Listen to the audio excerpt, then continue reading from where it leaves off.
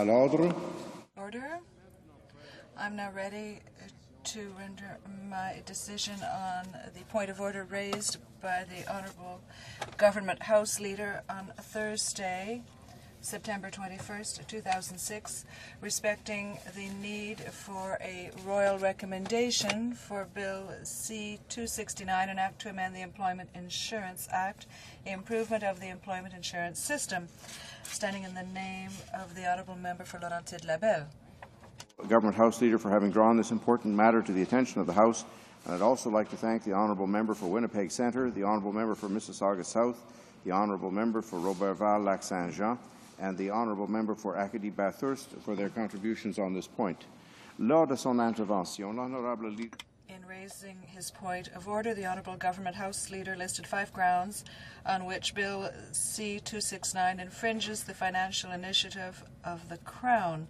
It reduces the qualifying period for benefits. It increases the weekly benefit rate. It repeals the waiting period for benefits. It increases the yearly maximum insurable earnings, and it extends coverage of the employment insurance plan to the self-employed.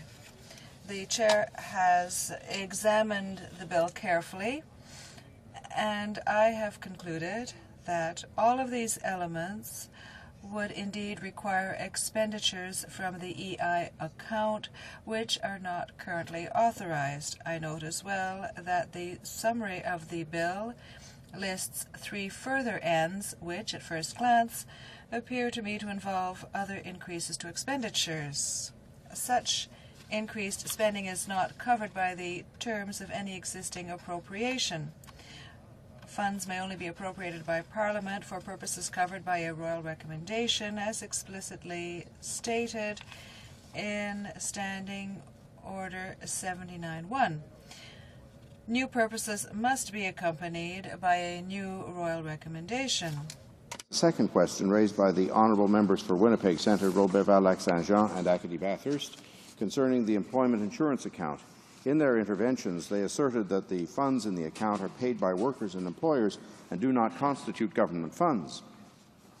À titre de président, je me dois de rester. As Speaker, I, of course, remain strictly neutral on matters of public policy. I would, however, like to remind the House of the current status of the employment insurance account. As I stated in a ruling on June 13, 2005, at page 6990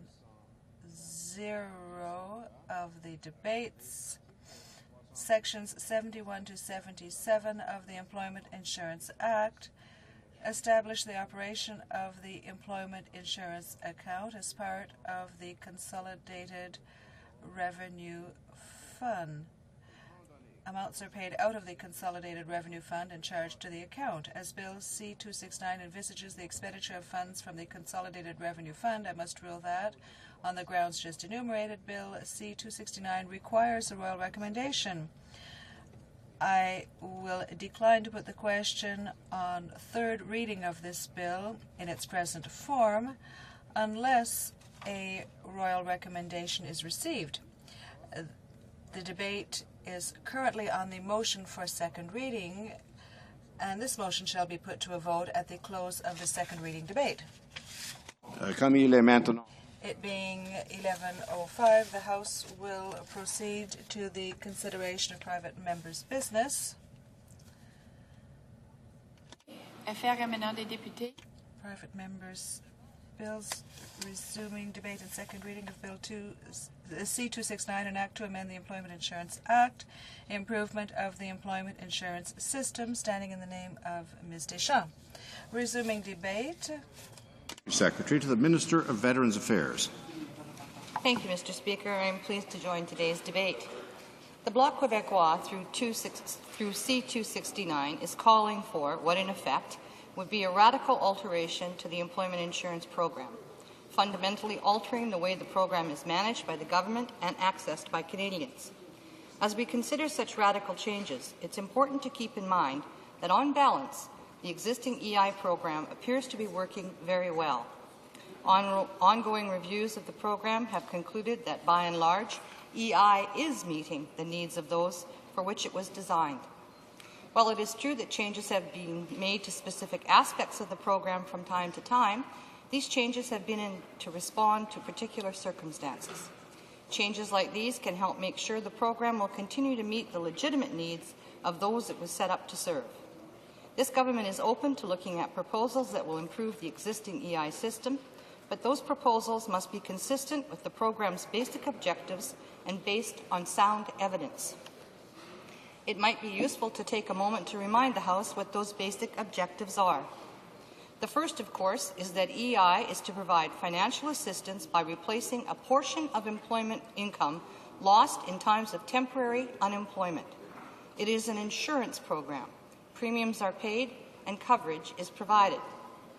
The second is that the program seeks to promote a positive attachment to the labour market. We don't want to create a culture of dependency on EI. Employment is the ultimate objective, and our new government's priority continues to be to help Canadians participate in the labour market. And the third is that EI must be run on a financially responsible and sustainable basis. Any proposals for change must be looked at in the context of these three principles. Let's look at what that means for Bill C-269. For example, take the bill's proposal to reduce the eligibility requirements for EI to a flat 360 hours of work in all parts of the country. That, Mr. Speaker, is approximately 45 days. There are two problems with this proposal. The first has to do with encouraging attachment to the labour market. Research shows that the Canadian EI system already has some of the most accessible entrance requirements among OECD countries for unemployment benefits.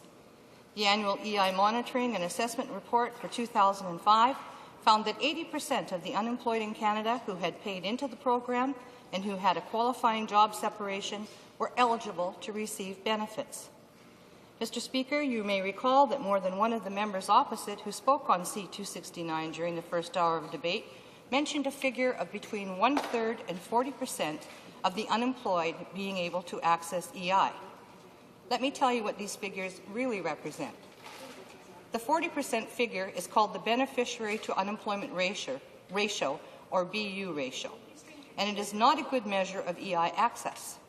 First, it includes many unemployed individuals who have not paid premiums, such as those who have never worked, who have not worked in the past year, or who have been self-employed.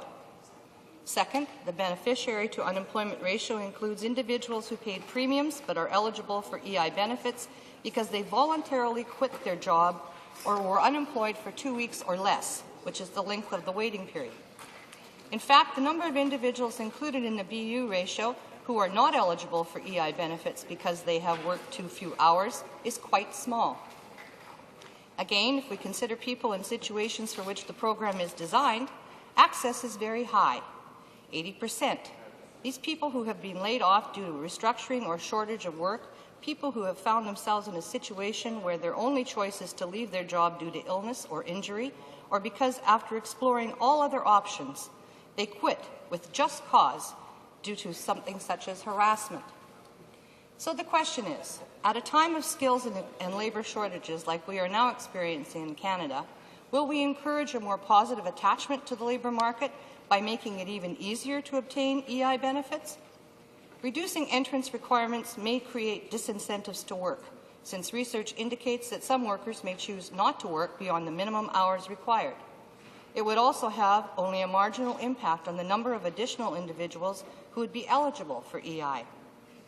Because of regional labour market differences in this country, the existing EI system is based on a variable entrance requirement for eligibility. Variable entrance requirements are adjusted monthly to reflect unemployment rates by region. As unemployment rates increase, entrance requirements are lowered and the duration of benefits increases. This means that unemployed workers in areas of high unemployment are not disadvantaged when it comes to qualifying for EI.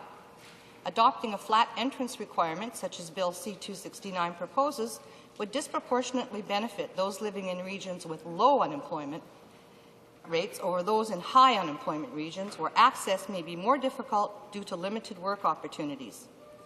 The members for Laurentide-Labelle mentioned that she was on a tour with colleagues to discuss the daily realities of the EI program in several regions of Quebec, such as Abitibi, Témiscamingue, Saguenay, Gaspé, Îles de la Madeleine, Bas-Saint-Laurent, Laurentide. Mr. Speaker, I would like to take this opportunity to highlight recent actions our government has taken to assist areas such as the ones the member has recently visited. In June of this year, our new government announced the Extended EI Benefits Pilot Project.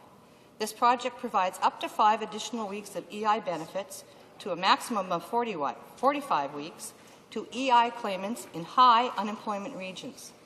This pilot is intended to help seasonal workers whose combined annual weeks of work and EI benefits are not sufficient income each week of the year, and who, as a result, experience an income gap when their EI claim runs out before they return to their seasonal job.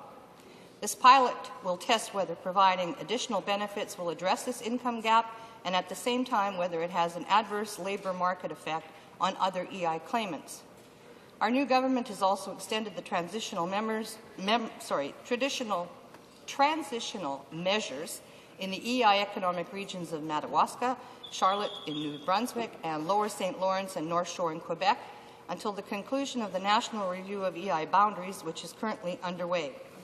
These measures mean that claimants in the 2 regions require fewer hours to qualify for EI and receive benefits for a longer period than would be the case without the transitional measures. There are also another 3 pilot projects underway in these regions and other regions of high unemployment, such as the Best 14 Weeks, Working While on Claim, and the new Re-Entrant pilots. All of these changes are evidence of the government's recognition that the EI program needs to be flexible in order to adapt to the changing realities of these regions, Mr. Speaker. What about Bill C-269's proposal to eliminate the 2-week waiting period for EI benefits? Since 1971, the waiting period has been fixed at 2 weeks. The 2-week waiting period represents a basic co-insurance feature of the program that is similar to the deductible for other insurance plans. It eliminates very short claims which individuals should be able to cover on their own. It will also allow verification of claims, as it would otherwise be difficult to verify whether people had really become unemployed or laid off for just a few days. You're giving me the signal, Mr. Speaker, that I'm almost finished. I had so much more to say. I will try to say it quickly. The waiting period also provides time which claims can be set up and payments started. It's important to note, however, that the EI waiting period can be waived in response to certain circumstances. For example, to help Canadians acquire skills, multiple waiting periods have been eliminated for claimants participating in apprenticeship programs. Also, when parents share EI parental benefits, only one paid waiting period must be served. Mr. Speaker, I have outlined just a few of the reasons the House should not support this bill, and there are many others. The government is not against making changes to the EI Act when warranted, but we do not see the changes proposed in Bill 269 as either timely or necessary. Thank you, Mr. Speaker. The honourable member for Moncton, Riverview, Dieppe. Merci, Monsieur le Président. Thank you, Mr. Speaker. I'd like to thank the member for Laurentide-Labelle for introducing this bill, Bill C-269. This bill, Mr. Speaker, I am wondering, by way of background, why, in fact, the Prime Minister is afraid to go to Finland to meet his EU counterparts. It might be that in 1997, Mr. Speaker, the Prime Minister referred to our nation as a failed Northern European welfare state. It might be that he called us, we, Maritimers, having a culture of defeat. But the lessons of the EU, and in particular Ireland. The Honourable the Parliamentary Secretary to the Minister of Human Resources and Social Development rises on a point of order. I believe we're debating a bill on unemployment, a private member's bill, and I think that the speech is irrelevant, that his opening remarks are irrelevant. On the point of order? I thank the honourable member for the point of order, and I'm sure that the honourable member will get to the point. Oh, absolutely. Every bill has a story, and every bill has a background. And the background of this is to learn the lessons of the EU and the UN The UN has made a declaration very clear, made statements that we should look to reforms of our EI system. The lessons of the EU are that nations like Ireland have improved their economy greatly by bringing all of the regions in to the fold of the Irish Republic, the Republic of Ireland. I also want to bring back to the fullness of this debate the contextual setting that Maritimers find themselves in. In recent surveys, Maritimers are found to be hardworking individuals working on average 36 hours per week, which is at the high of the national average. If you ask any medical professional in the Maritimes, they will say, yes, the pay is average to high, but the hours are excessive, and it's having its effect. There are pockets of prosperity in the Maritime provinces. My own region of Moncton River of Dieppe consistently performs with an unemployment rate under 9% and a population growth over 4%. And the eminent scholar Donald Savoy, in his most recent book, Visiting Grandchildren, indicates that as a region, Atlantic Canada is catching up on the EI contribution scale to the point where we can talk intelligently about contributions, that is premiums, and the drawdown, that is programs of EI. And this bill is precisely about that paradigm, that debate. Do we increase the programs? Do we increase the premiums? Do we reduce the programs? Do we reduce the programs? The program premium paradigm is something to keep in mind when we discuss reforms such as these. So C-269 is an act to amend the Employment Insurance Act, to tinker with the system to make it better for Canadians. For that reason, and not because we ascribe to all of its bits and pieces, we suggest that this bill be sent to committee for study. And EI touches every riding in this country. It touches the young and the old. It touches men and women. And it touches families and children. Families are put in destitute positions if EI is not, if parents are not eligible for EI. So how the EI system works is that if there are 2 years or more of surplus, a committee recommends annually that premiums be set at a certain level. There are two ways to deal with such surpluses, and that is to reduce premiums or improve programs. You will remember, Mr. Speaker, in 1990, a previous Conservative government dealt with the fund by lengthening the space between government and EI. And we see in recent years that the Liberal government, working on the surplus redeployment scheme, introduced programs in specifics with respect to maternal and paternal leave. It is here where I pay homage to the honourable member from Mississauga South, whose private member's bill, such as this one is, was successful in raising the maternal and paternal leave to 1 year from 6 months. That was a private member's bill and a bold initiative supported by the Liberal government. The majority of workers contribute to the EI fund without ever drawing benefits. That's positive, really. If you don't need EI, that means that things are going well. But it's very negative if the reason is that they don't qualify and therefore don't have access. To need. Seasonal workers, the seasonal economy, and I speak with some experience geographically with respect to the seasonal economy, contributes 25% to the GDP of this country. But also workers in industries facing crises or distress, businesses that downsize or move to developing countries. Yet, despite all of this need, somewhere between 2/3 and 40% of workers who lose their jobs are not eligible for the benefits. We must ensure the EI program works for the ones who need it, and that Canadian workers throughout the country get the very best coverage under the scheme that we as parliamentarians promise to give them. The nuts and bolts of this bill are that the qualifying period would be reduced to 360 hours. There would be an increased benefit period. There would be an increase of the rate of weekly benefits to 60%. There would be a repeal of the waiting period. There would be an elimination of the distinction between a new entrant and a re-entrant to the labour force. It would eliminate the presumption that persons related to each other do not deal with each other at arm's length.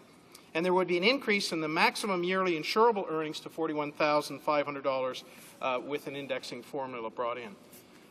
Many of these changes might add up to too much stress on the federal budget to implement wisely and at once. But it is worth sending this bill to the committee for study. And I will pick, Mr. Speaker, parts of this bill that I particularly think are attractive. In June, the government renewed the pilot project for older workers, and for seasonal workers, I should add. As I stressed before, this was good Liberal policy, and this is something that should be also increased and improved upon as a pilot moves to Tier 1 or Level 1 programming. I would also have the committee retain the difference, the studying the effective difference between our regions. It may be that difference between eligibility between regions is a more effective way to deal with the surplus. The 2-week waiting period seems consonant with the real world of insurance benefits paid otherwise, but there doesn't seem to be any reason to discriminate against new entrants as opposed to re-entrants. Much of this bill can be studied and improved at committee, and the changes that might come out of that study and recommendation process would be that the most vulnerable workers would benefit. Single parents trying to break the vicious cycle of poverty, low-paid workers in service employment, young workers trying to pay off their huge student loans, and older workers trying to get back into the workforce or trying to find a new job after losing their long-time factory jobs or jobs in the sectors of this country that are going through transformation. Many of these people would benefit from the enlargement of the program in all or some of the ways recommended by this bill. And it is why I suggest, Mr. Speaker, that this bill be sent to committee for study. In recent years, important changes in the workforce, such as self-employment, people creating their own businesses, the evidence of fewer permanent jobs and more contractual workers, has created a far different landscape with respect to employment than existed in the times of our fathers and mothers and grandfathers and grandmothers. De moins en moins de gens ont... Fewer and fewer people have permanent jobs that they will work at for a lifetime. Today, workers work on contract. Attention to the Business and Professional Women's Club of Greater Moncton. It's a sad story that we can't provide coverage for people who have grown their own businesses and who employ other people. Just because of the corporate veil that exists, for instance, a young professional woman building her business from 0 or 1 employee up to 15 is given a choice between whether she should stay at home and have a child or run her business as it has been successfully done in the past dozen years. This doesn't seem to be a fair choice, and it's the kind of amendment that should be looked at the committee with respect to making the EI system work. It doesn't seem fair, Mr. Speaker, that someone should have to choose to have a child or to run their business in a sophisticated, cosmopolitan country such as ours, a country that seeks to be on the world stage. We owe much more to our citizens. I remind, Mr. Speaker, all members of this House that the United Nations Committee on Economic, Social and Cultural Rights recommended as follows. The committee recommends that the state party reassess the employment insurance scheme with a view to providing greater access and improved benefit levels to all unemployed workers, with 40% of workers who have lost their jobs not having access to the program, with people who have grown their businesses who are self-employed because of the corporate veil situation not covered. We need to look at this bill at committee. I recommend the bill to committee, and I thank the honourable député for the bill. Thank you very much, Mr. Speaker. Honourable member for Burnaby, New Westminster. Thank you very much, Mr. Speaker. I'm proud to rise on behalf of the New Democratic Party caucus to say that we will be supporting moving this bill, Bill C-269, to committee. Simple reason, Mr. Speaker, that what we've seen in the lives of Canadians over the last 15 years is a deterioration in the lives of Canadian families from coast to coast to coast. Statistics Canada tells us, Mr. Speaker, that indeed since 1989, for 80% of Canadian families, they are actually earning less in real terms than they were in 1989. We've actually seen for 80% of Canadian families that their real income has fallen. If we look at each of the levels, the 20%, that's how Statistics Canada slices up the population, that for the lowest income, the lowest 20% of Canadians have actually seen their income fall by more than 10%. Their real income is lower now than it was in the late 1980s. For Canadians who are in that second 20%, Mr. Speaker, they've actually seen their income fall. They've lost about a week's salary over the course of the 15-year period. For the middle class, Mr. Speaker, they've actually as well lost about a week's income. Over the past 15 years, they're earning, it's like missing a paycheck, Mr. Speaker. Indeed, they're earning less now than they were in the late 1980s. And even for the upper middle class, they've seen no improvement to their situation. Their real income, Mr. Speaker, has declined instead of going up. Now, for the wealthiest of Canadians, no issue there, Mr. Speaker, as you're well aware. What we've seen is skyrocketing incomes for lawyers and CEOs. Their income is higher than it has ever been. And what we're seeing now is more and more disparity between what's happening with the pampered and privileged and what's happening with most Canadian families. So for most Canadian families, they're earning less than they have before, and, Mr. Speaker, they're working longer and longer hours. Overtime has gone up by over a third in that same period. So what we're seeing, Mr. Speaker, is Canadians that are earning less and less and working longer and longer. Well, why is this, Mr. Speaker? Well, it's because of the economic policies we've seen, both from the former Liberal government and the current Conservative government, which favours, of course, the wealthiest of Canadians to the exclusion of everybody else. Statistics Canada, Mr. Speaker, also tells us that most jobs that are created in today's economy are temporary or part-time in nature. Most jobs created in the economy now, the economy created by the Liberals, continued by the Conservatives, actually don't have the right to have pensions. They don't have benefits that come with those positions. So, Mr. Speaker, what we're seeing increasingly is the marginalization of most Canadian families. It's no secret, Mr. Speaker, when you knock on doors in many parts of this country, people will say it's harder and harder to make a go of it. Well, Statistics Canada tells us why. The jobs that are created today are temporary and part-time in nature. They're actually, in most cases, not coming with pension income. So people who have worked their entire lives can't have any expectation that their golden years, their retirement years, are going to be any better. And part of the reason for all of these fundamental changes, this fundamental degradation, Mr. Speaker, in the quality of life of most Canadians, favoured by economic policies that favour only the wealthy to the exclusion of everybody else, a large part of the reason why, Mr. Speaker, is because of the changes that were brought in by the former Liberal government to employment insurance.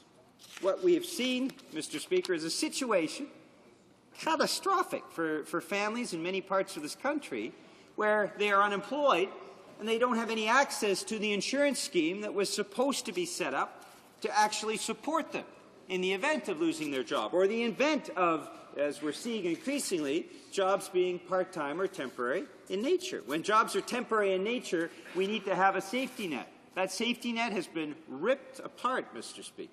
It's been cut into little pieces. And two-thirds of those who are unemployed no longer can access insurance.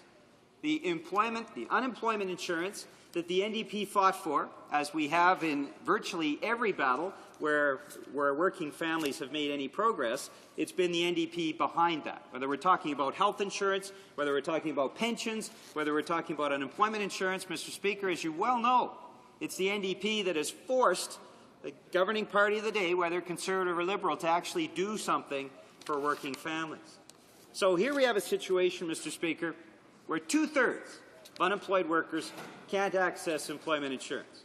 We have a situation of huge billion-dollar surpluses in the employment insurance pot. Money is paid by Canadians from coast to coast to coast that is simply taken by the government of the day, whether Liberal or Conservative, to use for their own private purposes, whether not to actually allocate those funds to the purpose to which it is intended, and that is to support Canadians in their time of need when they are unemployed. So, Mr. Speaker, we have to make changes. We have to start addressing this fact of lower and lower quality of life for the vast majority of Canadian families. Puis une façon de le faire, One way of doing so, Mr. Speaker, as you know, is to put in place an employment insurance system which will really support people, no matter where they live in Canada, in Acadie Bathurst, in northern Quebec, northern Ontario, Manitoba, BC, no matter where they live, they should have access to an employment insurance system that makes sense. You know, Mr. Speaker, the member for Acadie Bathurst, the New Democrat member for Acadie Bathurst, has led the fight in this House for many years now, so that those people who lose their job can be given justice, the justice to which they are entitled. Indeed, when they lose their job, if it's a temporary job and they're let go, it simply at times because it's a matter of seasonal work, but they have to have a social network there to help them. That is why, Mr. Speaker, that we support this bill, Bill C-269, precisely because it will bring about improvements to this catastrophic system in certain areas of the country. In northern New Brunswick, those people who are seasonal workers, if they lose their job, they don't have any type of social benefits. In 2/3 of the cases, they don't even have access to employment insurance, even though they've paid into it for many years. This bill provides, therefore, that these regulations that are quite absurd and which exclude 2/3 of the workers who find themselves without a job, those regulations will be changed to help the majority of people who lose their job for causes that we all know would not be of their own making.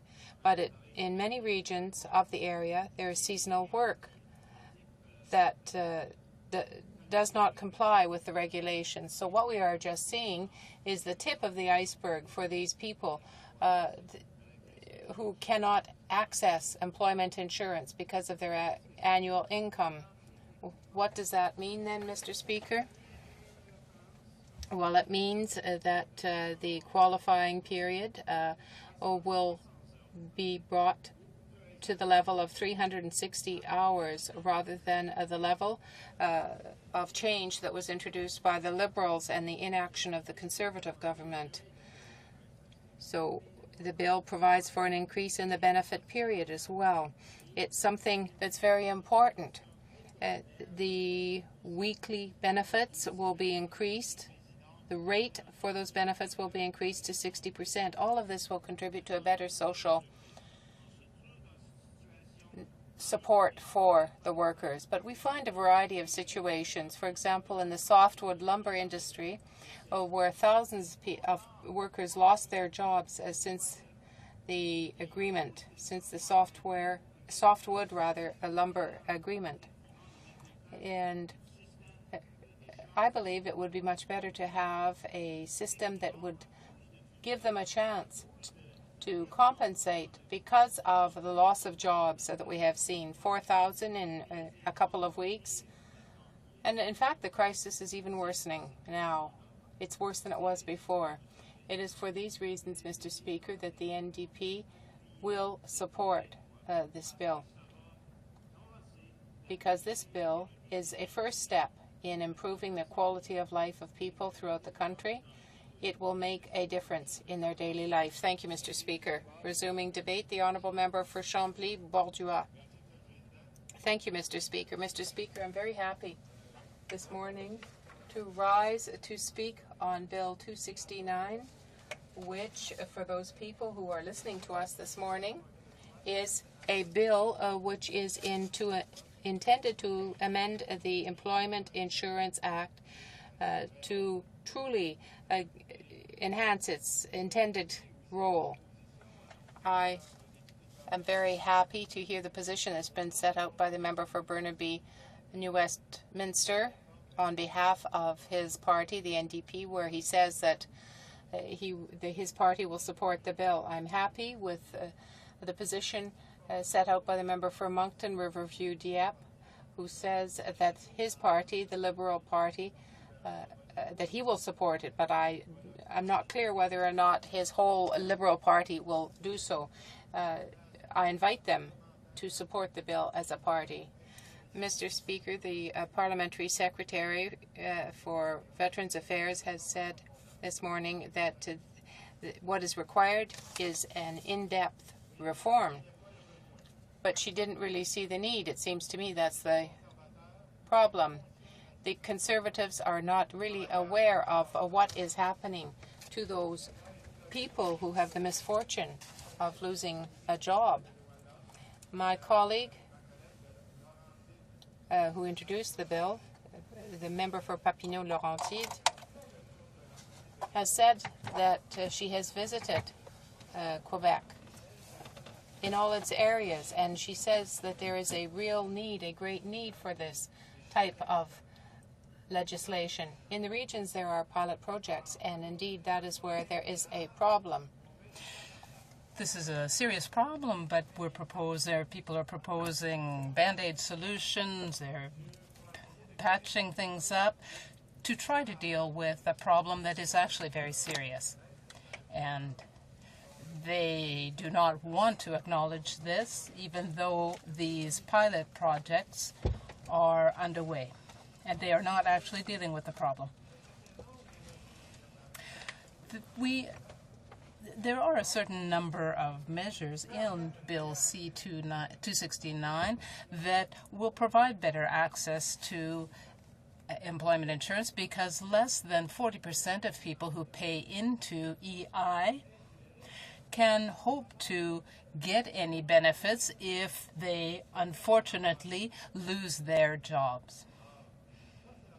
That is the first thing. Second, people who receive employment insurance get such low benefits that they are in poverty. Even the United Nations has recognized that the program, as Canada, this kind of program that Canada has, it actually makes families poor. This bill is also aimed at increasing the number of benefit weeks. Regardless of the region, and if we know that the employment rate is different in different regions, and that creates difficulties. But if people lose their jobs, they are facing the same problems wherever they live. As has already been mentioned, we also want to extend the benefits to self-employed workers if they can no longer work or operate their business. I will not go over all of the positions that are put forth in this bill, because this was done very well earlier, Mr. Speaker. But I will say about the Conservative Party that the current rules are discriminatory, particularly discriminatory towards women and young people. Some 38% of people can hope to get benefits if they lose their jobs, and 43% are men, 33% women, and 14% young people. So when we look at those categories, there are people who are excluded to a higher degree than others. When the colleague across the floor indicated that a large percentage of people can get benefits, those figures are based on current rules that actually exclude many workers from employment insurance benefits. Inevitably, the figures cannot be used because it really is misleading to use those figures as my colleague did this morning. Mr. Speaker, EI premiums have become disguised taxes. Over the last 12 years, we have seen that the EI fund has generated surpluses. And these surpluses grew out of the restrictions that were imposed on EI funds, and they've been used, the money has been used for other purposes. $50 billion or more has been skimmed off the Employment Insurance Fund. This is money that belongs to employers and workers across the country. Year after year, and starting in 1997, we have seen the amounts going up every year, and as of last year, it was up to $48 billion. The surpluses that were recently announced, $13 billion, a large amount of that came from the Employment Insurance Fund. So, obviously, we are well over the $50 billion mark in terms of surplus from the EI fund. This system was set up by the Liberals. The Conservatives criticized the system as we did, but now that the Conservatives are in office, they are continuing with the same strategy, which is to penalize workers and prevent them from being able to use the funds in the EI fund and using the money for other purposes. Mr. Speaker, last year and every year practically since 1997, the Bloc Québécois came back with a new bill, as it has done repeatedly, and we introduced Bill 278 that included a lot of the amendments we felt necessary, but the Conservatives voted against that bill.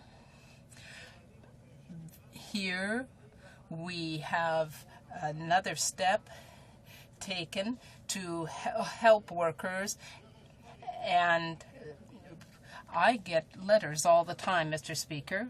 I received one this morning, in fact. 2 or 3 letters come every week that come from different ridings. And one I have here from Mégantic-l'Érable. There is a family that has been hard hit. They lay out over 3 pages here all the problems they've had. They have not had access to employment insurance. And these people are getting older. They see that the Conservatives are insensitive to their needs, as the Liberals were. Now we have the Liberals in opposition, and they can see a little bit better the problems that have been caused in this fund, and I hope they will vote for this bill with us. I would conclude by saying that the $50 billion that was taken out of the fund was taken on the backs of workers. People are not able to get benefits. We have a serious economic crisis as a result. This is hurting workers, families, and the regions. $30 million or more is not going into the local economy in various riding, and this certainly makes the fiscal imbalance worse, especially in Quebec. People have paid into the fund, but they do not get the benefits when they need them, and sometimes they end up on welfare. This is completely unacceptable, Mr. Speaker, and we need to oppose this situation. I would invite all of my colleagues to support Bill 269. Humboldt. Thank you, Mr. Speaker. I appreciate the ability to speak today on this legislation. In particular, before I get going into my regular speaking notes here and go through a more detailed assessment of the bill, I want to start off with a bit of a personal story, a bit of a personal recollection. So I am changing slightly what I was going to talk about prior to getting getting up here to speak. I was just listening to the honourable members discuss about the situation in their ridings and across the country. And I thought it might be helpful for this House to remember just how unemployment, how it works, how it actually impacts people, not just the unemployed, but all Canadians in particular. Way back before I became a member of Parliament, and I realize as one of the younger members of Parliament that's not as far back as it is for some people, I had graduated from high school. I'd gone to work for a year overseas in volunteer work, and then I'd come back. And to earn money for university, I began to work in a bakery. I started off with the 4 a.m. shift, 4 a.m. to 12 noon. I will tell you this much, Mr. Speaker, working for minimum wage at those hours, you get really motivated to get an education, one that is quality and will help one to be productive. But as I would do my work there, I'd get up and I'd cut bread for 2 hours in the morning and usually end my day off by doing dishes in the bakery for 2 hours. I was the baker's assistant in that period. I worked with some people who had been there for much longer than I had been. They had only planned to be there for a few years and then move on. And for me, it was only 1 year before I started doing what became ultimately a geophysics and economics degree at university. But again, in this, we were all working for low-income wages, minimum wage, and as baker's assistants, not much more, in a small-town bakery, not a big chain, not anything fancy. But we all paid unemployment insurance. And let us remember not just what was deducted off of our wages, but what our employer paid, because as a small business person, they were not able to add that onto our wages. That really came from our wages too. And year after year after year, some of these people would work, mostly older ladies, getting into their 40s, 50s, starting to get up into their 60s. Older relative to me, because when I was at that time, I was 18, 19 years old. And year after year, they worked and they put in, and they would never be able to draw on their unemployment insurance. We lived in an area, rural farming, low unemployment, but as one book on the House of Commons described the federal riding in that area, the riding of Yorkton Melville, was the land of the working poor. And I bring up this story to remind everyone that this money that is paid into the UI, to the unemployment, it's not from somewhere up in the sky, not from some magical pot, but it comes from ordinary working Canadians, from people who are paying in, people who are working minimum wage jobs year after year, going to work every day, secure jobs, but not jobs that pay great. People that are earning $6, $7, $8, $9, $10 an hour, not getting rich. And this is a tax, one that they will often never receive. And that should be remembered every time we talk about increasing benefits or changing the benefits, because it is these people who will be paying for it. It is not rich corporations somewhere. It is ordinary working Canadians, because it is their money, and it is their money that we must protect. And when I think of those people, I also think of other places where I've worked, tree planting in the summer as a university student. We cry for the needs of university students to help them out after summer work, but all summer long they're paying in UI and they're not receiving that. So university students, whether they work or not, aid doesn't always make a difference, but those that work often don't get the benefit from their UI. And we see this in rural Saskatchewan when we have farmers who are ineligible to receive unemployment benefits. Why? Because they farm during the regular season, but in the winter, when they only haul grain and they work with off-farm income to try to support the farm in the rest of the year, they are ineligible. They pay in. They work for small manufacturers, Morris in Yorkton, Burgo in St. Brew. They work jobs in the oil patch, and they continue to pay in.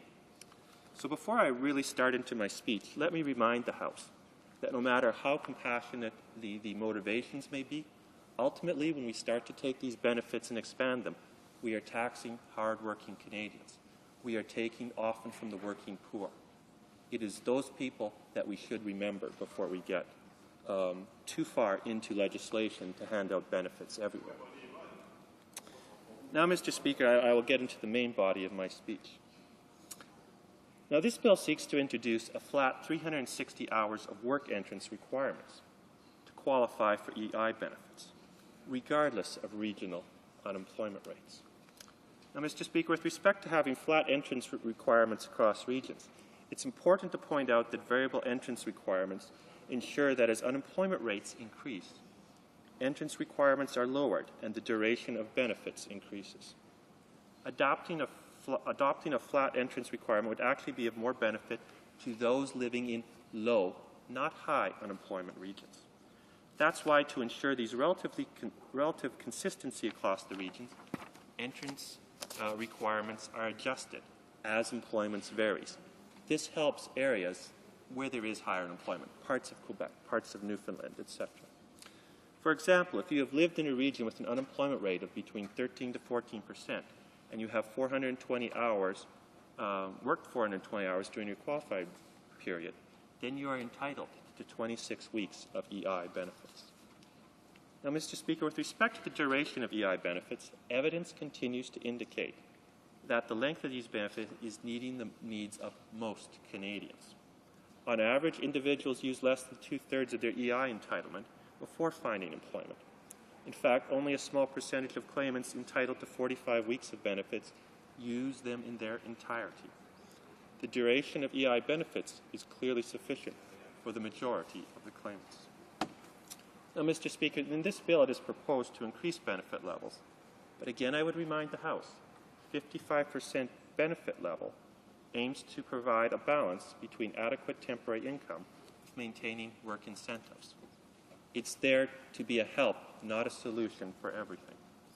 In addition, measures are in place to ensure that those in low-income families with children are provided for by enabling them to receive up to 80% of their insured earnings through the family supplement. Now, another feature of this bill is a proposal to increase the yearly maximum insurable earnings, one of those technical government terms, to $41,500 from the current $39,000 through introducing a new indexing formula.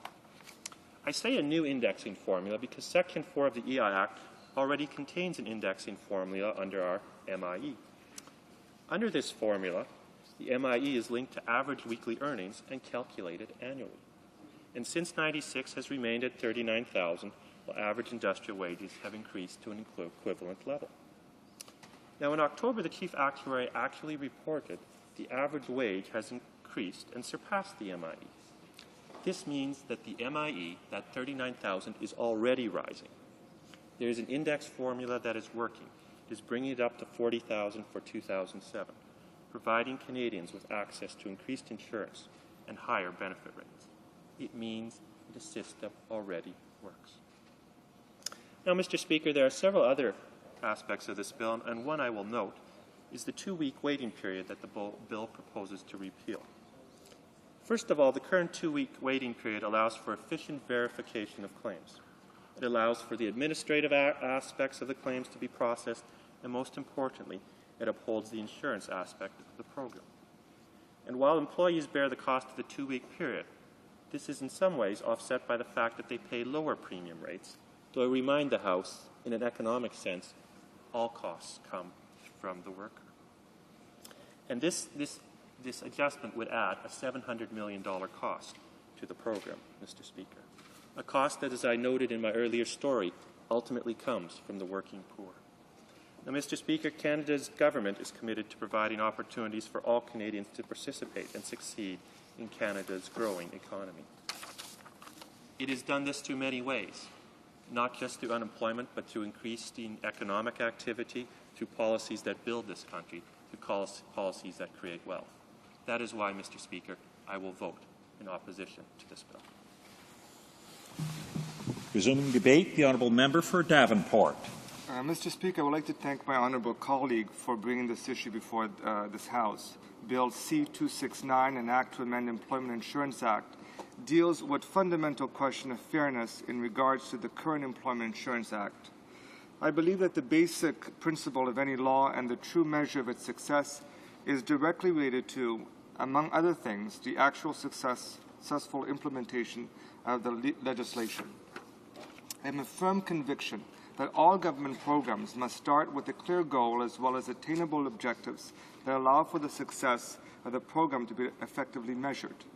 Therefore, I would simply ask the member from the Bloc Québécois this question. What is the actual objective of these amendments? Perhaps more specifically, the question might be, what exactly is the impact he expects to have should these changes be adopted. If we were to pass this bill, how would we measure its successful effectiveness? It has recently been suggested that these types of bills represents patchwork solutions to the changes or challenges faced by Canadians. I disagree. Let me be very clear. I absolutely support the bill we are discussing here today, Mr. Speaker. I say to my colleague that we must always look for ways to improve our programs, strive for more social equity, and always be willing to overhaul well-intentioned programs that may not meet their fullness and potential. Mr. Speaker, I will be supporting this bill at second reading so that we might see it reach the committee phase, and then we can hear what the logic is behind each changes the member is recommending. We will be able to clarify the specific goals and targets this bill hopes to reach. Do I think that this bill is perfect? No. However, I do want to see it there are ways to make the bill stronger, more effective, and more efficient. To the members of this House, most notably the Conservatives, who plan to vote against the bill, I ask this: why not bring it to committee? I ask those members what did they find so ideologically unpalatable about employment insurance that they are not even willing to let the committee consider how to improve it. Mr. Speaker, I would like to turn the issue of poverty and social justice. One of the oldest and most revered tenets of social justice is the concept many of us have heard growing up, and that is the so-called golden rule. Do unto others as you have them do unto you. In other words, take care of those in need. We must ensure that our programs and policies reflect the basic tenets of social justice. Earlier in this debate, it was mentioned that many people who pay into the EI fund never receive a penny from it. Mr. Speaker, if we can ensure that those who truly need help get the assistance they require, then we can be justifiably proud that fellow Canadians are helping each other in their times of need. We should be proud that those of us that are better off, lucky enough, never need the EI fund, are helping those of us who are not as fortunate. That, Mr. Speaker, goes to the heart of what it means to be a Canadian. Mr. Speaker, I know that each and every one of us receives countless emails lobbying against poverty. It is sad that such lobbying should even have to take place. Such action should come naturally to us without need for lobbying. With the revisions contained in this bill, I believe it will go part of the way to help alleviate poverty in our society. Will it do the whole job? Probably not, but it is a step in the right direction. Increasing the number of people who benefit from EI will undoubtedly help some of those of us on the cusp of poverty and to indeed be able to help themselves. Let us also take a moment to discuss the question of election promises. During the last election, the Conservatives ran on a commitment to set up an EI program that would be independent on the government with an autonomous fund. We already see that the Conservatives have abandoned this promise, just like the one they shared on income trust. We hear nothing about the healthcare wait times, even though it is supposedly one in the 5 mystical priorities. Especially upsetting is the government's assertion that it is the opposition that has somehow gridlocked this parliament. Well then, this may come as news to the government, but debates, amendments, and committees are all part of a parliamentary democracy. Thank you, Mr. Speaker. The Honourable the Parliamentary Secretary to the Minister of Human Resources. I just want to make a correction. I don't believe, I would like to check it out, but I don't believe the member who said that we had an election promise and broke an election promise. I don't believe that was in our election platform, but I would just would like to just correct the record. À l'ordre, s'il vous plaît. Order, please. The debate on Bill C-269 has now ended. There is a right of reply for the sponsor, the Honourable Member for Laurentide-Labelle, who will now have 5 minutes to sum up. Thank you very much, Mr. Speaker. It's an honour for me to close the debate on second reading of Bill C-269, and I will summarize what we have heard for months now relating to unemployment in Canada and the treatment that is given to those who lose their jobs. The Conservative government and the Canadian government have always had very little regard for the money that belongs to the unemployed. They consider this to be a collective, not a collective insurance to help the unemployed, but rather a way to fill the treasury on the backs of the underprivileged. The Liberals and Conservatives should be responsible and do their homework and put an end to the pillaging of the EI fund.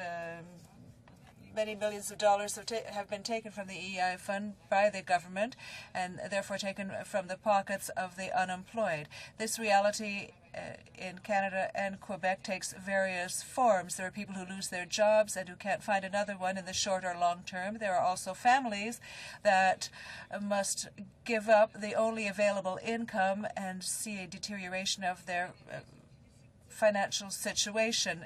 Does the Canadian government really want to force these citizens to choose between paying the rent or paying for groceries? Entire regions are affected by unemployment because the closing of a plant means direct and indirect losses of income.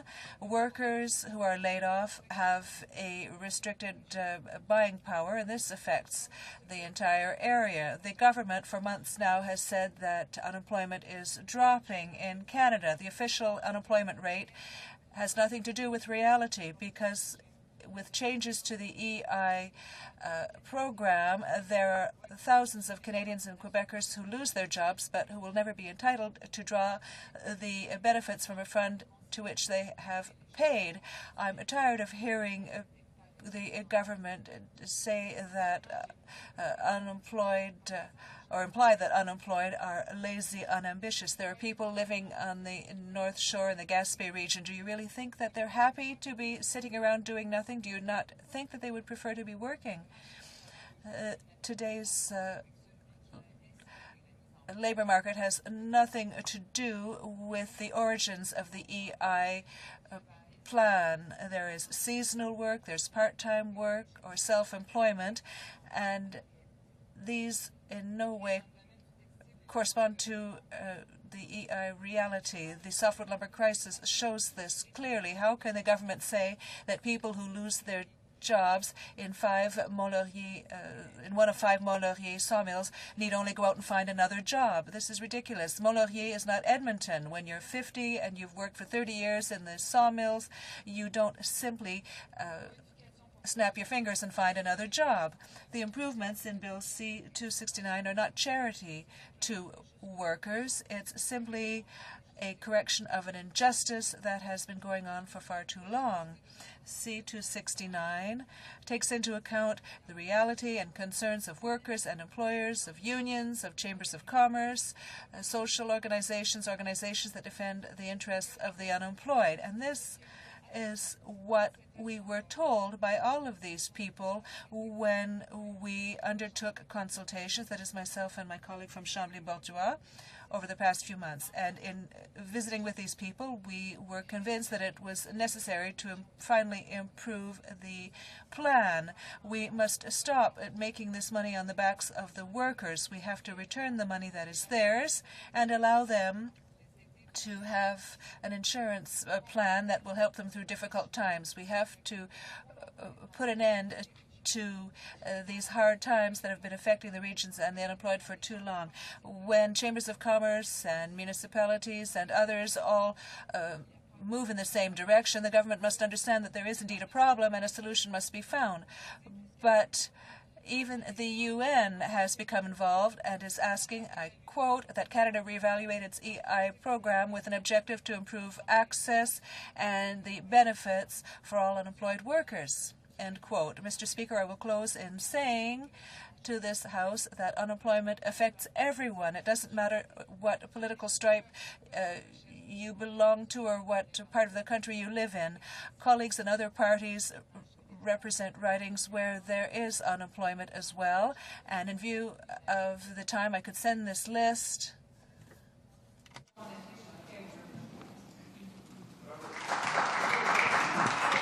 It being 12:05, the time provided for debate has expired. Accordingly, the question is as follows. Madame Deschamps. Ms. Deschamps, seconded by Mr. Lessard, moves that Bill C-269, an act to amend the Employment Insurance Act, improvement of the employment insurance system, be now read a second time and referred to the Standing Committee on Human Resources, Social Development, and the Status of Persons with Disabilities. House to adopt the motion? Yes. No. All those in favour of the motion will please say yea. Yay! Que tous ceux qui s'y opposent. Of those opposed will please say nay. In my opinion, the nays have it.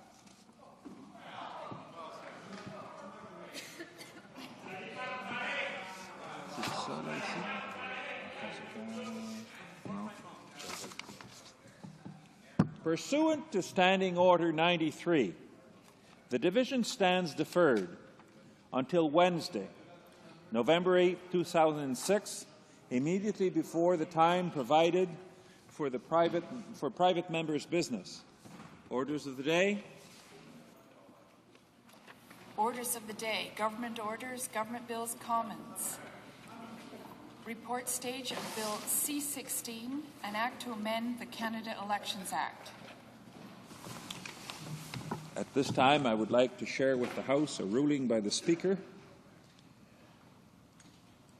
au sujet de la loi modifiant la loi électorale du Canada. With respect to the act to amend the Canada Elections Act, there are 3 amendment motions on the notice paper for the report stage of Bill C-16. Motions numbers 1 to 3 will not be selected by the Chair as they were defeated in committee. Consequently, the House will proceed to consider the motion to concur in report stage. Monsieur Nicholson, appuyé par Mr. Nicholson, seconded by Mr. Emerson, moves that Bill C-16, an act to amend the Canada Elections Act, be concurred in at report stage. House to adopt the motion.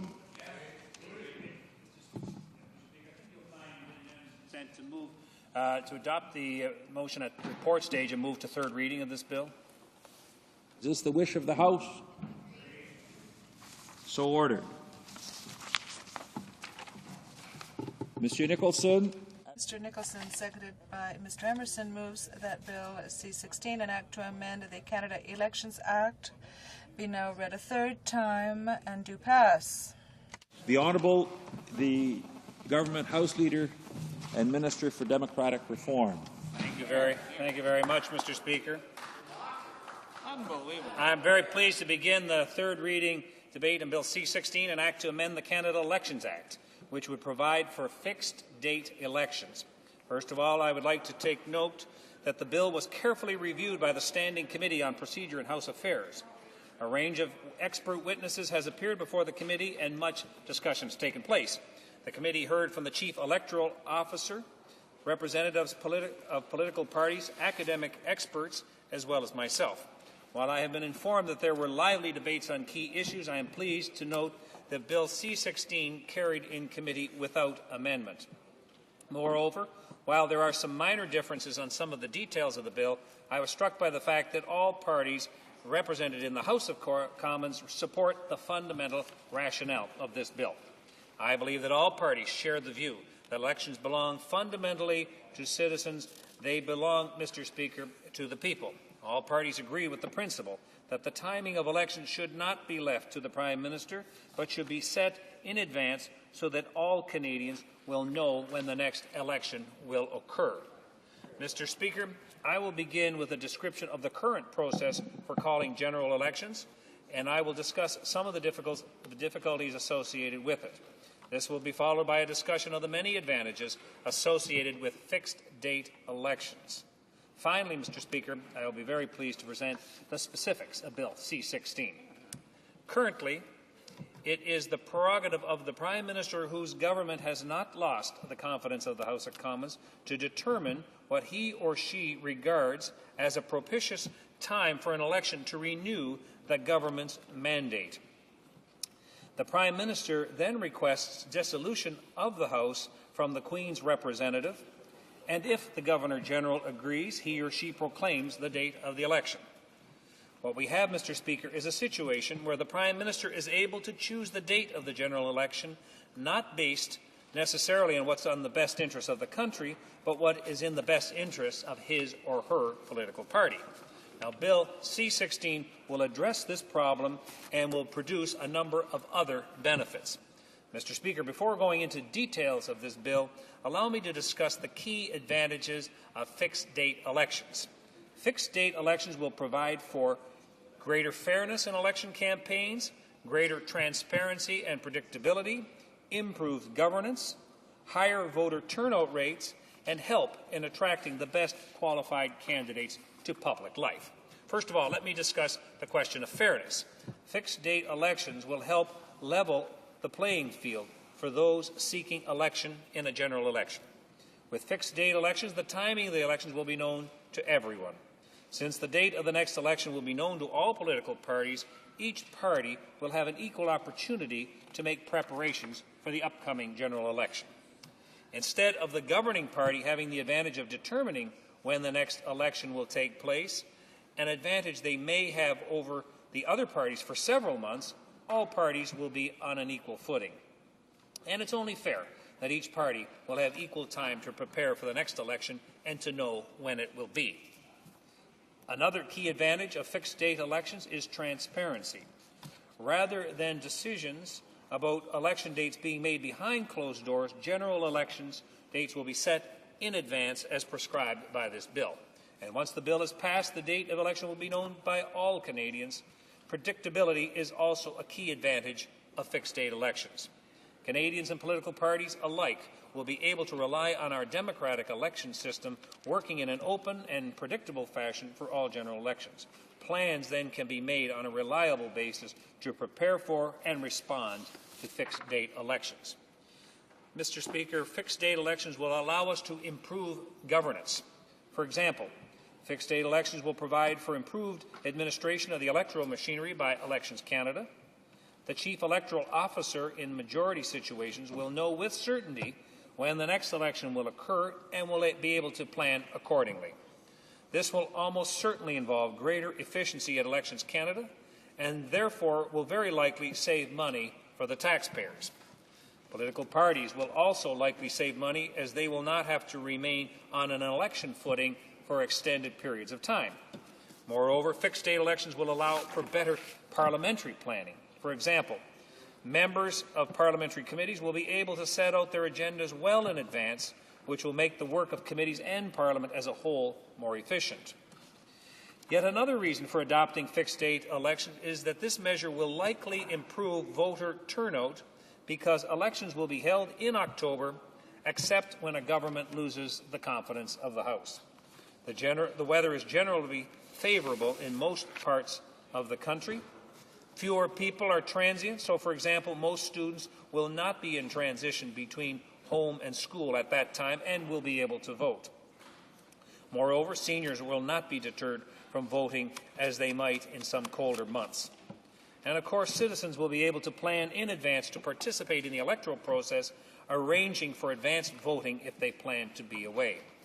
An additional benefit is that pre-election campaigns to get out the vote will be able to be well prepared, as the organizers will be aware of exactly when the next general election will take place. Finally, I want to mention an advantage that will have resonance to many of those in this chamber. It is a difficulty with the current system that I have witnessed personally, and something I've mentioned in interviews when Bill C-16 was first introduced. Fixed-date elections will help to attract many of the best qualified Canadians into public life because it will be easier to plan their own schedules to enable them to stand for election. For many of our most talented Canadians, unfixed election dates makes it difficult to plan to enter public life because they simply don't know when the next election is going to be called. I think fixed-date elections can only help in attracting the most qualified individuals to public life. Mr. Speaker, I'd like to return to the details of the bill. Legislation providing for fixed-date elections must be structured to meet certain constitutional realities of responsible government. They include the requirement that the government have the confidence of the House of Commons, respecting the Governor-General's constitutional power to dissolve Parliament. The bill before us was drafted carefully to ensure that these constitutional requirements continue to be respected. So the bill does not in any way change the requirement that the government must maintain the confidence of the House. Moreover, all the conventions regarding loss of confidence remain intact. In particular, the Prime Minister's prerogative to advise the Governor-General on the dissolution of Parliament is retained to allow him or her to advise dissolution in the event of a loss of confidence. Moreover, the bill states explicitly that the powers of the Governor-General remain unchanged, including the power to dissolve Parliament at the Governor-General's discretion. As set out in the government's platform, this bill is modelled after existing provincial fixed-date elections legislation. It's similar to the approach taken by British Columbia, Ontario, and Newfoundland and Labrador. Mr. Speaker, it should be noted that the legislation in those provinces is working, and I know of no particular problem associated with it. For example, British Columbia recently had its first fixed-date election on May 17, 2005, and Ontario and Newfoundland and Labrador will soon have theirs, October 4th, 2007 and October 9th, 2007, respectively. In British Columbia, there was no evidence, as some critics claim, that what you get when you have a fixed-date election is a lame duck government or any other associated problems. Mr. Speaker, this government's bill provides that the date for the next general election is Monday, October 19, 2009. Of course, this will be the date only if the government is able to retain the confidence of the vote until that time. So, for example, if the government were to be defeated tomorrow, a general election would be held according to normal practice. However, the subsequent election would be scheduled for the third Monday in October in the fourth calendar year after that election. And that is the normal model that would be established by this bill. General elections will occur on the third Monday of October in the fourth calendar year following the previous general election. Now, we chose this date very carefully, and one of my parliamentary colleagues will provide a full explanation of our choice during this debate. However, in brief, we chose the third Monday of October because it was the date that was likely to maximize voter turnout and to be least likely to conflict with cultural or religious or with other elections in other jurisdictions. This raises an additional feature of the bill that I want to bring to your attention, a feature that provides for an alternate election date in the event of a conflict with a date of religious or cultural significance, or in an election in another jurisdiction. In the current system, the date of the general election is chosen by the government, so it's rare that a polling date is chosen that comes into a conflict with one of those cultural or religious or elections in another jurisdiction. However, with the introduction of legislation providing for fixed-date elections, there is the possibility that in the future, the stipulated election date will occasionally be the same day as an important cultural or religious date or an election in another jurisdiction. The Ontario fixed-date election provides that if there is a conflict with a day of cultural or religious significance, the Chief Electoral Elections Officer may recommend an alternate polling date to the Lieutenant Governor and Council up to 7 days following the day that otherwise would be polling day. Now, using a variation of the Ontario legislation, our bill empowers the Chief Electoral Officer to recommend an alternate polling day to the Governor and Council should he or she find that the polling day is not suitable for that purpose. The alternate date would either be the Tuesday or the Monday following the Monday that otherwise would be polling day. Allowing alternate polling days to be held on the following Tuesday or Monday is consistent with the current practice of holding federal elections on a Monday or a Tuesday. Now, Mr. Speaker, some opposition members had concern that this bill is illusory in that the Prime Minister can call an election at any point up until the fixed date of the election. However, Mr. Speaker, the Prime Minister has to retain his prerogative to advise dissolution to allow for situations when the government loses the confidence of the House. This is a fundamental principle of the British parliamentary system and of responsible government as developed in this country.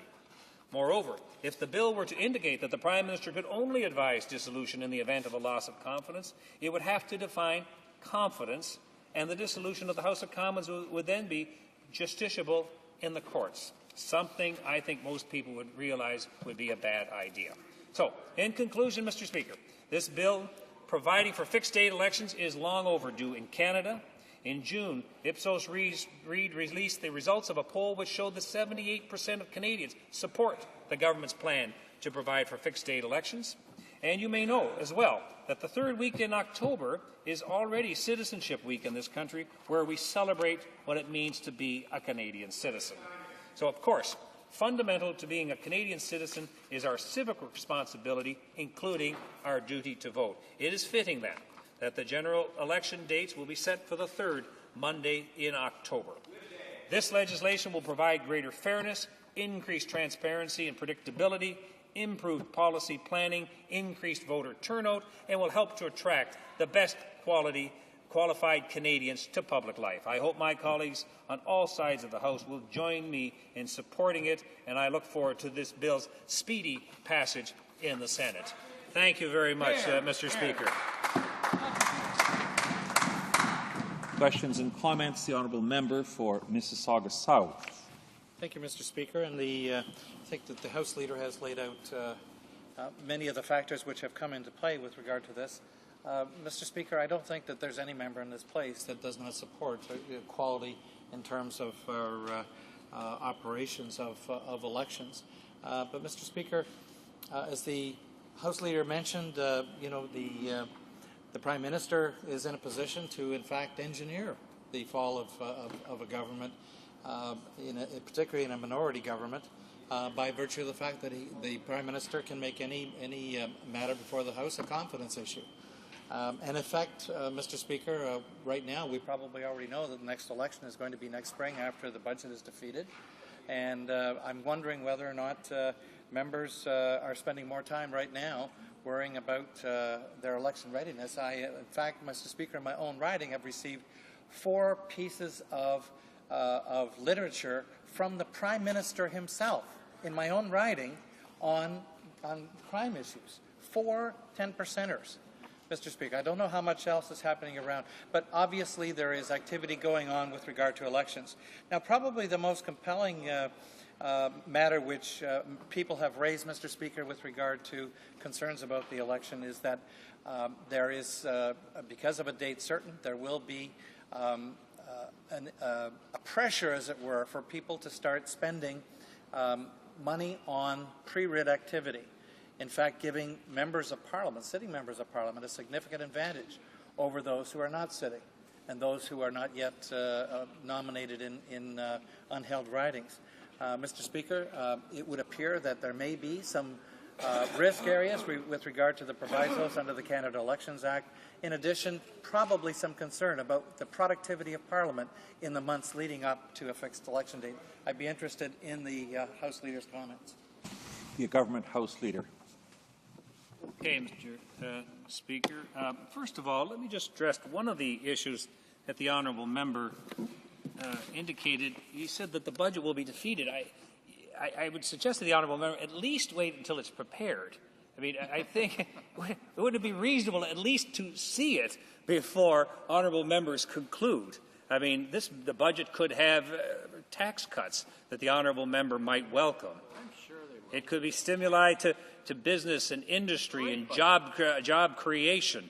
I mean, this could be a work of art. I mean, it could be the greatest budget, and it probably will be, ever tabled in this House. I have no doubt about that. And I would hope that when the honourable member saw that, he would be the first on his feet to congratulate the government and say, this is good for Canada. This is what we need in this country. So I know the honourable member is a reasonable individual, and he'll want to see that budget before he draws any conclusions.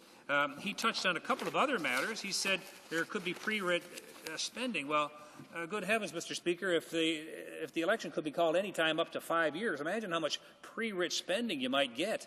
It seems to me in the year 1997 and 2000, the elections were called at less than the 4-year period of time. So parties were probably gearing up. In fact, his political party is probably gearing up 6, 8, 10 months prior to that, and the election, of course, was called before the four years was up, and certainly before 5 years.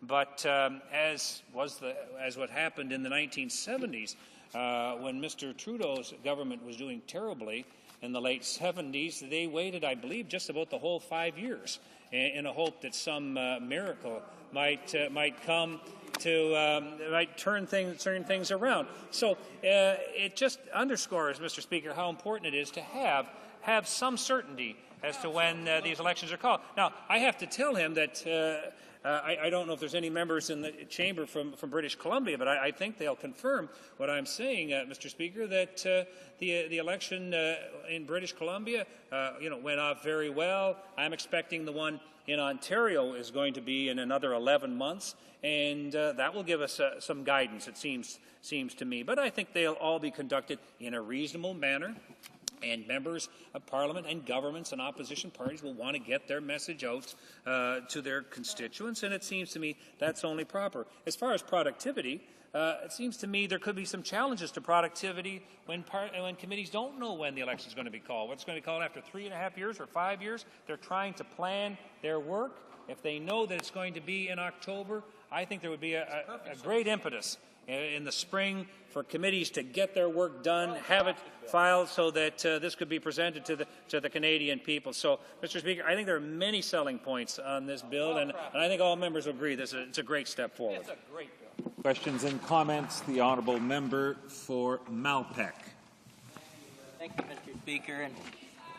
And I listened closely to the members' discussion on this, and in theory, it sounds like they're really interested in improving democracy. But what we've seen from the new government so far, Mr. Chair, they certainly support democracy. It's just that the new government, the current government, doesn't practice it. And we've seen that in quite a number of areas, the Canadian Wheat Board and others. But my question, Mr. Speaker, really relates to, similar to my colleague, the problem in a pre-writ period. What's the impact going to be on third-party advertising? And although the House, the member in promoting the bill talked about there'd be productivity in the House, isn't it really true, Mr. Speaker, that election campaigns, rather than being 38 or to 40 days long, will really be 365 days long, because in a year in advance, some people will be out there nominated, running in the riding, and current members will have to leave the House here to defend themselves in the riding. That, in fact, could impact on the productivity of this House. Has the government really considered all those factors, or are they just moving ahead with a populist ploy like they've done so often since they've been elected? The government House Leader. Well, I'm not sure exactly what the honourable member's election strategy is. He says if you just start electioneering 30 or 40 days before the election, it seems to me that all honourable members have an obligation to get their message out to their constituents and out to Canadians on a regular basis. And certainly the tools are available to members of Parliament through their householders so that their constituents know.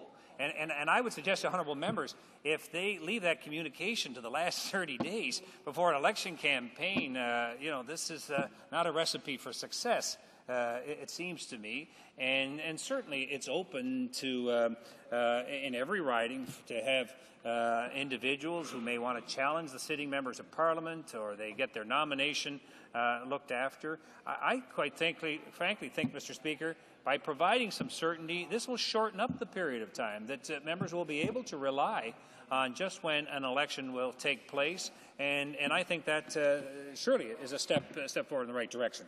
Honourable member for Ottawa Centre. Thank you, Speaker. And I just have a question to the House Leader. In terms of the process that we had in front of us before, I couldn't agree with them more that it was flawed. We had the government of the day taking advantage of the public purse and putting the interests of a political party ahead of those of everyday people, everyday Canadians. And we certainly saw that around the election of 2000.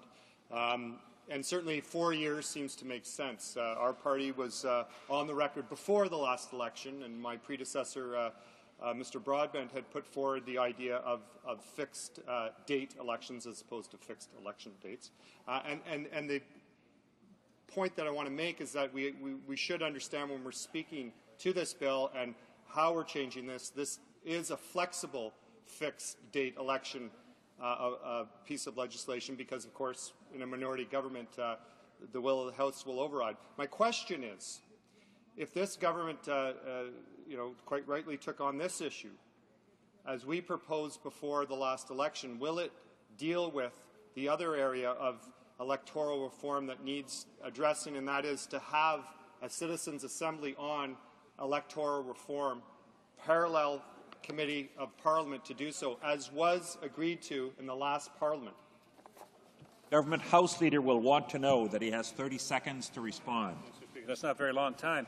The honourable member raises a number of interesting points. This is certainly one of our pieces of our democratic reform agenda. And, of course, we are looking at others. But we're going to need the cooperation of everyone, not just in this chamber, but in the other chamber as well. I can tell him, for instance, that the Senate tenure bill that reduces the maximum length of service for senators from 45 years to 8 years has been in the Senate since May 2006. Now, I'm a reasonable individual. But it seems to me that's about 6 months, Mr. Speaker. Resuming debate, the Honourable the Chief Opposition Whip. Thank you, Mr. Speaker. I'm pleased to have the opportunity to speak in the House concerning Bill C-16, an act to amend the Canada Elections Act. Mr. Speaker, the government would have us believe that fixed election dates will provide greater fairness, increased transparency, increased voter turnout, and improved policy planning. While I do support the concept of fixed election dates in principle, I do not believe that C-16 is a panacea for electoral reform. In fact, I see this legislation, quite frankly, as more of window dressing than meaningful reform. From my perspective, we would need to have a constitutional amendment to actually affect the process in such a way that this would have real teeth. However, that's not the case with this legislation, the legislation that we're looking at here today. This legislation before us presents flexible, fixed election dates because the Governor-General's authority and the discretion to take the advice of the Prime Minister at any time preceding the fixed election date could see Canadians into a general election. This legislation is modeled on the British Columbia and Ontario laws requiring fixed election dates every 4 years, except when the government loses confidence in the House. Now, there is convincing research to suggest that fixed election dates can be an important element in a comprehensive strategy to address democratic deficit. In theory, they can help remove seasonal obstacles to voting, something I'm sure you're aware of, Mr. Speaker, when we live in a country with such a diverse geography and such extremes in the climatic factors. In theory, it can reduce voter cynicism because, as we've heard in some of the questioning here already, that there is a little bit of cynicism around the manipulation of election dates for partisan ends. And it could also attract more representative candidates. And, Mr. Speaker, I would be very interested in this because, as you know, women represent 52 or 53% of the Canadian population, and yet we sit at about 20% representation in the House. A fixed election date may help them plan well in advance when they want to seek the nomination and run for public office. Now, fixed-term election also offers greater predictability for Canadians, for Elections Canada, which currently have to be on the ready at all times. And I would point out, Mr. Speaker, that this is especially exacerbated in this minority government and the previous minority government that we had. So governments and political parties will have greater certainty if we went to a fixed election date. So in theory, there would not be a constant cloud of impending elections. Therefore, Parliament could focus on governing and making Parliament work for people. It also means Elections Canada does not have to spend public dollars to be in this constant state of election readiness and could plan more effectively with their staff and being able to rent locations that are appropriate for the tasks they have to fulfill during elections. Beyond these advantages, fixed election dates could enhance the effectiveness of a variety of measures designed to actively boost voter turnout.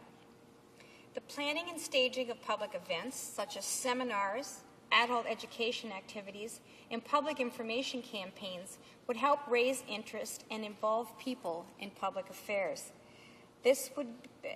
We would see benefits by having a fixed election date when we look at this aspect of engaging the citizenry. During committee deliberations on this issue, convincing arguments were presented suggesting that one of the great advantages of the fixed election date is to capture attention, engagement, and the participation of students. We need Canadians to take advantage of their first opportunity to vote in order to establish this as part of their everyday life and their habits. Voter turnout for young people is something, Mr. Speaker, quite frankly, I find disturbing. And we need to look at all measures that we can engage in order to counter this trend of fewer and fewer young people under the age of 30 voting. With young people voting less, civics education could be a key measure in engaging them.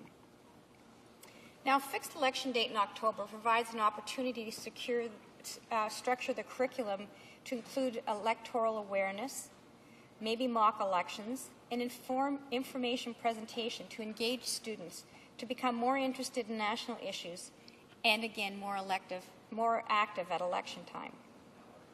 However, Mr. Speaker, I would hate to see fixed-term elections as a reason to discontinue initiatives designed to promote voter awareness in the future. Fixed election dates are a relatively new concept in most Westminster parliamentary systems. However, fixed elections at the municipal level in Ontario have been in place for many years, many decades, and these fixed election dates have not achieved a higher voter turnout. Certainly, if you look at my province of Ontario, it has not achieved an increased voter participation. We have yet to see the results of fixed election dates increase voter participation. Mr. Speaker, there is much work to be done on electoral reform that is not being accomplished by the bill before us. While this legislation does change or tweak the current system, I see no compelling reason not to support Bill C-16, an act to amend the Canadian Elections Act. But, Mr. Speaker, much more needs to be done.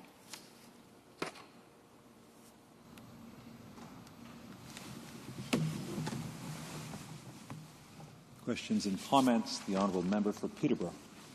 Thank you, Mr. Speaker. I listened with great interest to what the honourable member had to say. It seemed, quite frankly, that in principle she's very much behind this bill.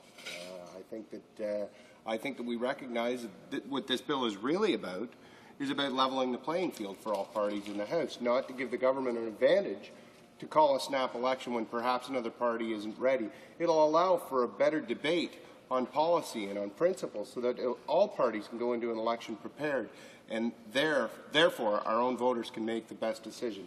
And I think in that regard, certainly I think I can appreciate that or can expect that the honourable member would concur with Bill C-16. Thank you. The Honourable the Chief Opposition Whip. Thank you, Mr. Speaker. Yes, I would be very clear. I will be supporting Bill C-16. However, I see this as a beginning and not an ending. And even in our discussions, and again, there was very productive debate within the committee when we dealt with the procedure in House Affairs. I didn't see compelling empirical argument for a lot of the assumptions that have been made around this flexible fixed election date. So I will support this. I don't see it as having particular teeth. I don't see it as dramatically changing the status quo, because there still is the opportunity for the House to not present confidence in the House, and therefore we could be into a snap election. However, I think it's incremental, and I hope that we continue to look at other democratic reforms. Questions and comments. The honourable member for Ottawa Centre. I listened with interest to my colleagues' comments as we served on the committee together, and I agree with her and concur on the language, and I've mentioned that in committee and elsewhere, that it is really about flexible fixed date elections. And if you look at the experience that she references in other jurisdictions, it is something new in terms of our experience. There are other jurisdictions that have used it, and it's been successful. I do agree with her point, however, that we do need to go beyond this piece of legislation in terms of real democratic reform. I'd like her comment on the fact that the last Parliament, my colleague, my predecessor, Mr. Broadbent, had through committee got an agreement of all parties to, in fact, do just that, and that was to engage in a process engaged with Parliament and with Canadians, and that was to have a citizens' assembly kind of format as well as a parliamentary committee, and that they would converge and intersect after they'd done their work so we could go ahead. Wonder if she could comment on that process, and secondly, if she believes that that's the way to go. Thank you. The Honourable the Chief Opposition Whip. Thank you, Mr. Speaker, and I thank my colleague for his question. I think there's two very important things that you've hit on that I absolutely agree with, and that's if we're going to look at electoral reform, we have to look at the process and the substance. And I think absolutely, as we go forward with the process, we have to engage Canadians. Again, I said in my speech, I'm very disappointed to see the lack of participation in young Canadians. And Mr. Speaker, I have 4 children myself, and I know that many of their friends think it's far more productive to join a non-government organization like Greenpeace or some environmental group rather than join in formalized politics. And I think we have to do everything we can to continue to be meaningful to Canadians. Well, member for Malpeque. Thank you, Mr. Speaker. And one of the key points raised by the government is that it would improve voter turnout. We see basically fixed elections to 4 years in the United States, and that's where voter turnout is among the poorest. So I really don't believe it has merit. I think it has more to do with cynicism on broken promises, and we've seen that just recently in the income trust issue. But on the issue of elections, of really Elections Canada, and I'm wondering on this point, I've heard from fairly serious allegations about elections lists, not in my own writing, but elsewhere in the country, that there's concerns that in election day, when people can swear and that, or when they can come in and vote, show a piece of ID, that there's concern whether or not they really do live in the riding. Is there any do you see changes in this bill that will give absolutely surety that there can't be manipulation of the voters list during the last days of an election campaign? That's a serious issue, Mr. Speaker.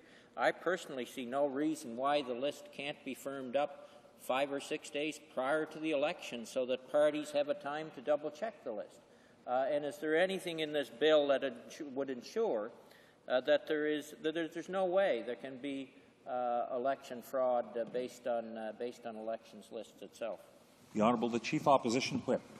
Thank you, Mr. Speaker, and I thank my colleague for his question. It's a very serious issue, and these actual aspects of Elections Canada, the Election Canada Act, are being looked at by Procedure and House Affairs. It is not contained in this piece of legislation, so I again would reiterate this is a very small step, in my view, more window dressing than substantive. But the issue of the permanent voters list, the accuracy of it, the issue about whether or not we demand photo ID and whether we allow people to be vouched for, which is saying this person lives down the street, they are who they say they are, and yes, they live in this neighborhood, are all very serious. And I think, Mr. Speaker, that when we look at these issues, it's very important to underscore that Elections Canada employees do an absolutely outstanding job, and what we need to do is make sure that they have the tools in hand to be accurate, and I share my colleagues' concerns. The Honourable Member for Edmonton Centre. Thank you very much, Mr. Speaker. And the previous question, although it is very important, and I can speak with considerable insight into that issue from my own past experience. However, that's not part of this bill. But I would ask my honourable colleague, she made a comment earlier on that she thinks a constitutional amendment would be required for this to work, and I'm just curious as to what draws her to that conclusion. The Honourable the Chief Opposition Whip. Thank you, Mr. Speaker. If one were going to decouple the Governor General acting on the advice of the Prime Minister. You would need a constitutional amendment to do it. That would be the only substantive way that we could be locked into this 4-year predictable election, very much like the Republican model that exists in the United States. Mr. Speaker, I often lament that electoral reform and things that Canadians talk about, we look at cherry-picking things from one system to the other. And clearly we are the Westminster model. It's a parliamentary party system, and as such, I don't think that you can just do these one-offs. This, I think, looks very much like what they have in the United States.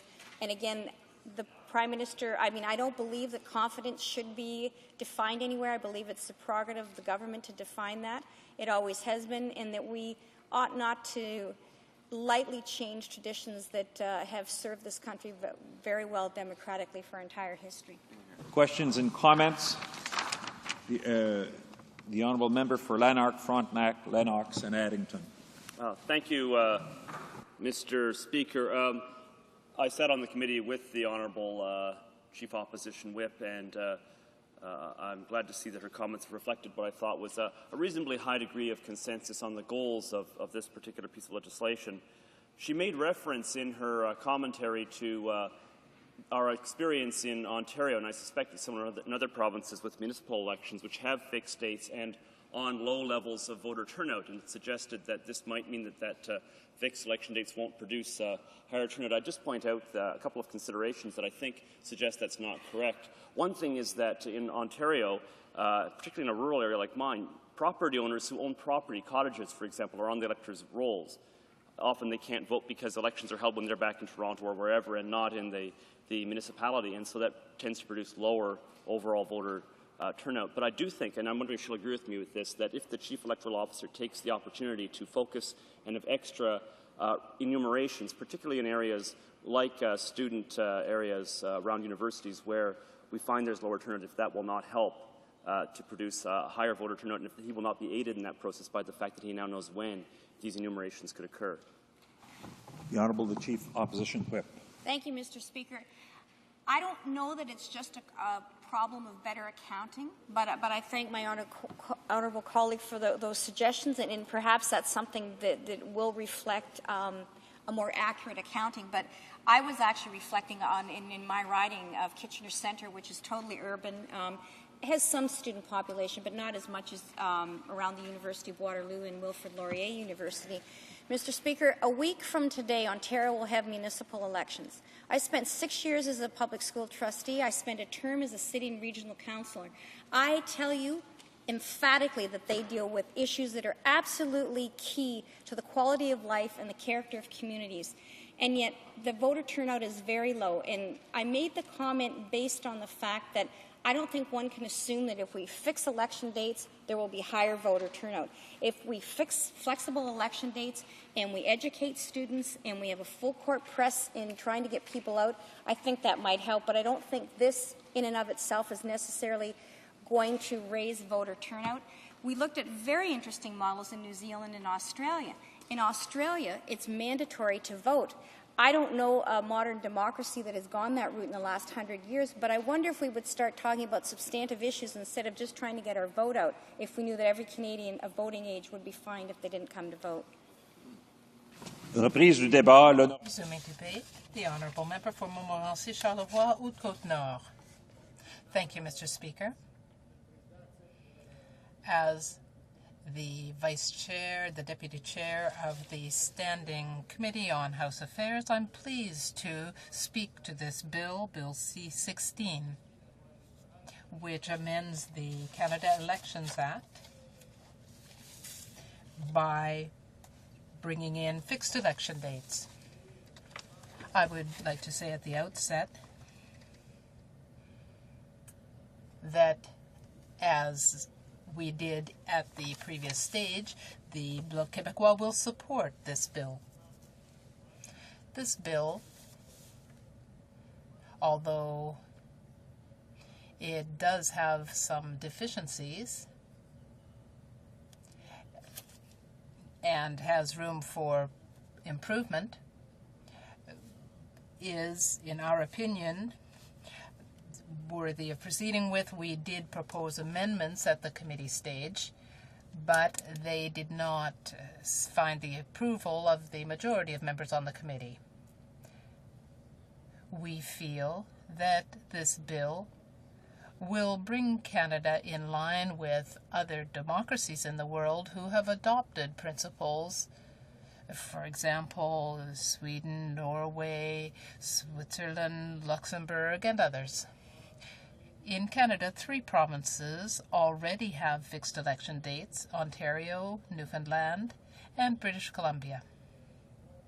I believe that the province that has the most expertise or the longest experience with this type of system is British Columbia. The committee held a video conference, and we were able to speak with the Deputy Chief Electoral Officer of British Columbia, and so we were able to learn what the experience of that province was. In Quebec, fixed election dates exist for municipalities and have done so for a number of years. And certainly this has not reduced accountability of elected representatives. Although this bill has certain questionable aspects of the wording, will prevent the party that is in office from calling an election at the most convenient or opportune time. So regardless of how well things are going in the economy, for example, regardless of how popular the party in power is at that time, or if there is internal dissension, so regardless of circumstances, the election will be held at a fixed date. And that will avoid what we have seen in the past. In the last election, whether we look at 1997, 2000, 2004, whether we're talking about Jean Chrétien's Liberals, or the government under the current representative for La Salle-et-Mar. I will not designate him by name because he is here still as a representative in this House. It was clear that the Prime Minister was using his prerogative to call an election in what could be considered an inappropriate way. In 1997, the member for Laurier-Sainte-Marie was elected, who is the leader of the Bloc Québécois. And June 2nd, 1997, the election was called right after the member was elected leader. In 2000, the current Minister of Public Works, who was then the leader of the Alliance Party, there were some problems of identity with that party. They called themselves the Reform Party, then there was the Canadian Alliance. So there was some ideological fluctuation in that party. There was some evolving thinking there, and now we know that the Minister of Public Works at this time, who was the leader of the Alliance Party at that time, had problems with Mr. Clark, who was the leader of the Conservatives. So there was a climate of tension, there was dissension, and former Prime Minister Chrétien took advantage of that and called the election for November 2000 then. And the same thing in March 2004. The current Prime Minister had just been elected as leader of the Conservative Party, and the election was held in June of that year. Now, with the fixed election dates, the Prime Minister will be unable to take advantage of any kind of disorganization or dissension in the opposition. That gives the Prime Minister undue advantages to be able to do that, and it could even be considered unfair. We will see with time how this works, but in the committee, I and members of the committee from other parties wondered whether, given the wording in the bill, there might be a danger of this prerogative being used, even though we've got the fixed election dates. I don't have the wording here before me, but in certain circumstances, in extraordinary circumstances, then the Prime Minister could call an election. Those extraordinary circumstances are really a subjective notion. What I might consider exceptional might be quite ordinary in your eyes, Mr. Speaker. So what is extraordinary to one person might be considered quite ordinary to someone else. It might be a little bit out of the ordinary, but not extraordinary. So we will see with time. We are not withdrawing our support for the bill, but we want to take a cautionary approach, and we want to make that clear. Elections now will be predictable, which will ensure more rational governance. The standing committees will be able to schedule their work, and that will make them more effective. At least we hope so. Since elections will be predictable, and this is a point where the bill does have a definite advantage, Elections Canada will be better able to prepare its work plan. And that will also reduce the length of election campaigns. Right now, Elections Canada can launch a preparatory process and have a sort of countdown, because Elections Canada will be able to know when the election will take place, and therefore the organization will be able to set out and complete the preparatory work as needed. Mr. Speaker, as a member of the Bloc Québécois, I have dealt with problems in the last election and in the 2004 election, and it became clear that in some ridings, the returning officers were completely incompetent. They were ill-prepared.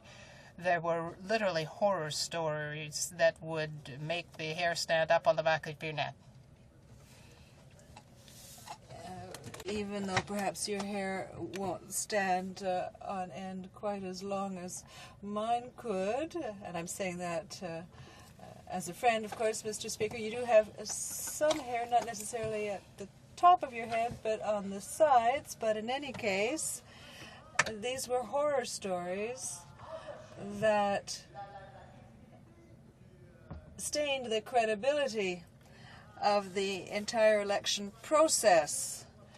The process whereby we democratically choose our representatives, and now Elections Canada will be able to prepare for these elections, and we hope that the political participation will be greater, because now any advertising by the Chief Electoral Officer intended for target groups such as young people who don't come out to vote in great numbers because they're not terribly interested in politics.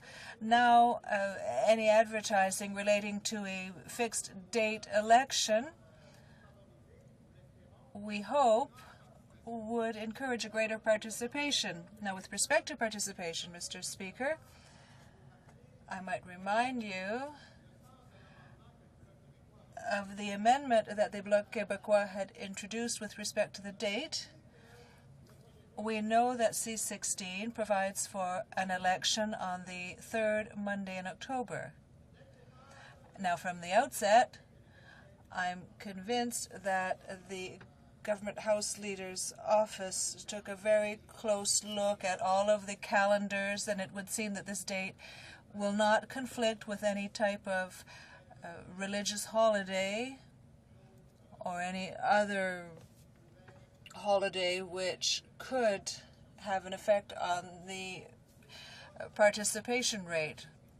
That's fine, but there's an event in Canada and Quebec that is the Thanksgiving long weekend. In Canada and in Quebec, Thanksgiving always falls, and this will always be. It's always on the second Monday in October, and that's a statutory holiday. If you look at any calendar, if you take a calendar for 2050, because that's a long time from now, and 2050 would be the date that the government had chosen to attack the greenhouse gas emissions. And so, Mr. Speaker, imagine how far into the future that might be. This shows that the Green Plan is unrealistic and misadapted, but in any case, you might call me on the relevance of my speech, and before you do that, I'll come back to what I was saying. If you look at a calendar for 2050, Thanksgiving in Canada will be on the second Monday in October, and when the election is on the third Monday in October, the other weekend would be for the advance polls. And the Bloc Québécois had advanced a theory. I don't know whether this has ever happened. That is, I don't know whether we've ever had an election during that time, but we feel that the Thanksgiving long weekend, which is one of the last nice long weekends of the year when people go to close up their cottages, it's one of the last long weekends before winter, so people like to take advantage of this weekend because in most parts of Canada there isn't yet any snow, even though it isn't unheard of to have a snowstorm in mid-October, but generally speaking the weather is mild. People who have relatives take this opportunity to travel to visit relatives and family and eat turkey on Thanksgiving, etc. So we feel that if you have an advanced poll during the long weekend, the Thanksgiving long weekend, it seems to me that this doesn't encourage a high participation rate, and that's why the Bloc Québécois had suggested or had moved, and I don't want any ambiguity in what I'm saying. We agree with Bill C-16 as presented here, as introduced, but we felt that the first Monday in May might be more appropriate. On the other hand, in the next 15 years, Easter, because contrary to Thanksgiving, Easter is not on a fixed date. Sometimes Easter happens at the end of March. Sometimes Easter is sometimes in April. You can even have Easter at the very end of April.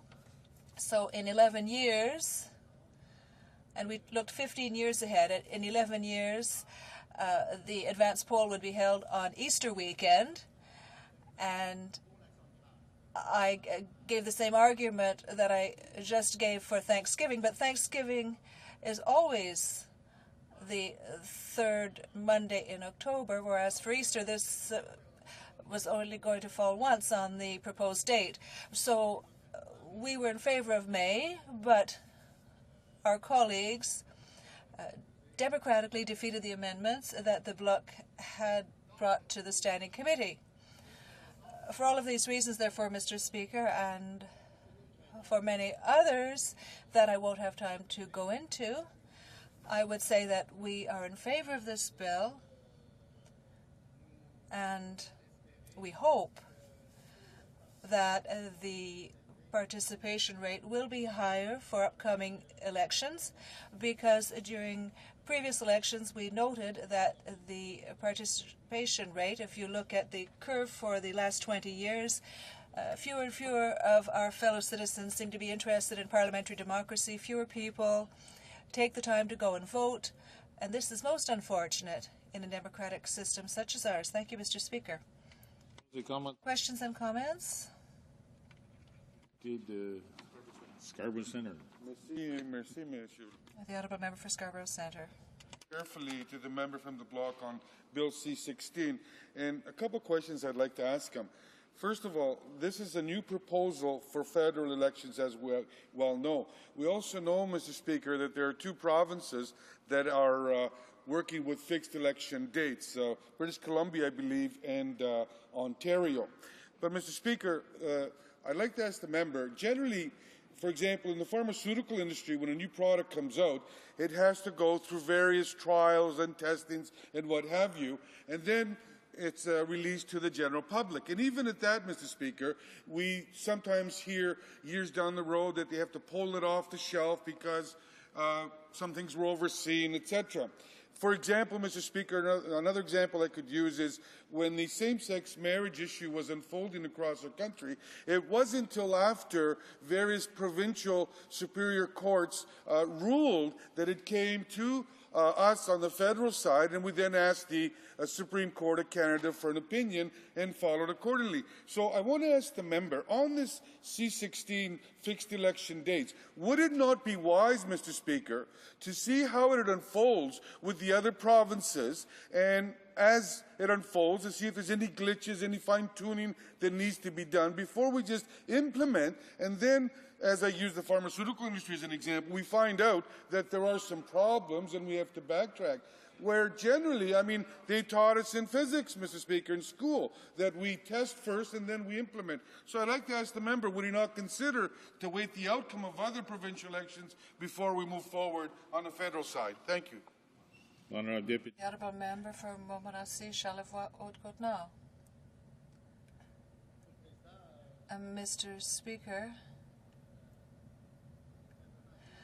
I would simply tell my colleague that I think a third province also passed legislation for fixed election dates.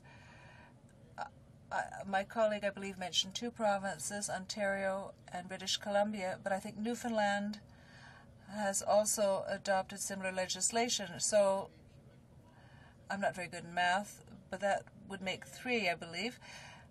In any case, Mr. Speaker, perhaps my colleague should reserve that question for a government member. I'll express my opinion on it. I think that the government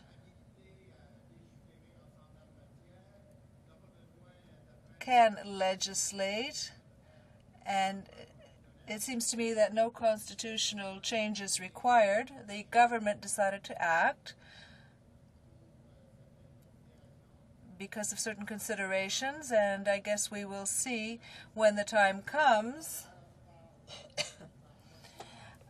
We have a principle that goes as follows. The government works by passing bills, and if there are problems along the way, then a bill, of course, can be amended, can be improved upon, can be changed. So if any improvements are to be made, then the government of the day will no doubt work on that. Honourable Member for Prince Albert. Yeah. I would like to focus on one issue about terms on elections. One of my complaints, and I think constituents' complaints, is that premiers and prime ministers in the past have basically timed the market. They have the flexibility to pick the date that's most convenient for the government side. And a case in point in Ontario back in the mid-90s, I think the David Peterson government, early 90s, was hardly in power for a little more than 2 years, and called a snap election because the polls looked like they had a landslide. Well, fortunately, the people of Ontario saw through this game that he was playing and punished him at the election and put in a NDP government led by a person by the name of Bob Rae, who brought much pain and suffering to Ontario. But I guess one of the parties opposite sees this person as maybe the guy to salvage their operation that's going down. It's loaded up with lead and the boat is sinking, and they think that this guy might be the captain to get it back up in the surface. But my real point is that it avoids the ability of the government in power to try to time the election. And does he not see a lot of merit in having something in place that makes it fair to the opposition parties and all concerned in having fixed election dates and avoiding this unsavory side of parliamentary democracy? Thank you. Deputy. The honourable member for Montmorency, Charlevoix, Haute-Côte-Nord. Well, Mr. Speaker, you might have noted that those listening to my colleague might have felt that the question was simply a pretext to try to get digs in at the possible future leader of the Liberal Party, Mr. Bob Rae. I don't belong to the Liberal Party. I don't intend to buy a membership. However, what I would agree on is when my colleague says that, to a certain extent, the Prime Minister will no longer have the power to try to play things his way, if you will, to try to put one over on the opposition. And I would agree with my colleague on that. Now the rules will be fair for everyone according to the case of a minority government. Or if we don't take into account the case of a minority government, we know that on October 18th, 2009, we will be having an election if the government hasn't fallen before that date because we have a minority government. So the rules of the game are clear, and clear for everyone, for the government, for the opposition as well. Comments? Resuming debate, the honourable member for Ottawa Centre. Thank you, Mr. Speaker, and I'm pleased to rise in the House today to speak in support of Bill C-16. And as has been noted before by myself and colleagues, this was, in fact, a part of our ethics package that my predecessor, Ed Broadbent, had brought forward to the public by way of a package, an ethics package, in fact, before the last election.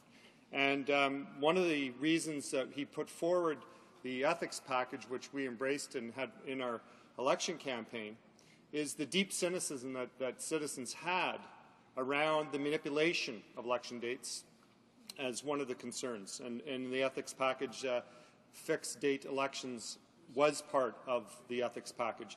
I should also comment, Speaker, that floor crossing was also in that package, and I, for one, will be glad to see the day when the government sees the wisdom of ensuring that we don't have the fiasco we had just after the last election, where we had a member across the floor and vaulted into cabinet, or for that matter, someone vaulted in the Senate and then to cabinet. Because all of these things cumulatively, Mr. Speaker, deepen the cynicism of citizens around this place, and more importantly, deepen the cynicism of citizens in the democratic exercise and franchise. Much has been spoken earlier about the lack of participation from young people. Well, I'm happy to say in my riding we had the third highest voter turnout in the whole country, And part of that was due to the number of young people who came out, participated. I'm thankful in my election, but also went out and voted. And I fundamentally believe it was because they had a reason to vote, and hopefully we brought them in on the conversation, so to speak. So they wanted to see change, though. And one of the reasons they were participating in my election campaign is that they wanted to see real democratic reform. They didn't want to see the floor crossing. They didn't want to see senators vaulted in one day and then thrown into cabinet the next day, which is fundamentally undemocratic. So, Mr. Speaker, this proposal, this legislation, is something we obviously embrace because it's something that was taken from our platform. We're delighted to see that the government has seen it, and hopefully they'll continue to rob our agenda on democratic reform because it is so fundamental. If we have a citizenry that is cynical around the democratic franchise, then it's pretty obvious to see what can happen. There's examples all around the globe where citizens have decided that they don't have faith in their democratic institutions. Mr. Speaker, some of the other things that I think are worthy of mentioning around this bill is what we attempted to do as a party and as a member who sat on this committee. I put forward amendments, and sadly they weren't embraced, but I think they're worthy of putting forward. One of the amendments I thought was so very important, as has been acknowledged by the government, is that this does not change the Constitution. And I noted in committee that this is fine, we accept it, this is a pragmatic approach, nothing wrong with that. But we have to be very careful in that the Constitution is a reference point for all Canadians and certainly should be for Parliament, and that we can't always do the end run around the Constitution. And at some point we have to acknowledge that the Constitution is there for a purpose. It sets the rules of engagement, if you will, for a democracy. So in light of that, accepting the pragmatism of this bill and the importance of it, and something we'd agreed with, we didn't want to open up the Constitution at this point, I did put forward an amendment, and that would simply prescribe and put forward and be clear about what happens in issues around confidence. And I had put forward the following amendment. If the House of Commons adopts a motion of non-confidence in the government and the Prime Minister does not resign, despite the adoption of that motion, the Prime Minister shall advise the Governor-General to dissolve the House of Commons on the day the motion is adopted and to command that a general election be held on a Monday selected by the Prime Minister that is not later than 180 days following the day on which the motion is adopted. The reason I put forward that motion, Speaker, is that we have discussed in this debate, and certainly did in committee, is that we are talking about flexible, fixed-date elections. Why? Simply because in times where we have minority parliaments, if the confidence of the government is lost, then the government will fall and an election will ensue. I thought it very important for Canadians to see that in the bill, and that's why I proposed this amendment.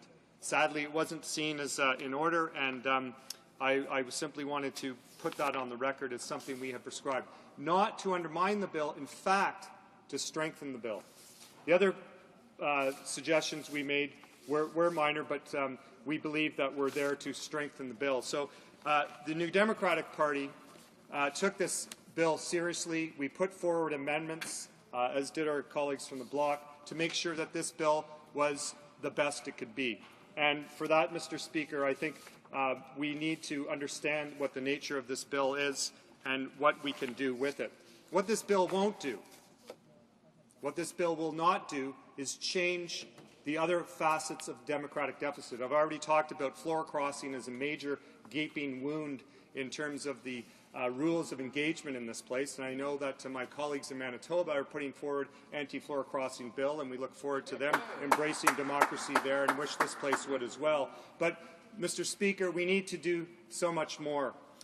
In the last Parliament, a committee on government rules took a look at what we can do to strengthen our democracy by way of going to the people of Canada. In fact, Mr. Speaker, if I may read from the committee, it recommended that there be a process of democratic electoral reform to have begun no later than October 1st, 2005, and to be completed by February 28th, 2006. That the process involve a special committee of the House of Commons and a citizens' consultation group. Well, that was agreed to by every single party within the House of Commons in the last House, Mr. Speaker. So what happened to this? Well, sadly, like many things that are important, particularly around democratic reform, it was put off to the side by the previous government. It was not embraced. And we got excuses about hiring facilitators, et cetera, et cetera. I might point out that it didn't take them that long to put together the Gomery inquiry and found consultants within a minute to fulfill the complement of resources needed for that. But for the consultation of citizens on democratic reform, the excuse was that they didn't have time. Well, that's not good enough, Mr. Speaker, and I think what this House has to do, and it's incumbent to build from the fixed date elections, is to make sure we go back to what this Parliament agreed to do through its committee structure and to start a process to go beyond just the fixed date elections, because that, after all, is only the beginning, and to have a committee of this House work on the concerns that people have around democratic reform, look at other models, and make sure that it is congruent with where people are at by way of having a citizens' consultation. And look for more in that from this party, Mr. Speaker, because we haven't lost sight of the fact that this bill is not the end of making sure that we have real democracy in this country. In fact, it's the beginning. Mr. Speaker, if you look back to a place in history that is similar to where we are right now, you might find yourself looking at the whole notion of responsible government and the whole situation of what was occurring in the 1840s following the rebellions in 1837. And what you would find, Mr. Speaker, is that there was a focus of the country at the time about how do we reform our institutions to bring in, at that time, real responsible government. We're, I believe, and I would submit, Mr. Speaker, in a similar point in our history. Because people have lost confidence in the institutions, because people have lost confidence in the way we elect members of Parliament, because people have lost confidence in some of the players, and we saw that in the most recent history, it is incumbent, just like it was in the 1840s, to restore the confidence in our democratic institutions. And quite frankly, Mr. Speaker, we have to do what LaFontaine and Baldwin did at the time, and that is not to throw away good ideas, but to embrace them. And the only way that will happen, Mr. Speaker, is if we go to the Canadian people through a citizens' consultation, that we use this place in the best way we can by having a committee to come up with smart, sensible, democratic reforms. If we do not do that, Mr. Speaker, if we do not do it, we will be in a similar situation as to what happened in the 1840s, save the fact that there were people who stood up, proposed, and made sensible changes to the structures of the democracy at the time. Of course, we know what the outcome of that was. The outcome of the rebellions of 1837 into responsible government in the 1840s was the beginnings of what we see here today, and eventually Confederation. If that had not happened in the 1840s, many historians concur that we would not have had Confederation. So that we need to strengthen responsible government. We need to do that by going to the Canadian people by way of a consultation, by way of this place having a committee. Why is that necessary, Mr. Speaker? Well, I want to just confirm to you that there is a problem in our democracy simply by looking at the turnout from the last election, not in the numbers of people, but in the distribution, the proportionality of the vote. If you look to the last election, Mr. Speaker, the governing party received 36% of the vote. They received 40% of the seats. That's actually not so bad compared to the election before. When you look to the government of the day, the Liberal Party, receiving 36% of the votes and 43% of the seats. There is a problem here. It's a fundamental structural problem. It's about proportionality. We do have a model. It was by the Law Commission not too long ago that showed that there is a way to embrace both first past the post and proportionality. No Canadian is satisfied when their vote doesn't count. And we know, Mr. Speaker, that fixed date elections are simply one point.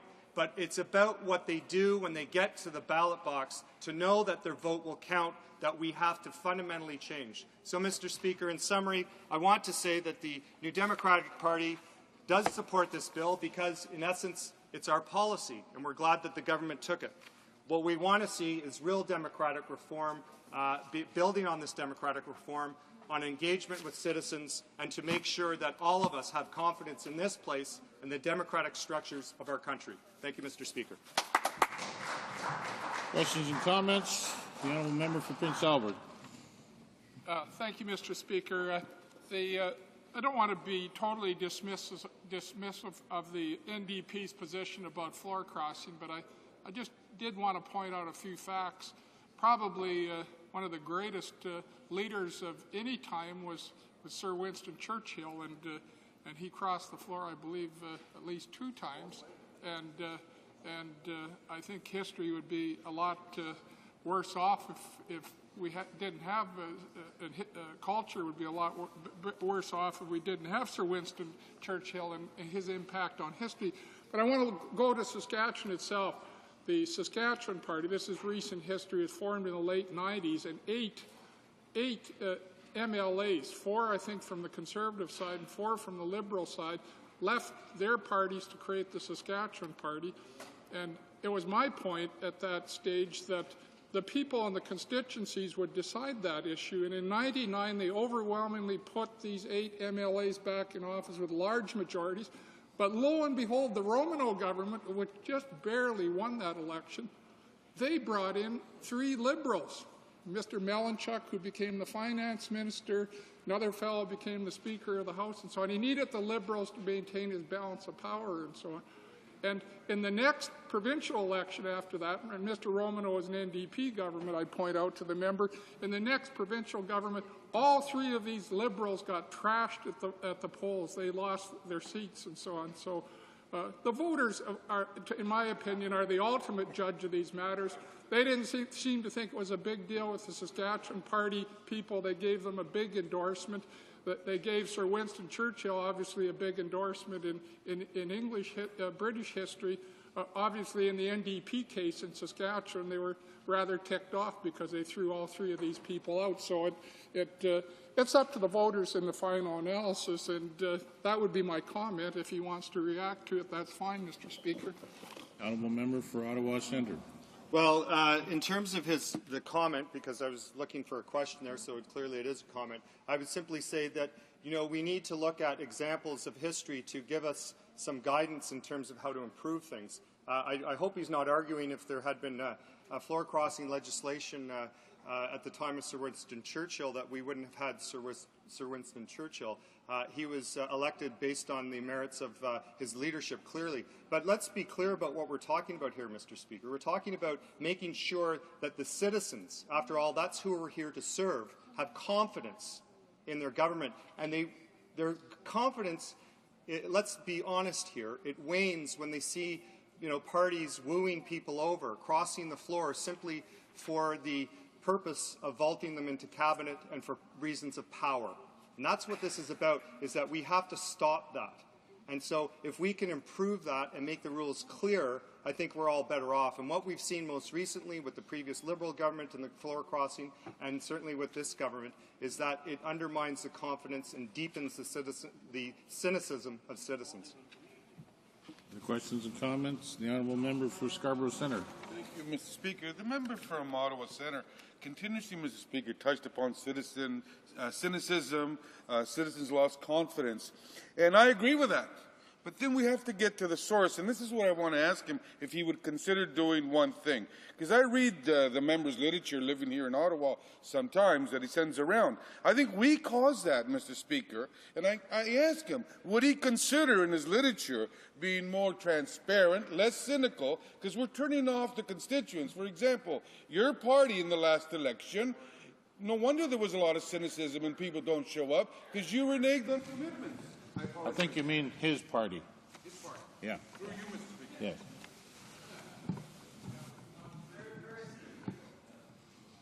Also happens to be my party. The honourable member for Ottawa Centre. I'm glad the member has taken my literature seriously. He would have, if he read it, you would note that there was simply propositions and there was no negative campaigning. Certainly, it was all good information, like what we're going to do to clean up the environment, what we've done to propose ideas to clean up the sorry mess we had in ethics and politics. So, simply put, I guess, Mr. Speaker, I'm looking to the member. I guess if you want to change the rules of this place to make sure that accountability is is bar none, then we can move things from the Senate over to this place again. That would be a start. And secondly, look at real democratic reform, because it's been sadly lacking in terms of floor crossing, as I mentioned, but also in changing the democratic system and structure. Thank you, Speaker. Questions and comments? The honourable member for York South-Weston. Thank you, Mr. Speaker. Mr. Speaker, I'd like a clarification from the opposite side with respect to proportional representation. And I do respect the opinion, Mr. Speaker, that in the member's view that would lead to better government, better governance in our federal institutions. But I wonder if he would just elaborate briefly whether he thinks that might lead to the creation of many different political parties, and in fact whether that in turn, rather than bringing better governance, and we have great respect for our party system, of course, but whether it would in fact lead to less consensus, less of a machinery of government that would bring people together, thus making them feel, that, in fact, that they were able to influence the direction of government through the institutions that presently exist. The plethora of political parties gives me some concern. I think it would give this House some concern. I wonder if the member would just apply himself to elaborating a little bit on that. The honourable member for Ottawa Centre. Thank you, Speaker, and thank the member for his question, and more to come on this issue, because this is something we have taken on as important change in our democracy. Simply put, what you could do and what has been suggested by Law Commission and certainly in other jurisdictions is that you have a threshold before a party is recognized. I might add that we're not talking about having full-blown proportional representation on this side as a model, that you would look at your first past the post, two-thirds of members elected that way, in other words, the way we have it now, and one-third according to a proportional list, so that when you had elections like in 2000 where 40% of the vote was given to the government of the day, yet they got 60% of the seats, that you would change that, because clearly no one wants that. That's not proportional. When you have a party like ours that receives 2 million votes and the party across the way receives 1 million votes, but the other party receives twice as many seats, that's clearly not democratic. So what we're saying is we need to change that. There's ways of doing it, and certainly to make sure that we don't have the kind of pizza parliament, as it's been called, as a model that no one wants. The way you do that is that you would have a threshold, 5% perhaps, before a party was recognized with seats proportionally. And that's the way you do it. It's been done in New Zealand. In fact, in every other jurisdiction, save Canada, the United States, and even in Great Britain, Scotland has it. So we're clearly behind the times. It's need time to look at it seriously and to move forward on this issue. Thank you, Speaker. Further questions and comments? Resuming debate. The Honourable Government Whip. Thank you, Mr. Speaker. Mr. Speaker, it is indeed a pleasure for me to rise today and join in the debate on Bill C-16, and I wish to indicate at the outset of my remarks, Mr. Speaker, that I'll be splitting my time with my colleague from Regina Lumsden Lake Centre, the Parliamentary Secretary to the Honourable Government House Leader. Mr. Speaker, I have as well, obviously, as the privilege of serving as the Chief Government Whip in this Parliament, the honour of serving as well on the Procedure and House Affairs Committee, which was the committee that Bill C-16 was sent to for further deliberation following second reading in this chamber. And I was very pleased at the work that the Procedure and House Affairs Committee did on this piece of legislation. I think the committee, and I commend members from all four of the political parties, not just from the government side, but from the three opposition parties that dealt quite expeditiously with this legislation, but I think quite thoroughly. Looked at it, called witnesses, debated it at some length, as my colleague from the New Democratic Party just alluded to. There was amendments brought forward that provoked further debate.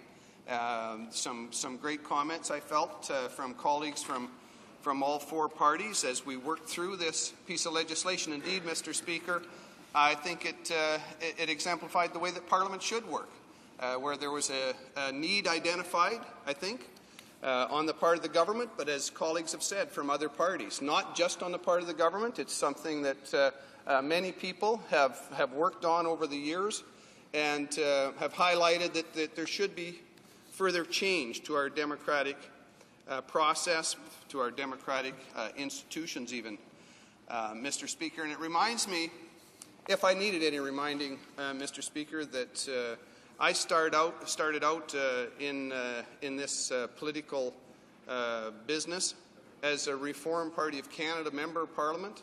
And really, Mr. Speaker, when I was first attracted to the Reform Party back in the late 80s, I was really attracted on three big platform issues, if you will. I was a farmer at that time. I was raising three young children, and I was looking forward, or trying to look forward, to what life would be for my children.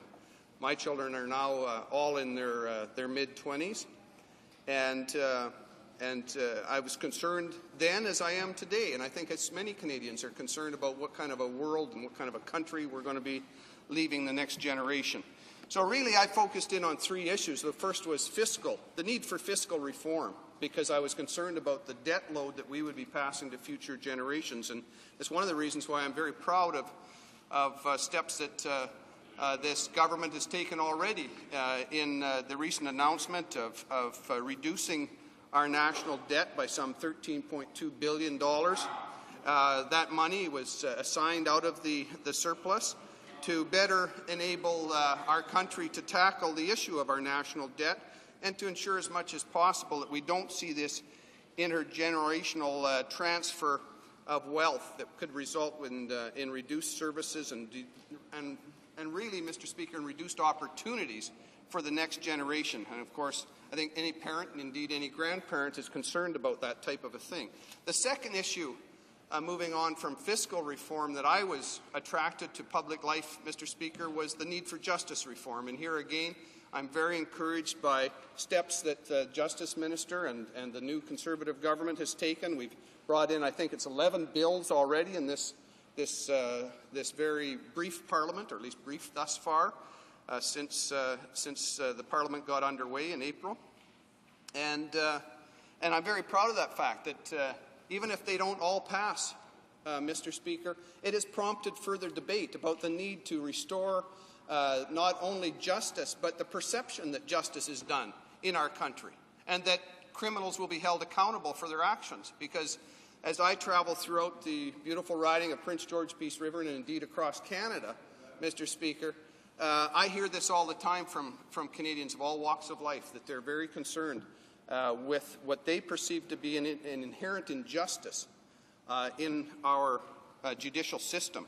And so I think it's important to try to do what we can as parliamentarians to restore that faith in the justice system, and that the most violent and most vicious of criminals will be held accountable and serve their proper time in jail and not under house arrest, to give one example, Mr. Speaker. And the third area of interest for me was democratic reform. And here we get to the bill that we're presently debating, Mr. Speaker. And of course, part and parcel of the need for democratic reform, and we heard the member from the New Democratic Party just put forward some thoughts about proportional representation. But, Mr. Speaker, we have already taken some steps in this regard. We have legislation over in the other place that deals with limiting Senate tenure, because Canadians have expressed concern that sometimes quite early in life senators are appointed under the present system, and they serve until age 75, and Canadians feel that perhaps is something that should be changed. And so we brought forward legislation to deal with that. And, Mr. Speaker, we've also got a bill before this House that hopefully we'll be debating later on this week, Bill C-31. Something there again that was raised at Procedure and House Affairs Committee by colleagues in all the parties, and there seems to be general consensus that something further needs to be done with our electoral system to ensure that, as much as possible, voter fraud is eliminated in our system. Mr. Speaker, and I noticed just watching television last night that there is concern about that in the election that will be taking place tomorrow in the United States about the voter fraud issue. So we want to, as much as possible, improve our system to ensure that it's the system that best serves the needs of Canadians. Now, Mr. Speaker, to this particular bill itself, Bill C-16, I think we do have general agreement between the parties. Certainly that's a bit what's been indicated, that we want to eliminate the potential for abuse by either prime ministers or in the case of provincial legislation that we do have in some provinces already, the potential abuse by premiers, by having fixed election dates, fixed dates for elections. And we all need to be very careful, Mr. Speaker, when we refer to this, we don't start talking about fixed elections. I know during the last debate in the House, a few people misspoke, and we're not interested, or certainly we in the government certainly aren't interested in necessarily fixing elections. But we are very much interested in fixing the dates of elections, and we've heard already during this debate, Mr. Speaker, the fact that if the government was to be sustained until then, and in actual fact was not to lose the confidence of this place under our electoral system, the next election would not take place until Monday, October 19th, 2009. I think that type of clarity is very welcomed. I know it is by the constituents that I represent, the people of Prince George Peace River. And why do I say that, Mr. Speaker? Because British Columbia does have fixed election dates. They were the first province to bring that in 2001. And indeed, like other countries around the world, they were very quick to see the value in having a fixed election date that brought clarity and certainty to all political parties. It levels the playing field, if you will, Mr. Speaker, for all participants and indeed for all voters, because it's known well in advance when that election will take place. And so in 2001, British Columbia brought it forward, and we had our first fixed election date on May 17th, 2005. And, Mr. Speaker, a lot has been said about the possibility that, well, if you have fixed election dates, somehow this will produce lame duck governments. But that has not been the experience, not only of British Columbia, but for other jurisdictions, other countries around the world. That's not been the case. I think that a strong argument can be made that with that type of certainty, governments, whether they're majority or minority, will keep governing, keep working, thank you, Mr. Speaker, will keep working right up until the day, indeed up until the day of that election. And far from being a lame duck government, they will be a very effective government, and they will work in the best interests of their people. The other argument, because I see I'm almost out of time, Mr. Speaker, is the argument that somehow that by having a fixed election date, that somehow the legislative agenda of the government will be held hostage, or that somehow the government could fall suddenly, especially in a minority government situations. And that's true, Mr. Speaker. Certainly in a minority government situation, we recognize that. There's been some criticism that under our system, still the Premier of British Columbia and the Prime Minister of the country will still have the power to call an election. And that's true because we have to build that into the system, Mr. Speaker, because especially in the present situation, because of the minority government situation. And indeed, it might come about that the government could fall. But I don't think, Mr. Speaker, and I made this point earlier in the last debate, I don't think that a Prime Minister would dare call an election before that date unless he had a very good reason for it, or he will be held accountable by the people, because their expectation will be, by the legislation itself, that the date will be off into the future, Mr. Speaker. And I welcome, of course, any comments or questions from my colleagues on this important piece of legislation. Thank you very much. Questions and comments? Gentleman member for West Nova. Mr. President, I was Thank you, Mr. Speaker. The Speaker's comments on why he became a member of Parliament and what attracted him to the Reform Party, the questions of democratic reform, the questions of fiscal constraint. I wonder how he feels about now, how he sees the floor crossing of the Minister of Trade, previous to Parliament even having opened. The appointment of a senator, non-elected senator, which was contrary to their beliefs, as minister responsible for one of the largest spending departments of government and not being able to come into this House to answer a question. As parliamentary secretary in the House, but not a Privy Councillor, does not have access to the information. How that would square. He talks about the deficit reduction and the 13.5 billion, and I thank him for it, because the deficit reduction was done by the Liberal Party, and the 13.5 billion were from last year's financial exercise, which is completely the responsibility of the Liberals. I ask him on the questions of ethics and accountability to the Canadian, how he squares the question of promising not to touch income trust, but then reversing that decision, encouraging Canadians to invest more in income trust. I don't question the decision, but I question the promise. And I finally would ask him, would his party be willing to forego deciding which bill is confidence, which is not, leave only the budget implementation bill in the speech from the throne as confidence, and let the House decide what is confidence? Honourable Chief Government Whip. Well, thank you very much, Mr. Speaker. Could you indicate to me how much time I have? Probably not as much as you'd like.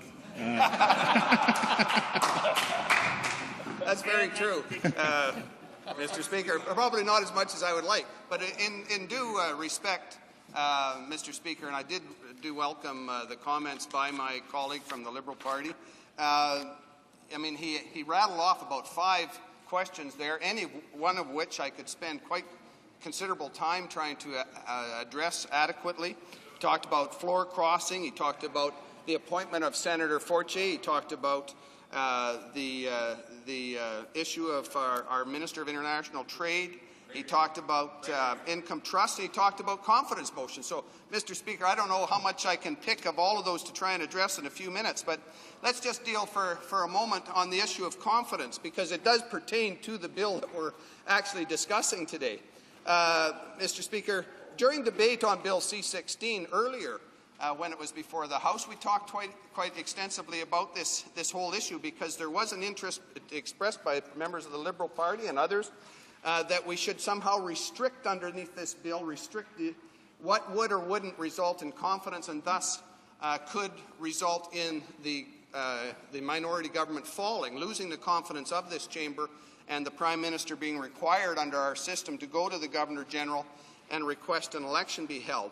And at that time, I pointed out that in addition to the sort of the traditional or the historical confidence motions dealing with the budget, as the member mentioned, dealing with money matters, whether it's the supplementary estimates, the estimates procedure in the House, whether it's, as I say, the budget itself, whether it's the business of supply, all of those are viewed that if the government loses those particular votes, Mr. Speaker, it does, by extension, express a non-confidence in the government, and the government falls. And I will grant you that right at the outset. In addition, though, Mr. Speaker, I did raise the issue that from time to time there are very important issues. And to my knowledge, the Prime Minister of the day, our Prime Minister, has only indicated one other issue thus far in this Parliament that would be a confidence measure, and that is the softwood lumber agreement. And I think that's appropriate, because I think that particular agreement is so inherent to the economic well-being of the nation that parties should be required, individual members of Parliament should be required to state very clearly how they're going to represent their constituents on that issue. And if the government cannot carry the day on an issue of that importance, then indeed we should go to the people and let them decide how that's important. So there's always going to be, Mr. Speaker, there's going to be special issues, whether to extend our mission to Afghanistan, international defense treaties, those types of issues that we will believe that do constitute confidence in the government, and that we must carry those votes if we are going to stay in office. Here. Yeah. Resuming debate, the Honourable Parliamentary Secretary to the Leader of the Government in the House of Commons. Thank you very much, Mr. Speaker, and I thank all honourable members for, I'm sure, what will be their rapt attention over the next 10 minutes, and I look forward to their comments and questions at the end of my presentation. Mr. Speaker, let me just say a couple of things at the outset that why I believe that this is a very good bill. Not that government bills, Mr. Speaker, frankly, are not good when they're presented in this House, but I think that some are better than others in the formulation of those bills. And I say that, Mr. Speaker, because this bill, as you know, came back from committee without amendment.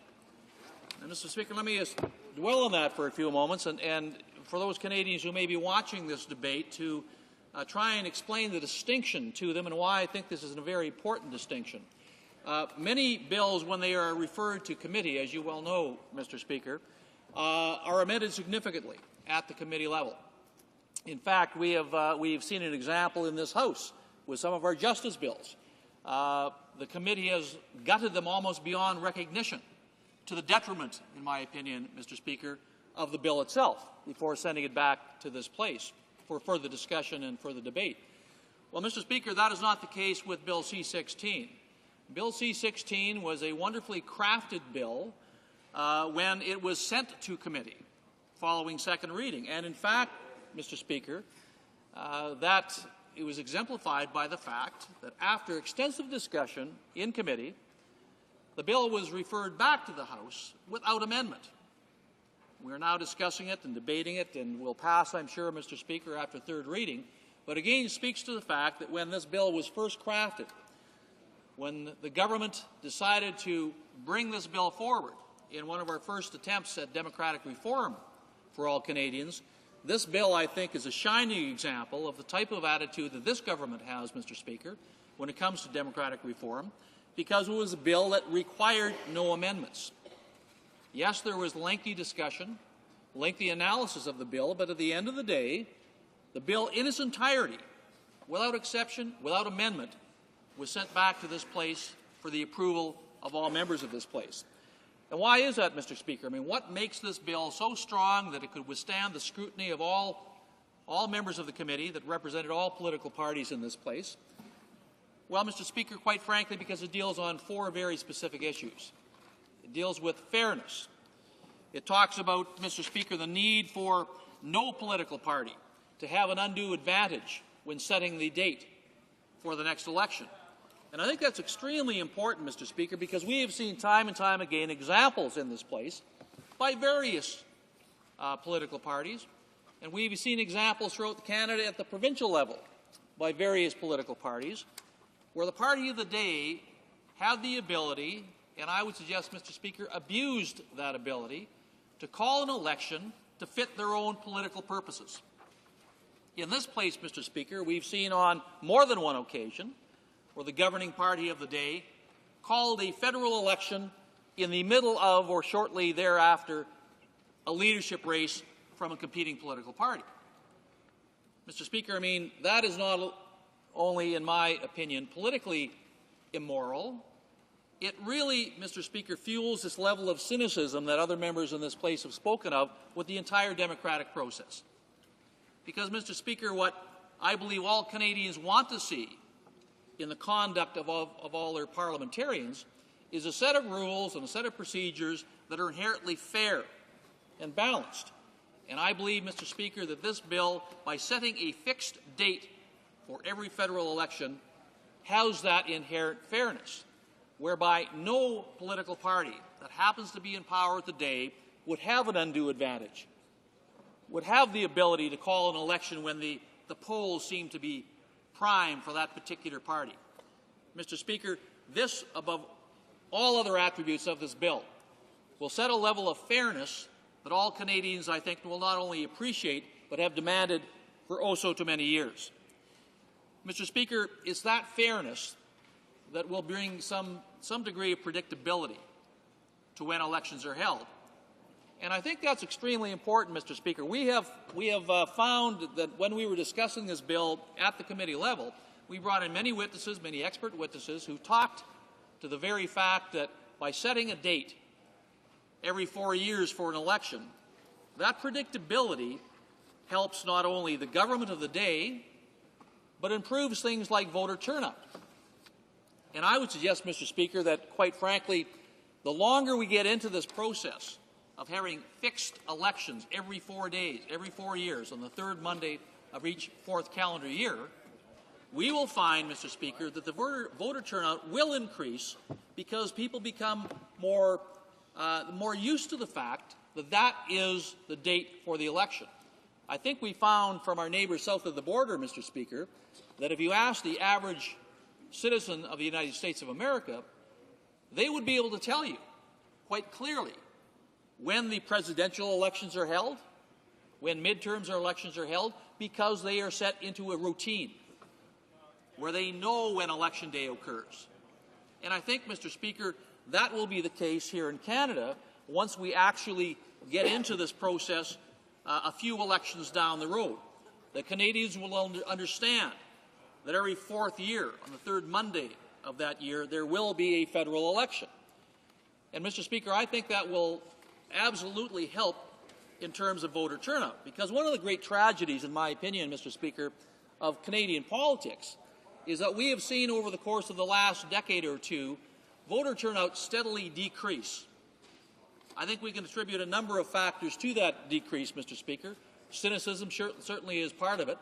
But I think, Mr. Speaker, if we get into a routine where Canadians know when they will be going to the polls, they will start looking forward to that election, Mr. Speaker. I would suggest also they will start taking more time to examine the issues and paying closer attention to the level of scrutiny that all politicians from time to time seem to abuse. And ultimately, Mr. Speaker, I think all Canadians will increasingly, in increasing numbers, Mr. Speaker, start coming back out to vote. Mr. Speaker, I think that in the last 2 or 3 federal elections, we've seen voter turnout down as low as 62, 63, 64%. And more alarming than that, Mr. Speaker, is we've seen a disproportionate amount of young voters refusing to come out and exercise their franchise. Well, Mr. Speaker, I think this bill will be the first step in reversing that trend. Mr. Speaker, I think also one of the things this bill will do, as opposed to some of my colleagues who had opposite views, it will actually improve the level of governance in this party, or in this place. And I'm glad to see my colleagues opposite. I'm glad to see my colleagues opposite agree with that statement, Mr. Speaker, because right now we have a situation in a minority government, Mr. Speaker, where of course one never knows when the government may fall. One never knows how long this government will last. But, Mr. Speaker, particularly if bureaucrats, Mr. Speaker, if those wonderfully dedicated men and women who work for the government understand completely the timelines in which they have to do their jobs, that can do nothing but improve the governance of this place. And on behalf of all Canadians, one of the problems we've seen too many times before, Mr. Speaker, in a precarious situation politically, many civil servants have told me, Mr. Speaker, that they are afraid, in fact, afraid to go out on a limb and make any particular suggestions to their ministers because they're not sure how that would be received politically. Mr. Speaker, that's a situation I don't think the Canadians want to have happen. I think you have to have confidence in not only the government of the day, but in the civil servants who actually produce with parliamentarians the level of government that all Canadians accept and expect, Mr. Speaker. So, Mr. Speaker, I know my time is short. Let me just conclude by saying that I... Sorry.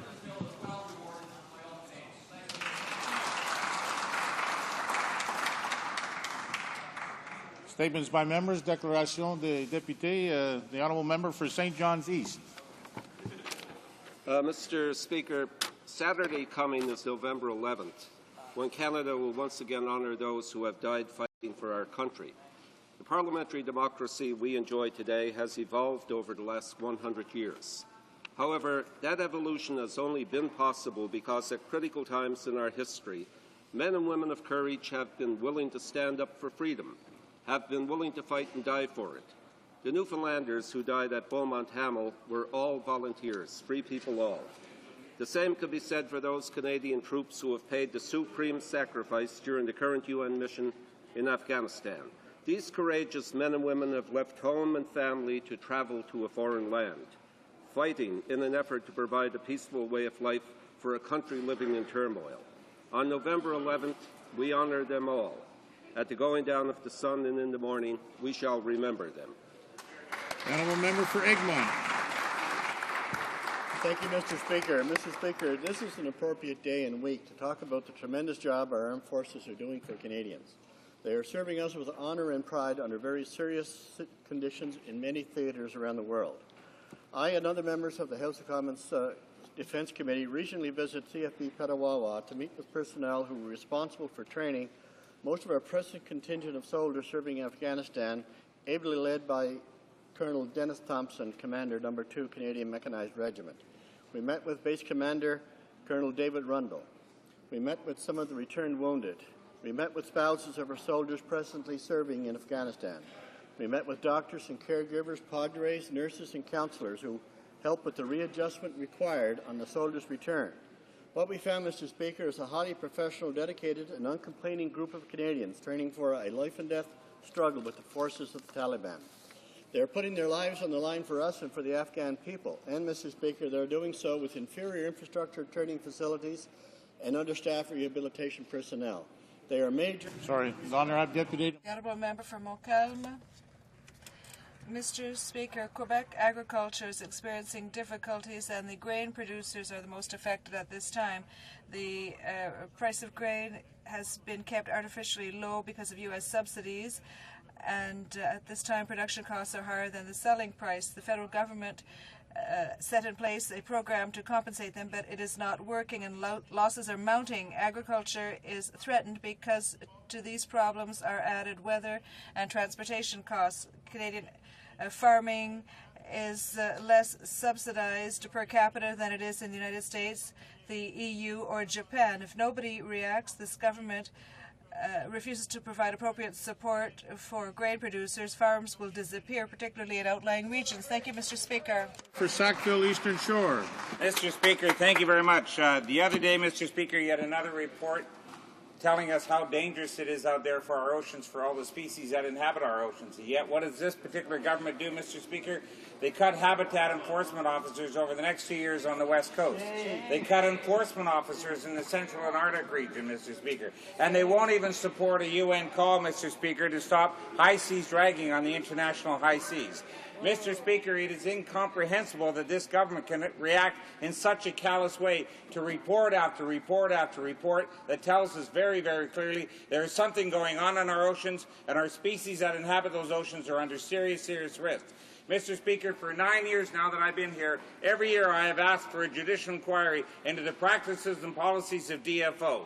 Mr. Speaker, on a domestic level, they allow trust agreements to happen to allow the massive corporatization of a public resource. They lay off good scientists through the BIO and other departments across this country. And, Mr. Speaker, it didn't matter if it was a Liberal government or now a Conservative. The honourable member for Elgin, Middlesex, London.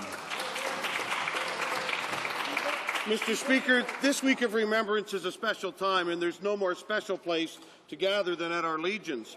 The Royal Canadian Legion, Lord Elgin Branch 41 in St. Thomas, has even more reason for pride this year. It's their 80th anniversary, a milestone that should be celebrated. Mr. Speaker, like most legions, the Lord Elgin Branch 41 is more than a building. It's more than a location for dinners and luncheons, and although many meetings have been held there, it's not just a meeting hall. Lord Elgin Branch 41 is a community. It is a group of people who contribute greatly to St. Thomas, not just as Legion members, but as some of the most vibrant citizens. The work that these Legion members have done over the years and continue to do is what's made this branch successful. As was said at the anniversary dinner, you will be recognized for your 80 years as an organization, but you will be remembered for your contributions to St. Thomas. We salute you, Branch 41. Good one. Honourable member for Brampton, Springdale. Mr. Speaker, unfortunately, over the past few weeks, the issue of domestic violence against women, especially in the Indo-Canadian community, has come to light with the tragic deaths of innocent young women, both in BC and in Toronto. Violence against women is an important issue that impacts all women in Canada, and many gathered at a recent forum in British Columbia to discuss the issue within the South Asian community. And women shared their personal stories of how they were violently beaten in their own homes and treated as property, how they were scared and secluded and felt that they had nowhere to turn.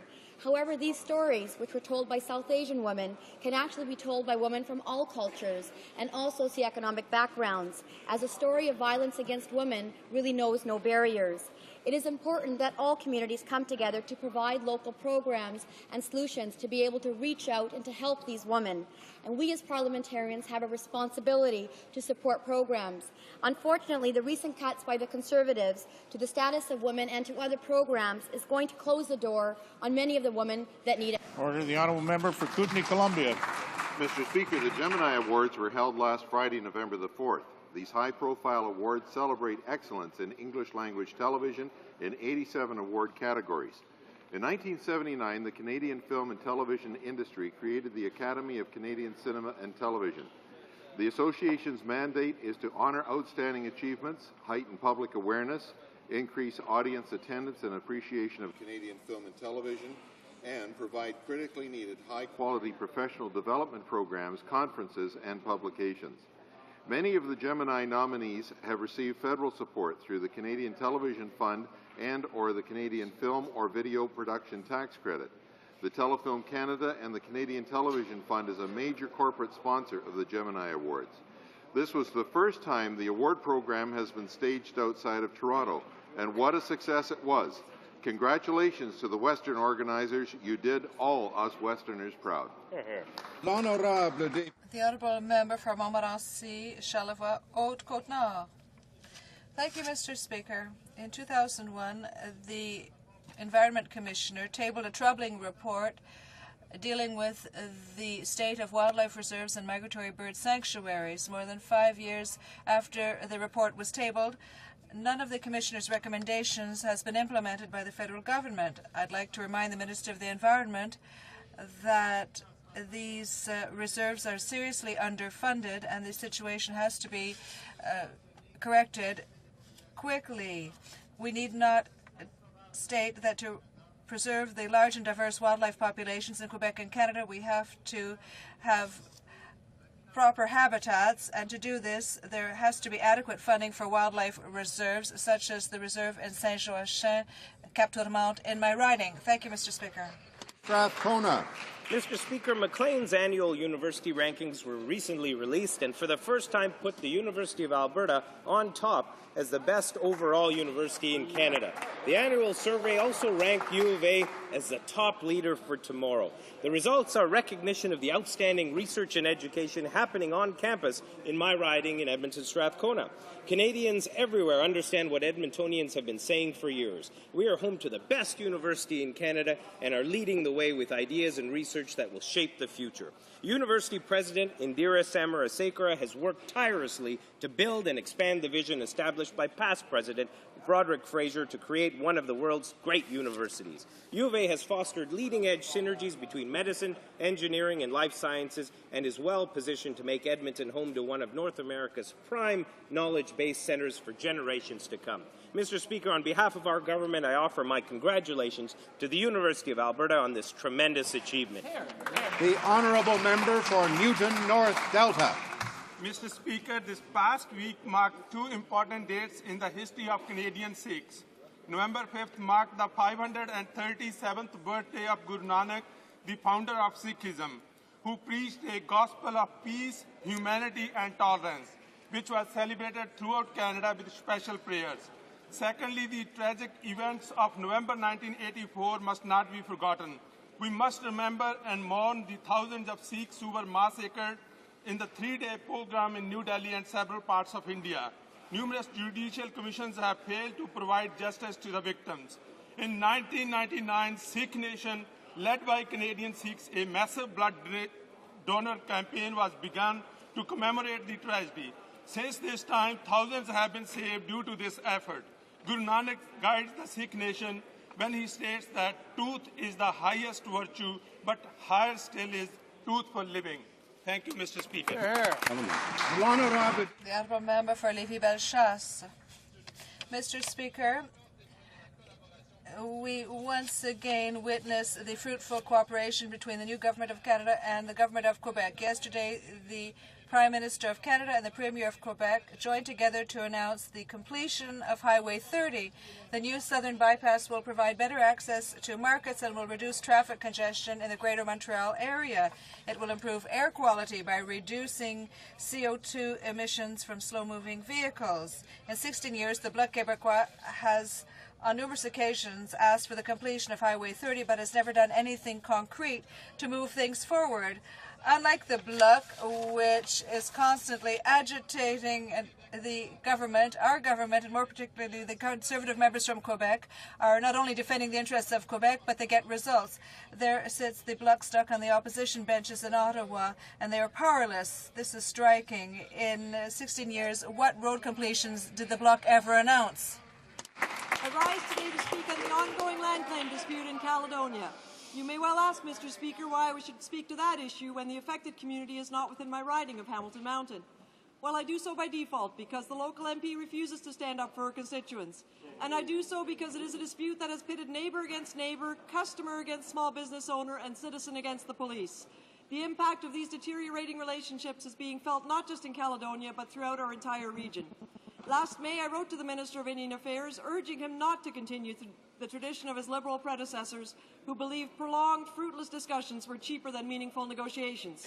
Yes, the Minister is right. The disputed land was originally sold by the provincial government. And yes, it is also true that the McGuinty Liberals must accept responsibility for the actions of the OPP. But the federal government has the sole constitutional responsibility for dealing with land claims.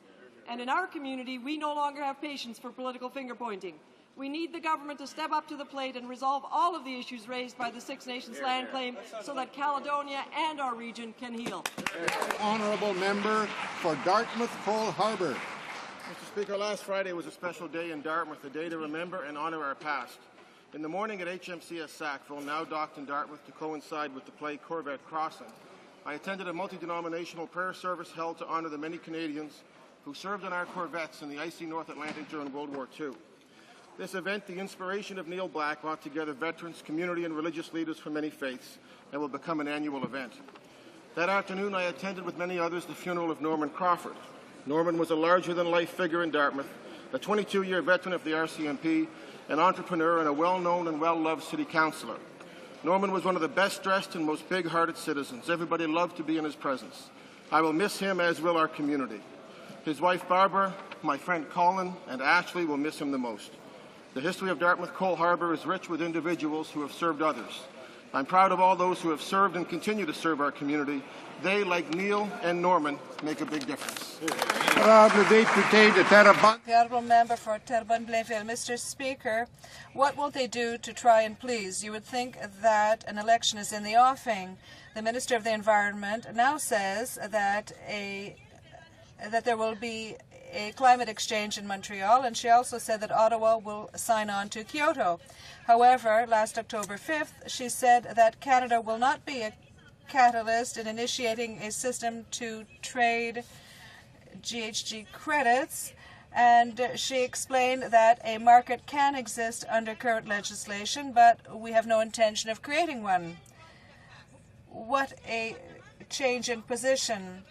Is the government making this announcement so as to delay and dampen the ire of Canadians? This looks like a strategy to reduce the impact of anti-Kyoto positions that the government has adopted so far. The minister says that she is now in favor of a Kyoto 2 protocol.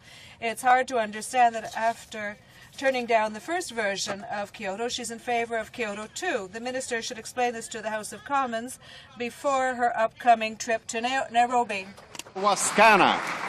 Mr. Speaker, it was an honour to participate in this year's Run for the Cure in Regina, sponsored by the CIBC and the Breast Cancer Foundation.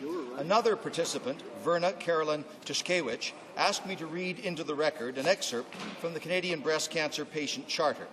I'm pleased to do so. Quote, "The Canadian Breast Cancer Patient Charter was created to serve as a personal roadmap for the more than 22,000 Canadians who will be diagnosed with breast cancer this year.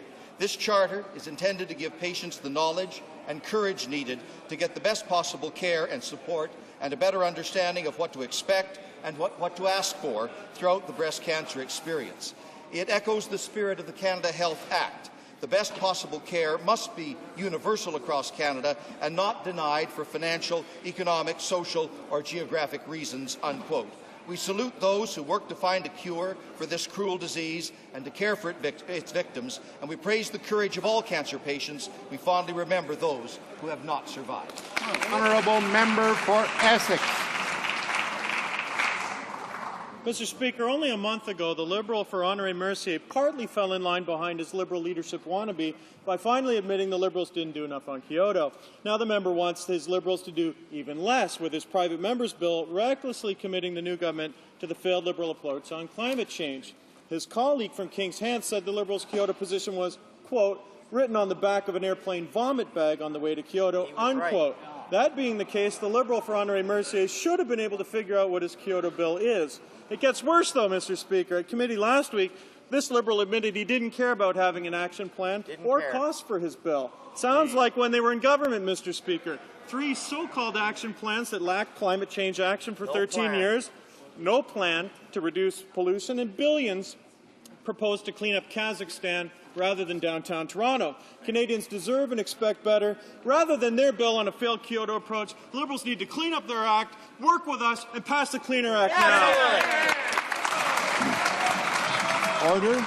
Oral questions, questions orales. The Honourable, the Leader of the Opposition.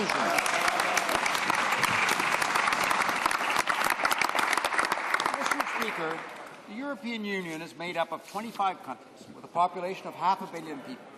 Today, it is the largest global economic entity and represents 20% of world trade. Canada has very important trade and investment links at stake in Europe. Our close ties are historical, and millions of Canadians have origins and family there.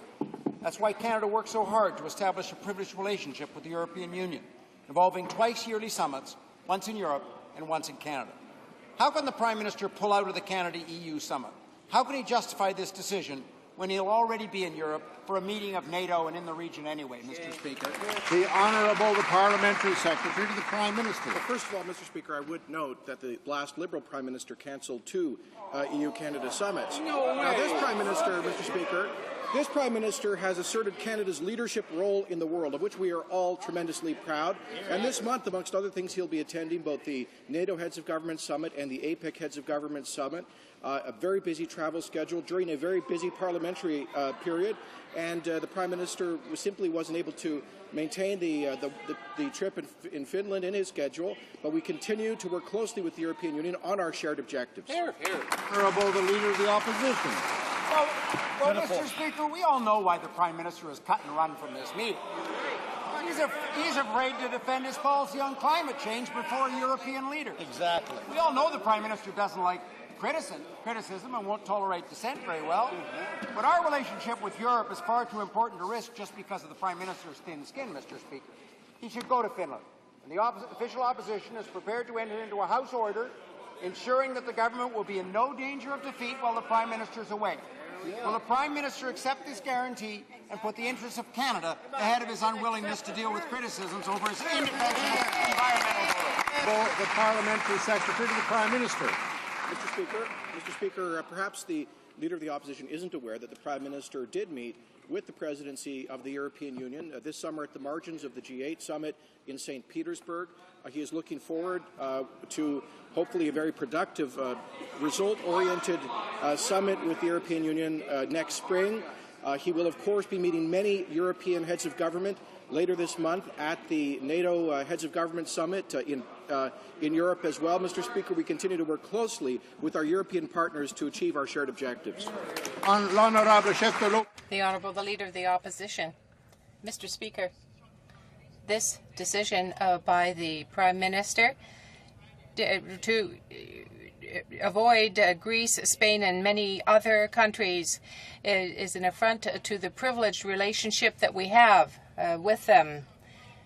The Prime Minister is very afraid to meet with them because they have a different opinion about our planet and what our responsibilities should be to protect it. Since the government is afraid to have their government fall, and we have given a guarantee, what legitimate excuse can be given for the absence of the Prime Minister? We don't want excuses. We want a legitimate reason for that absence. The Parliamentary Secretary. I point out to the Leader of the Opposition that his former leader, the member for La Salle-Mar, cancelled 2 Canada-Europe summits. This Prime Minister has already met with his European counterparts at the G8 summit this summer at St. Petersburg. And, Mr. Speaker, There were bilateral meetings with the President of France, the Prime Minister of the United Kingdom, and he also met with, he will be meeting at the NATO summit with other leaders from Europe. The Honourable Member for Westmount-Ville-Marie. Mr. Speaker, since the election of the minority Conservative government, the international reputation of Canada in the area of climate change has been failing. We have further proof today. The Minister of the Environment was not at the opening of the Nairobi conference to bring in Canada's plan. The leadership by Canada was recognized by everyone, everywhere in the past, but now what we have is a source of embarrassment from this government on the international scene. The Parliamentary Secretary, Mr. Speaker, it shows that the member has forgotten that the former Liberal Prime Minister cancelled 2 summits with the Northern European regions. He cancelled his presence at a Commonwealth summit last year. This Prime Minister has already met with his European counterparts. He is going to meet with several leaders, heads of government from Europe at the NATO summit, and he has had bilateral meetings with France, the UK, and many other European countries. The Honourable Member for Westmount-Ville-Marie. Order, please. Mr. Speaker, Europe isn't Africa. Some provinces don't agree with the approach of the Conservative government with respect to this policy, because we know that that is an area of shared jurisdiction. Mr. Béchard will be going to Kenya. The government is concerned about Quebec's position. Will the minister not go to Nairobi to speak, or are they going to try to muzzle the Quebec minister? Is this the new open federalism that has been put forward by the Conservatives? The Honourable Parliamentary Secretary for the Prime Minister. This is totally ridiculous, Mr. Speaker. The Minister of the Environment will be meeting her counterpart from Quebec today. They will plan their presence in Nairobi.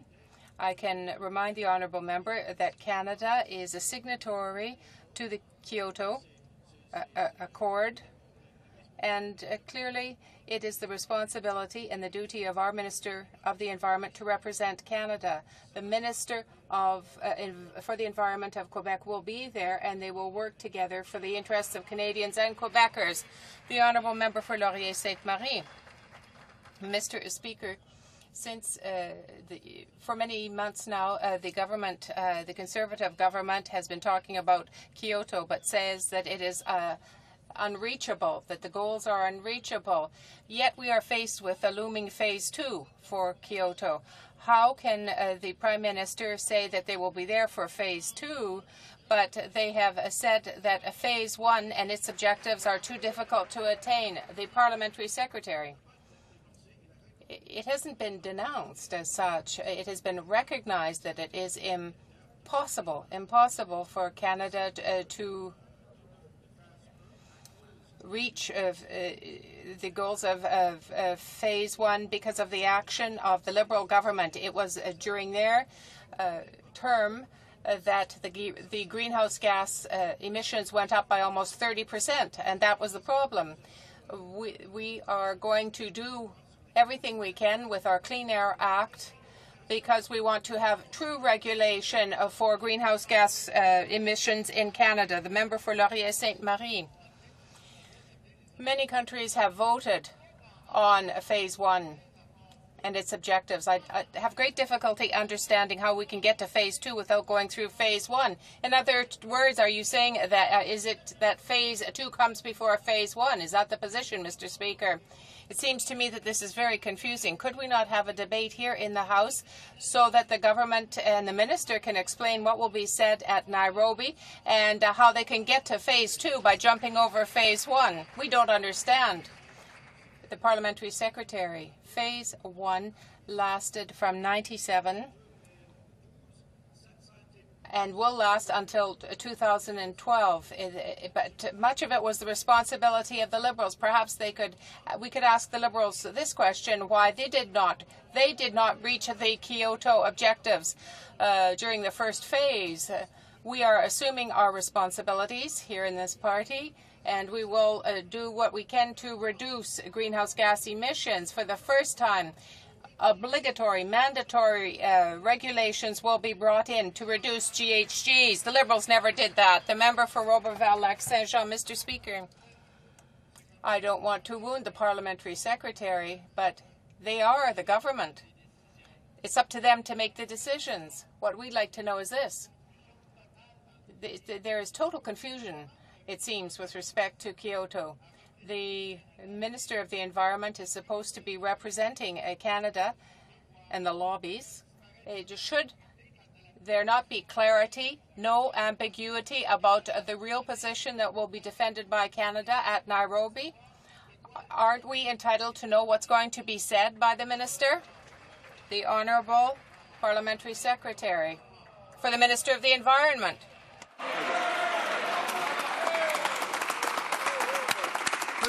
Mr. Speaker, over the next 2 weeks in Nairobi at the Union Conference on Climate Change, countries will be discussing how we can review the Kyoto Protocol.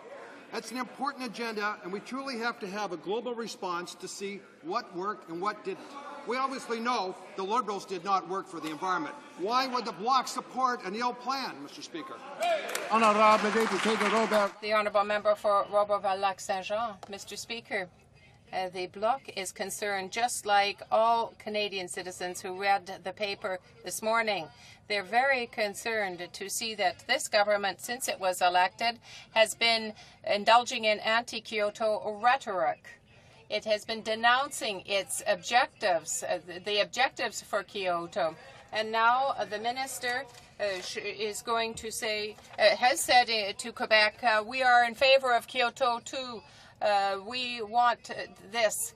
When is the truth going to come out of the mouth of the government? Are they against Kyoto in general, but just in favor when they go to Nairobi? The parliamentary secretary. We've made it very clear that we're part of the Kyoto Protocol.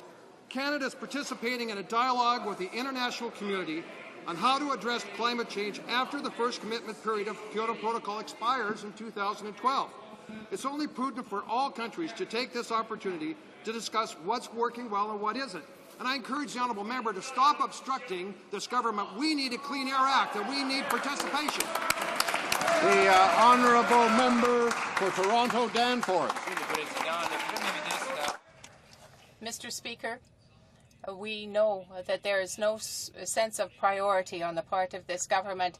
It has cancelled the trip to Helsinki to discuss climate change with the Europeans, but they are going to a NATO meeting that won't be long after that, probably to talk about this unbalanced mission in Afghanistan. Why does the Prime Minister want to talk war with European leaders but not climate change? The Parliamentary Secretary. This is really ridiculous, Mr. Speaker. First of all, the leader of the NDP saw the agenda, because we haven't seen the agenda of the meeting with the European Union. So I don't know if climate change is a part of the agenda or not. But the Prime Minister will be at NATO. He will meet with the leaders of the European Union and at APEC as well. And there will be another summit in the near future. The Honourable Member. Of climate change is going to come up because the European leaders understand that we have a climate change pollution crisis in this world, and they're going to put it on the agenda. And not only that, they're on track to achieve the Kyoto objectives. In fact, the European Union is going to surpass the Kyoto objectives. Now, given that the pairing of votes would ensure that nothing is going to happen to this government while he's gone, why won't the Prime Minister go and talk about climate change with the world leaders who feel that it's a real priority? What's he afraid of? Honourable the Parliamentary Secretary to the Prime Minister. Mr. Speaker, he's afraid of absolutely nothing, which is precisely why He has brought forward the most meaningful legislative framework for the quality of our environment in Canadian history, in the Clean Air Act, Mr. Speaker.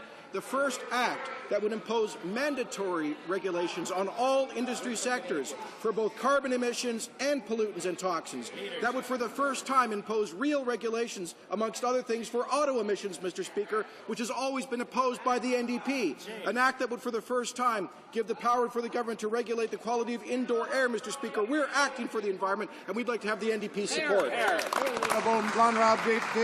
The Honourable Member for Honoré-Mercier. Mr. Speaker, last week, the Minister of Industry appointed Dr. Christopher Essex to the Natural Sciences and Engineering Research Council.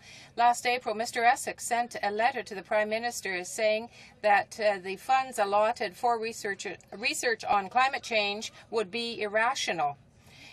Now he's going to be sitting on a body that distributes some $900 million to Canadian university research.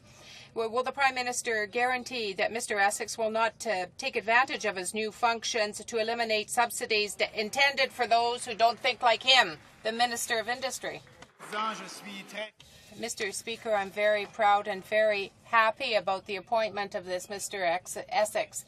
He's a very competent person. He's an educator, a doctor without peer in Canada, and it is something that will be very beneficial for Canada. The Honourable Member for Honoré-Mercier. Mr. Speaker, not only are the Conservatives determined to destroy Kyoto internationally at summits, but look what's happening here when they attack research in Canada. In appointing Dr. Christopher Essex, who denies the very existence of global warming, the Conservatives are trying to sabotage research on that area. This new strategy by the Prime Minister, is it intended to eliminate subsidies for those who don't think like him? Is this attacking the problem at its very root? The Honourable Minister. Mr. Speaker, once again, let's look at the disinformation that's being spread by the Liberals. It's very, very deceptive and disappointing. We have much technology here in Canada, and we will see that science and technology will be a priority for all Canadians. We have no biases or prejudices against anything or anyone. The Honourable Member for Beausejour. Minority Conservative government has pulled out all the stops to muzzle high-profile critics of its income trust fiasco. Hours before the income trust announcement was made, Margaret Lefebvre, Executive Director of the Canadian Association of Income Funds, was sent to her new post at the Natural Sciences and Engineering Research Council of Canada. From there, she can make little noise about this disastrous policy of the Conservatives. Mr. Speaker, how are Canadians supposed to believe that this was a coincidence and not just another muzzle job? The Honourable Minister of Finance. What's confusing, Mr. Speaker, is the position of the Liberal Party on this matter. This is a file that they bungled last year. This is a matter that they failed to address.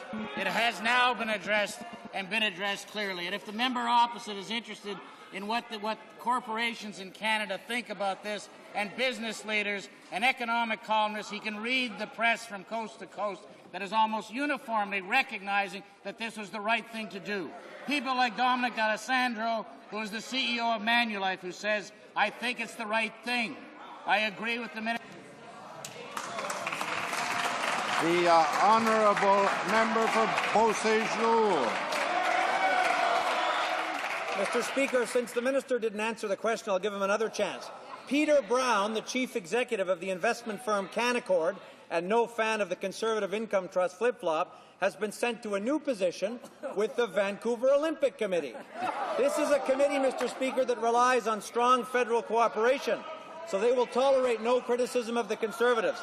Another critic has been muzzled, but the Conservatives can't silence Canadians who've seen their investments go up in smoke. Who is the next income trust critic to be muzzled by the Conservatives? The Honourable Minister of Finance. The member opposite, Mr. Speaker, talks about muzzling a critic. Here's another view.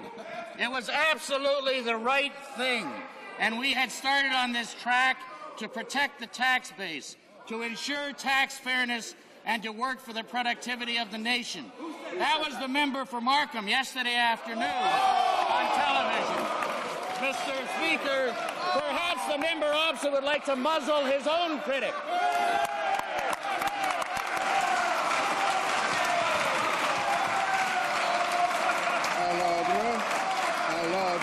Order, please. The honourable member. Order, please. Order.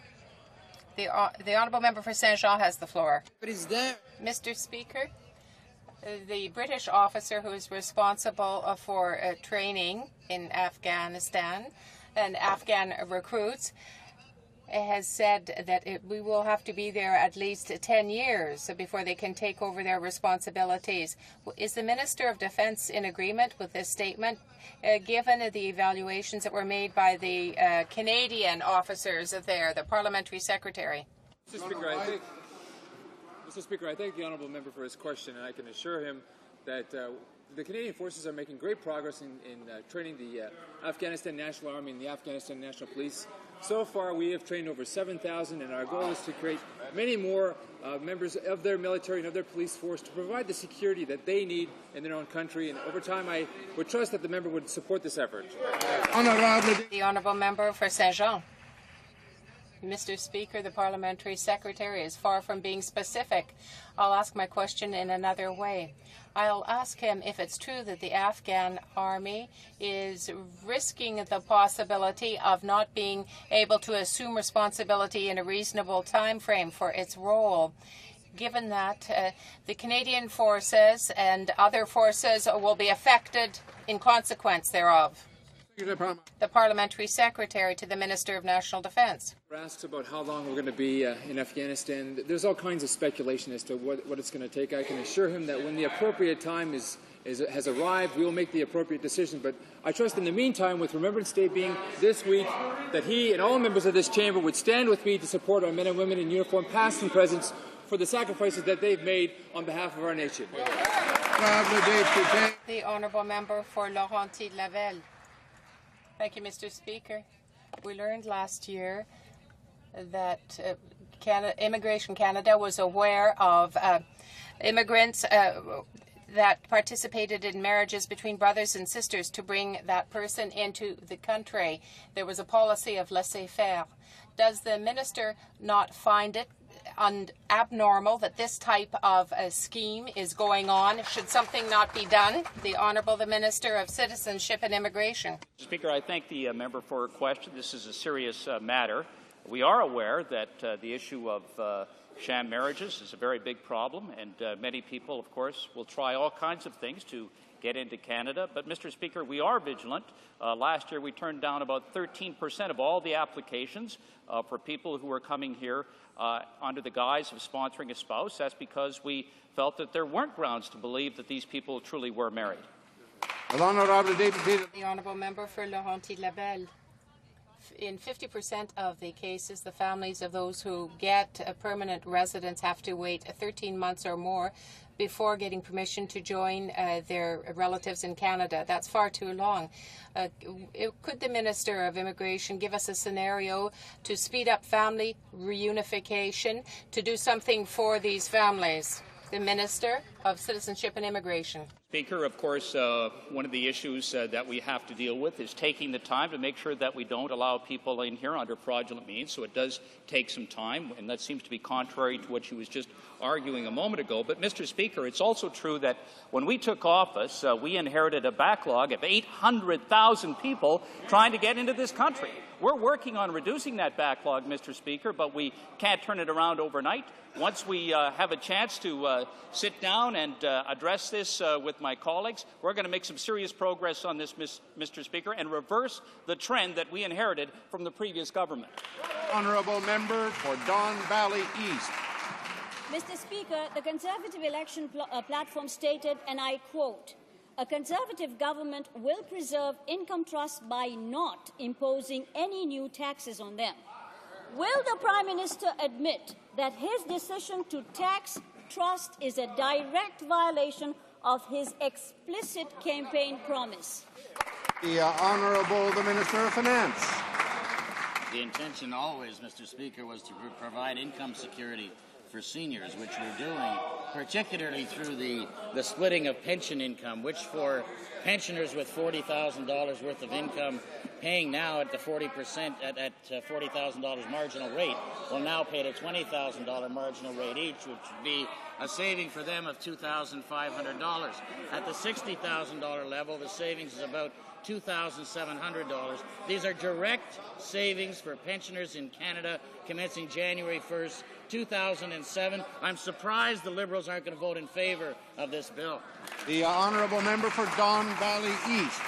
Mr. Speaker, with that response, I guess he agrees that they did break their campaign promise. Yes. Does the Prime Minister understand that his promise directly led Canadians to put their money into income trusts? That he is personally responsible for the increase in activity in the income trust sector? And that Canadians are paying a heavy financial burden for believing in him?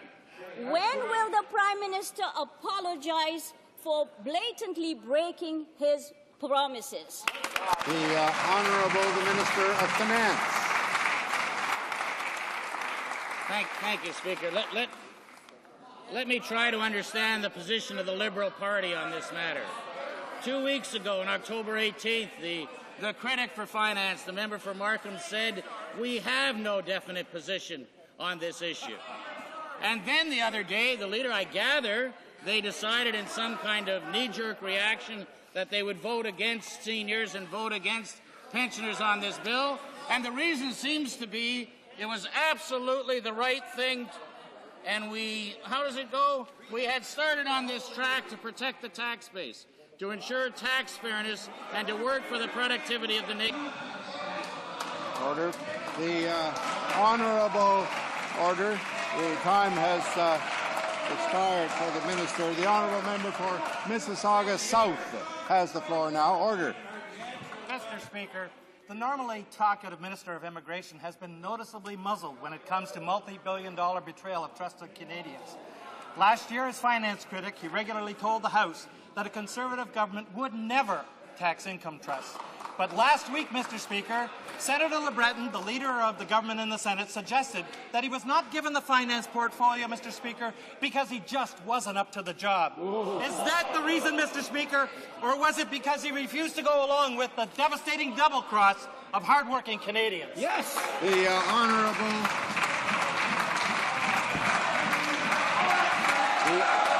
The Honourable the Minister of Finance. Order. You know, I know, Mr. Speaker, that the Liberal Party thinks that large corporations should not pay taxes in Canada. I know that they take the position, apparently they plan to vote in favour of the position that this economy should increasingly put the burden for health care and education and infrastructure that we need on individuals and families in Canada. We don't share that view. We do not share that view. That apparently is the view of the party opposite. We think all Canadians, including corporations, should pay their fair share of tax. Honourable member for Mississauga South. Mr. Speaker, you've got it wrong. I don't believe in seniors getting screwed. That's what I don't believe in. The government had options, Mr. Speaker, which were to not fleece Canadians of billions of dollars of their hard-earned savings. The Conservatives recently assured Canadians that they would not tax income trusts ever, and Canadians invested on the strength of that promise. Was the Minister of Immigration passed over for the finance portfolio because he was opposed to taxing income trusts, or was it because he was just no match for the current Minister of Finance in the art of breaking promises? The Honourable the Minister of Finance. Well, if it is the position of the Liberal Party, and I say to the member from Mississauga South, I gather it is the official position of your party that this move is as follows. Absolutely the right thing. We had started on this track, we the Liberals, to protect the tax base, to ensure tax fairness, and to work for the productivity of the nation. The member for Wascana is being wrong. He should turn around and say that to the author of the statement, the official critic who's sitting behind him, the member for Markham. Order. The Honourable member for Lambton, Kent, Middlesex. Order, please. Thank you, Mr. Speaker.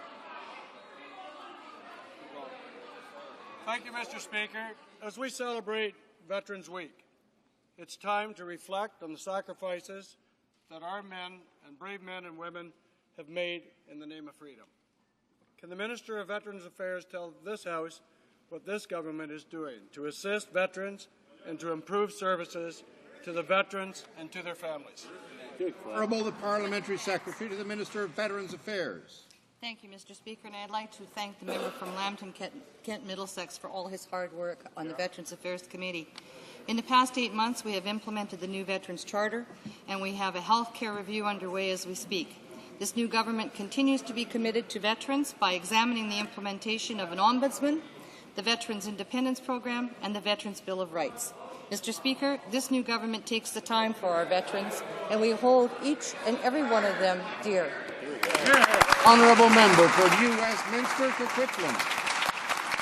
Military officials are scrambling to find enough troops to maintain the Liberal Conservative mission in Afghanistan. And again today, the Chief of Defence Staff has contradicted the Minister of National Defence. The CDS says he's going to, and I quote, use every single man and woman that is necessary in the CF to do the job. That's exactly what we're going to do. Not so, says the minister. Quote, there is no intention of employing sailors, airmen, or airwomen. Which is it, Mr. Speaker? Who's really in charge over there? Who is calling the shots? The Honourable the Parliamentary Secretary to the Minister of National Defence. Thank you, Mr. Speaker, and I thank my colleague for her question. Mr. Speaker, we have the well-being of our men and women in uniform at heart, and we want to limit their deployment to Afghanistan as much as possible, hopefully to one term. Now, where we have considered using the sailors and the Air Force is in administrative responsibilities like cooks or truck drivers, that sort of thing. But I want to remind all members in this chamber that we wouldn't even be looking at these options if it wasn't for the fact that the Liberals put us in a situation after 13 years of neglecting the military. That's right. Honourable member for New Westminster, Coquitlam. A CIA report on the situation on the ground in Afghanistan is not encouraging. And the UN reports that their food program is only operating at 30% of capacity. One U.S. official said, and I quote, there's no transmission belt that goes between Kabul and the local government. You lost a whole generation of bureaucrats and people that can take a government plan and make it real. Mr. Speaker, only 10% of our contribution in Afghanistan is spent on aid and reconstruction. In light of these reports, Mr. Speaker, in light of both of these reports, doesn't the minister think it's time that we rebalance this mission in Afghanistan? The Honourable the Parliamentary Secretary to the Minister of National Defence. Thank you, Mr. Speaker, and again I thank the member for her question. She talks about us spending money in Afghanistan, and I want to be the first to announce to this House that the Commander's Contingency Fund, which in the past was used for small projects, one-offs to provide ambulances or wells for schools and that sort of thing, has been increased by 50% to $3.4 million as a result of this past week, and I hope that all members can support the effort that we're making to win over the hearts and minds of our men and women, of the men and women of Afghanistan. Thank you. Honourable member for Ajax Pickering. Mr. Speaker, the voices of betrayed Canadians on income trusts are pouring in. Ed and Judy Bonet write, after the Prime Minister's campaign assurance of no change in tax structure for income trusts, we felt confident in our decision to put our savings into this investment vehicle. We were thoroughly taken in by the rhetoric and honour of openness of the Conservative Party. What a disappointment. We feel completely blindsided. Will the Minister of Finance apologize to the Bonets and thousands of other Canadians whose votes they stole based on a deception and whose savings they annihilated by allowing value to build falsely on a betrayal? The Honourable the Minister of Finance. If one looks back 1 year and sees how this issue was not addressed, and then was attempted to be addressed, and then was bungled by the party opposite, I don't expect the party opposite, Mr. Speaker, to understand when a government, albeit a minority government, is obliged to look at the best interests of the country. As commentators from coast to coast have said, what's in the best interests of Canadians? What's in the long-term interest of Canada, of the next generation? What's in the interests of our Canadian economy, and do we want to become a sleepy economy? The answer has... The Honourable Member for Ajax Pickering. Sit down. Mr. Speaker, if that's true, then why did they campaign against the best interest of Canadians? Why did they make a promise that they broke? It's a pure deception. Robert Horner writes, "This is inconceivable to me that your party during the last election gave comfort to the most vulnerable class in our society to continue to enjoy the returns from their investments, and then within a year break that trust with people. Shame on you. Your Machiavellian approach to this situation left me feeling betrayed and that my government is deceitful, careless, and as such dangerous. When can Mr. Horner and thousands of other Canadians who feel cheated and betrayed expect a direct, unequivocal apology?" The Honourable the Minister of Finance. You know, Mr. Speaker, Canadians, I'm sure even some of the members opposite, saw what was happening in 2006. We saw the income trust sector increase by some $70 billion. We saw that in the telecommunications sector, first one and then another company decide in a capital-intensive section of the economy that they felt obliged to go the income trust route. We were going to see more. There were more that were being talked about. And I say to the members opposite, if you truly believe that income trust economy, if the member for Wascana truly believes that an income trust economy is in Canada's best interest, then go ahead. The Honourable Member for Hull-Elmer. Mr. Speaker, a good way to cause a traffic accident is to put a signal, the right signal light, and then turn left. The promise to not impose any new taxes on income trusts is an example of that. The Conservative government is directly responsible for the disaster that small investors are suffering from. How many small investors have lost their income security? Why explicitly promise that they would not take this action, and then after reassuring them, the Honourable Minister of Finance. What can I say? Many sources in Canada disagree terribly with what the member opposite has had to say. For example, the Toronto Star editorial board that said Finance Minister Flaherty nevertheless deserves much credit for doing the right thing by plugging a tax avoidance loophole that he rightly described as a very bad thing for Canada. And I invite the members opposite, if you truly believe it's the right thing for Canada to have an income trust economy, then go ahead and vote against the motion. But you know and I know that when you... Reminder. The Honourable Member for Hull-Elmer now has the floor. And I hope that the Honourable Minister of Finance will address his remarks to the chair and not to the colleagues. Mr. Speaker, it is not just seniors who had income trusts. What can the government say to students that were investing their scholarships in income tax, in income trust? They've lost $1,000, $3,000 in one day. And by breaking its promise, does the Conservative not damage the interests of much of the population? The Honourable Minister of Finance. Member opposite, through you, Mr. Speaker, that the provisions with respect to changing the tax rules for income trusts do not come into force for some 4 years for trusts that were trading on October 31st, 2006. This is a long period of time. There will be time for context and perspective. It was done similarly to what was done in other places, because other places, including the United States, the United Kingdom, and Australia, made it clear that this type of economic instrument was not in the best interest of a competitive, productive economy going forward. That is in the best interest of all Canadians. The Honourable Member for Joliette. The Government of Canada lately indicated its requirements for income trusts, and there was a $3.4 billion involved. Did the government negotiate on that basis? Ministre des Finances. The Honourable Minister of Finance. Now, the information, Mr. Speaker, that we used with respect to decision-making on the income trust issue was the issue that was the information that was available about the growth of income trusts, about the reality that we were seeing income trusts being chosen as an instrument of conversion by companies in the telecommunications business, that there were many more to come, and the kind of economy that we were going to end up having in Canada, not to mention the tax fairness issue, where we would have the large telecommunications companies avoiding taxes of in excess of $1 billion. The Honourable Member for Joliette. Mr. Speaker, the Minister did not understand the question, but rather the fiscal imbalance, not income taxes, and we're talking about over $3.9 billion a year.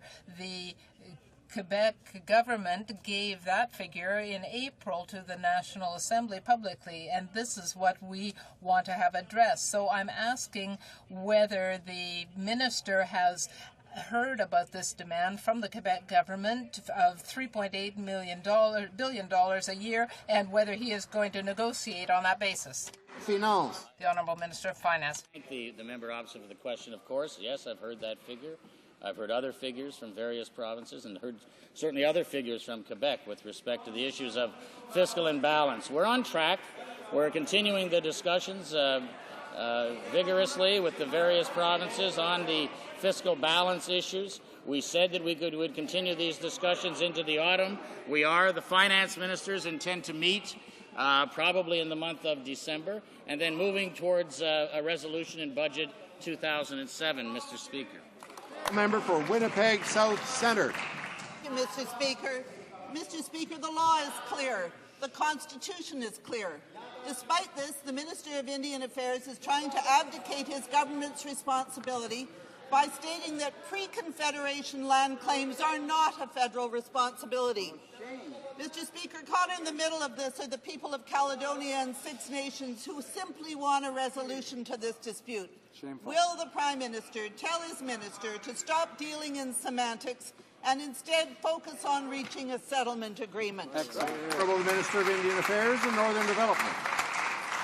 Mr. Speaker, I'm not focused on semantics. I simply have pointed out and have had a public discussion about the fact that both Ontario and the Government of Canada have parallel responsibilities that impact on Caledonia. With respect to the Government of Ontario, there is the question of policing, there is the question of property, civil rights under the Constitution. I don't hear anyone from Ontario suggesting that they wish to surrender that constitutional jurisdiction. The Government of Canada clearly has a role with respect to land claims, and we'll continue to work together, Mr. Speaker, to resolve the issue.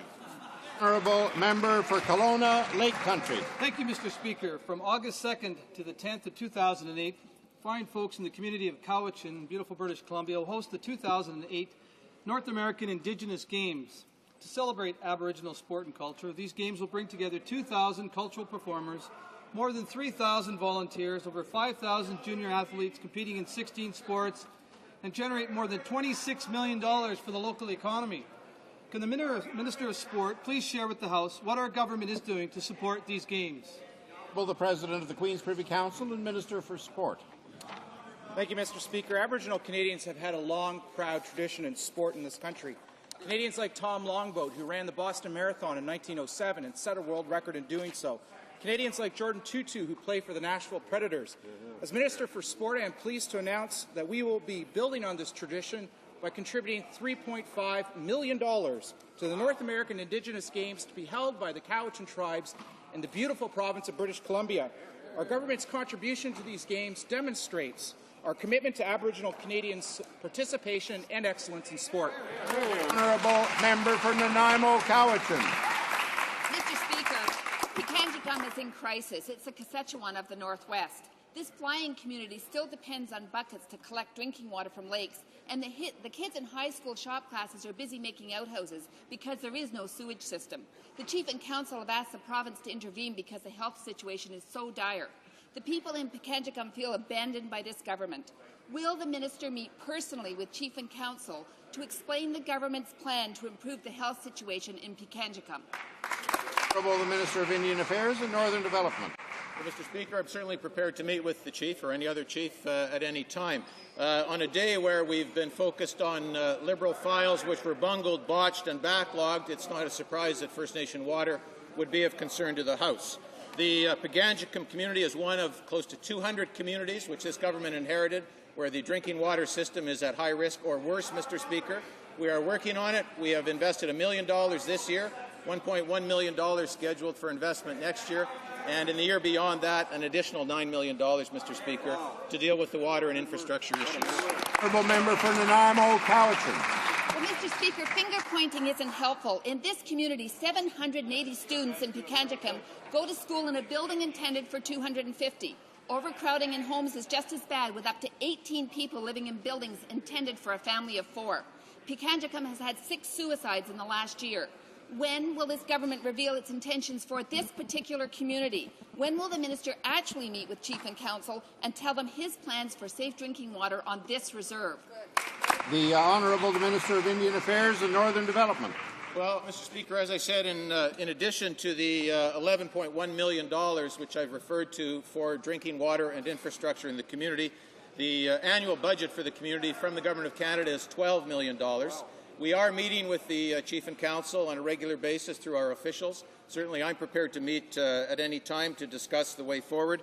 There are critical infrastructure issues in the community, electrification, water, and a new school. These are issues that we have to move forward on. We've inherited a situation which is not a good situation, Mr. Speaker, and we're working diligently on it. The Honourable Member for Winnipeg South Centre. Thank you, Mr. Speaker. Again, Mr. Speaker, the reserve at Pikanjicum is in major crisis. There's no clean drinking water, there's overcrowded housing, and there is substandard education facilities. At one point in time, the Minister of Indian Affairs said ensuring access to clean drinking water is a priority of his. Now the minister's spokesperson says these are issues that can't be resolved in 9 months. In his own words, Mr. Speaker, will the minister tell us why he is missing in action as it relates to Pikanjicum? When will he stand up and prevent our citizens from living in third world squalor? Honourable the Minister of Indian Affairs and Northern Development. Well, Mr. Speaker, let there be no doubt that if there are Canadian citizens living in third world squalor, that is the party that governed this country for 12 years and allowed it to happen. Whether it's with respect to education or water, it's deplorable. They should be embarrassed and they should be humiliated to stand up and ask that kind of question, Mr. Speaker. The Honourable Member for Selkirk, Interlake. Mr. Speaker, the Federal Accountability Act has been stuck in the Senate for almost twice as long as it took for the House to pass it. While unelected Liberal senators delayed the Accountability Act, leadership candidates for the Liberal Party have had nothing, absolutely nothing to say on accountability. As well, not one of those Liberal MPs who refused to vote against the Accountability Act has done anything, not a thing, to get the Act out of the Liberal Senate. They don't care. Could the President of the Treasury Board tell this House what he thinks is the real reason for the Liberal foot-dragging in the Senate? The Honourable the President of the Treasury Board. Mr. Speaker, the cloud of the sponsorship scandal is still hanging over the Liberal Party, Mr. Speaker. Not one single Liberal leadership candidate has come forward with any ideas, with any suggestions, or any proposals on how to clean up the ethical mess that is the Liberal Party of Canada. The reason for that foot-dragging, Mr. Speaker, is that they're ashamed that they have no plan to clean up politics, no plan to bring in more accountable government, Mr. Speaker. Liberal members of Parliament and Liberal leadership candidates need to come clean and tell Canadians why they won't pass the Federal Accountability Act. Order. I would like to draw to the attention of honourable members the presence in the gallery of His Excellency France Kukchati, President of the National Assembly of the Republic of Slovenia.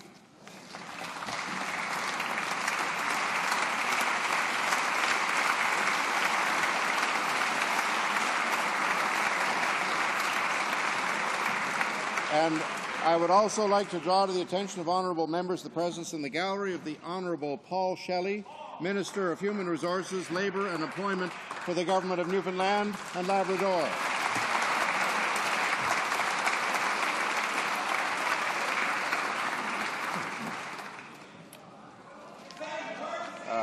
The honourable member for Wascana is rising on a point of order.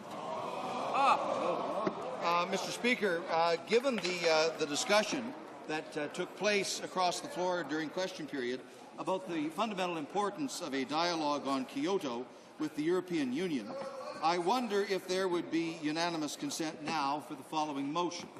That while the Prime Minister is travelling to, attending and returning from the Canada-EU Summit in Helsinki, the Chief Government Whip or his representative may request the deferral of any division, whereupon the Speaker shall defer the said division to an appropriate time after the Prime Minister has returned from Helsinki. Good.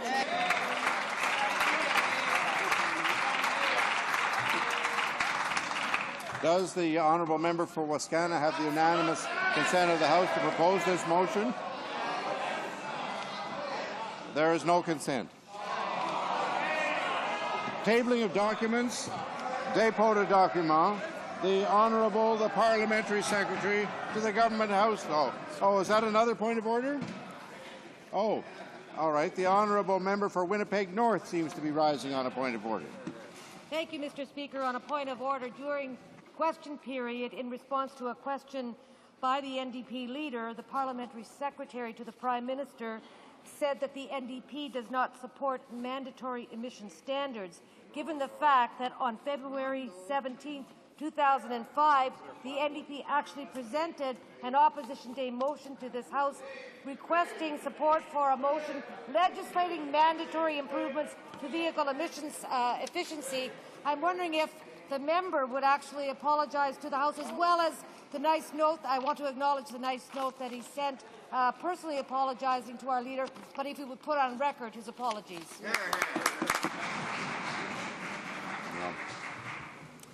I don't see anyone rising, so I believe that ends the matter. The honourable member for Winnipeg North is very experienced, and she knows that really what she's arguing is a matter of debate rather than a point of order. But I'm sure all honourable members appreciated hearing her submissions. Now, tabling another point of order. The honourable member for Burnaby New Westminster is rising on a point of order. Thank you very much, Mr. Speaker. And I'm rising on a point of order that stems from a meeting of the Standing Committee of International Trade that was held last Thursday on November 2nd. I know, subject to the interpretation of the chair, of the Speaker, that he did cite in relation to a question that was asked by a colleague of mine from Burnaby Douglas, point of order that was raised on October 6th, that in relation to legislation before the House, in relation to committee members, House of Commons procedure and practice indicates that the chair will become involved if the question at issue is whether a committee has exceeded its powers in its clause-by-clause review of a bill. Now, Mr. Speaker, as you know, Bill C-24, the softwood bill, is before that committee. And last Thursday, the committee adopted a motion that reads as following, that the total number of minutes of debate per amendment per member be limited up to a maximum of 3 minutes, and that 3 minutes per member also be allotted to the clause amended or not, that the committee finish clause-by-clause consideration for Bill C-24 by the end of the day on Tuesday, November 7, 2006, that all clauses that have no proposals for amendments be voted on together in one vote at the start of the meeting on Tuesday, November 7, 2006, that Bill C-24 be reported back to the House on Thursday, November 9th, or as soon as possible, that the clause-by-clause consideration of Bill C-24 be completed before considering any other committee business. That any debate on motions related to Bill C-24 be limited to 3 minutes per person per motion. My point of order, Mr. Speaker, is considering the two clauses that certainly go beyond the mandate that was given by this House to the Standing Committee on International Trade, limiting the total number of minutes of debate per amendment to a maximum of 3 minutes, unprecedented, as you know, Mr. Speaker, in parliamentary history, and also saying that all clauses that have no proposals for amendment be voted on together in one vote. The start of the meeting on Tuesday, November 7th, 2006. Now, Mr. Speaker, it's unbelievable that this might happen, but my point of order consists of the fact that the mandate that was given by this House to the committee was to consider clause by clause the extensive number of clauses of Bill C-24. There are over 110 clauses of that particular bill, Mr. Speaker. And we now have in a very real sense, an inability to consider that clause by clause, and an inability to propose the amendments that, as you know very well, Mr. Speaker, when we look at Marleau and Montpetit on page 874, motions to amend a clause of a bill do not require notice. To this extent, there were no instructions for the House that actually provided that guideline to the committee, and we now have no opportunity for amendments on all of the clauses that might be pushed forward tomorrow morning. And we also have a very strict limitation on the ability to improve what is, in my opinion, Mr. Speaker, an extremely flawed bill. Now, Mr. Speaker, this House has already, and one of your preceding members, as I mentioned earlier, on October 6th, you did say that when we talk about clause-by-clause review of a particular bill, that you do have the right and the ability to intervene as far as a committee is concerned. When we go back to precedents, Mr. Speaker, I cite from Marleau and Montpetit footnote 400, the Standing Committee on Industry, minutes dating from March 23, 1999, the meeting number 104. And I'll cite from Marleau and Montpetit. In 1990, following a lengthy examination of Bill C-62, which is an act to amend the Excise Tax Act, the Criminal Code, the Customs Act, the Customs Tariff, the Excise Act, the Income Tax Act, the Statistics Act, and the Tax Court of Canada Act, the chair of the Finance Committee unilaterally terminated debate on a motion to limit further debate and set out a schedule allotting time for the remainder of the committee's consideration of the bill. Chair's decision was appealed and sustained by the committee. Similar action took place last Thursday, November 2nd, at the Standing Committee on International Trade. Further to that notice in Marleau and Montpetit, Mr. Speaker, they state that the committee subsequently made a report to the House outlining its concerns about the manner in which debate had been limited and asking that the matter be referred to the Standing Committee on Privileges and Elections, today's Standing Committee on Procedure and House Affairs. The House concurred in the report, and after study, the Privileges and Elections Committee suggested that Standing Order 78 on time allocation was the appropriate vehicle to use when proposing a limit on committee consideration of a bill. Now, Mr. Speaker, if we go to Standing Order 78, Standing Order 78-1, when a Minister of the Crown from his or her place in the House states that there is agreement among the representatives of all parties to allot a specified number of days or hours to the proceedings at one or more stages of any public bill, the Minister may propose a motion without notice setting forth the terms of such agreed allocation, and every such motion shall be decided forthwith without debate or amendments. So, Mr. Speaker, we have a situation where a committee has clearly arbitrarily set the most severe limits in Parliament's history on discussion of the bill. They have not received those instructions from the House of Commons. Very clearly, precedent shows that when a committee goes beyond what are the instructions that were given to it, that the House must provide that direction. So I would ask, Mr. Speaker, in light of these draconian motion of closure that is being imposed on the Standing Committee of International Trade, that you would request of the chair of the Standing Committee not to proceed forthwith tomorrow morning, but rather to hold off until you, as Speaker of this House, can make an appropriate ruling in regards to this very draconian abuse of parliamentary privilege. The Honourable, the Parliamentary Secretary to the Minister of International Cooperation. Thank you, Mr. Speaker, and I would like to comment to that, if I could, to maybe help give you some insight into the proceedings that led up to this intervention by the honourable member. The committee adopted the said motion in a recorded vote. I would suggest that this is absolutely parliamentary procedure. If the honourable member had been serious about actually discussing Bill C-24, as the rest of us were trying to do, he may not have spent 4.5 hours filibustering committee. Thank you. Well, the point raised by the honourable member for Burnaby New Westminster seems to me deals with a matter that was dealt with in the committee not by a chair making a unilateral decision to impose a rule, but by the committee adopting a motion that brought about time limitation on members and their activities in the committee.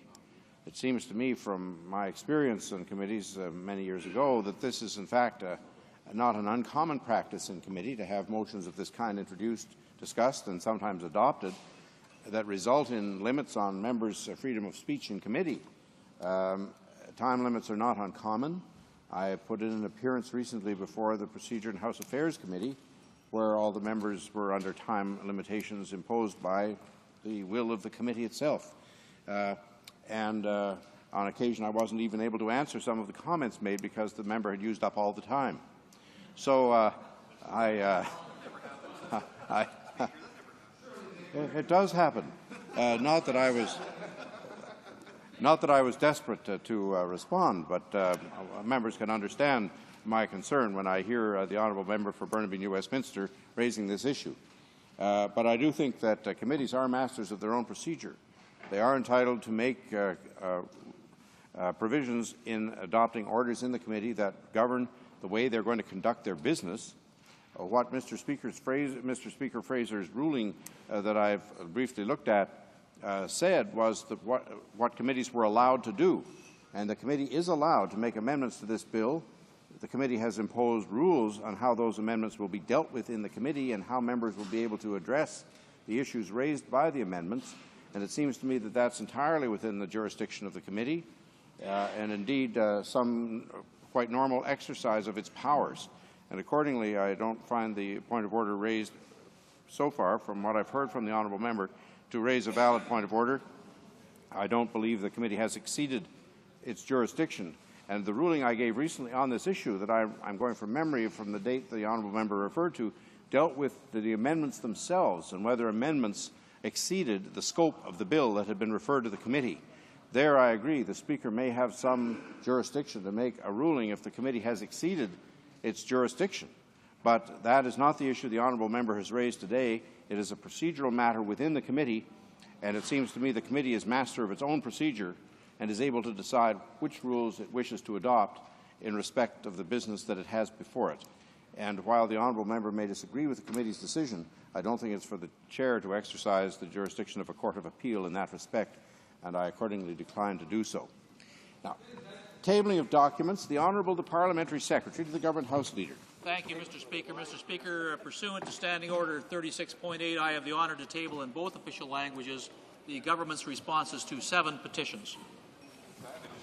Dépôt de documents. Tabling of documents. Bills. Déclarations. Statements by ministers.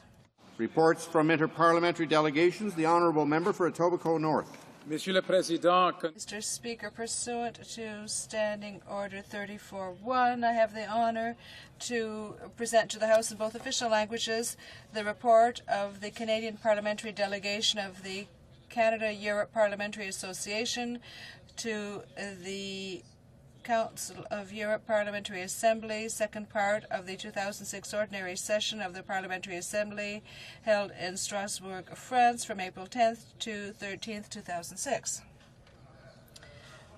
Reports from interparliamentary delegations. Committees. The Honourable Member for Calgary North East.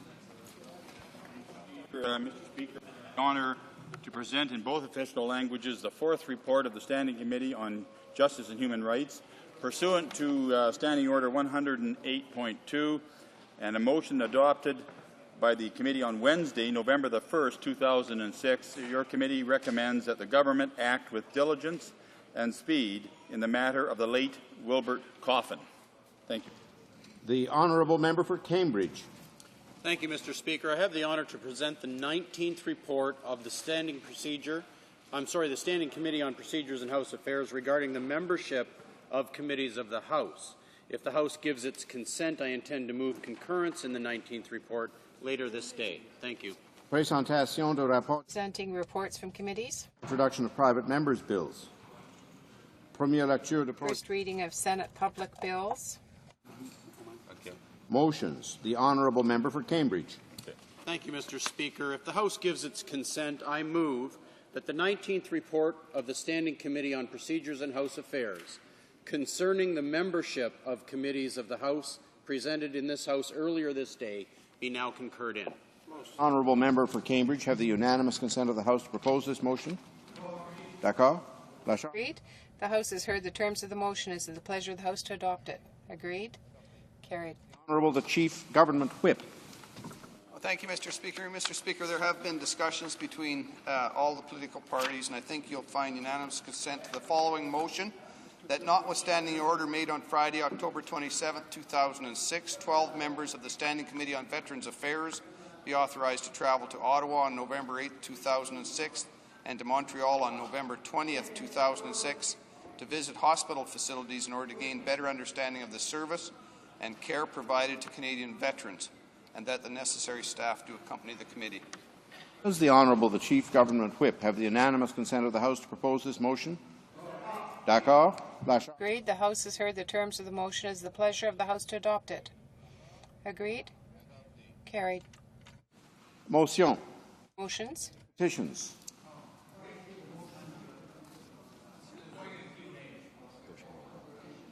L'honorable député. The honourable member for Brome-Missisquoi. Thank you very much, Mr. Speaker. I would like to table a petition that has come to me from the riding of Repentigny, from the Street Workers Association. There are 13 signatures. They are asking the government to immediately renew the homeless initiative Skippy and make it a permanent program because of the following. The association is asking for help. It has had since 2001 a grant to hire street workers for the homeless. They will be directly affected by this cutback in the service. The problem at Saint-Gilles is that there are increasing numbers of young people who are vulnerable and on the street. Presenting petitions. Questions on the order paper. The Honourable the Parliamentary Secretary to the Government House Leader. Thank you, Mr. Speaker. Mr. Speaker, question number Q92 could be made in order for return. This return would be tabled immediately. Is it agreed that question Q92 be made in order for return? Agreed. Agreed, and so ordered. The Honourable the Parliamentary Secretary. Thank you, Mr. Speaker. I ask all remaining questions be allowed to stand. Is it agreed? And so ordered. The Chair has a notice of a request for an emergency debate from the Honourable Member for Scarborough Rouge River. I hear the Honourable Member now. Thank you, Mr. Speaker. I want to move for an emergency debate under Standing Order 52. The matter of the emergency requiring debate is the report from credible Canadian and other scientists in the journal Science that all the fish species on our planet, in our planet's oceans, will be dead or collapsed or extirpated within some 41 years. Not since the last ice ages or the meteor strike that we believe extinguished the dinosaurs has this planet faced a threat.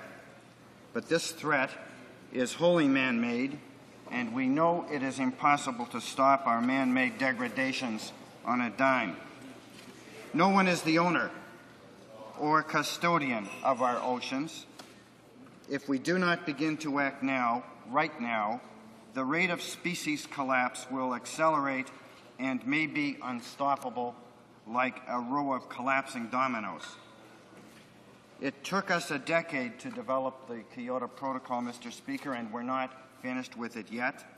If one is a Canadian of 20 years of age, this eventuality predicted by these scientists will change the world as we know it. There is no justification for delay in responding. Mr. Speaker, this is an emergency.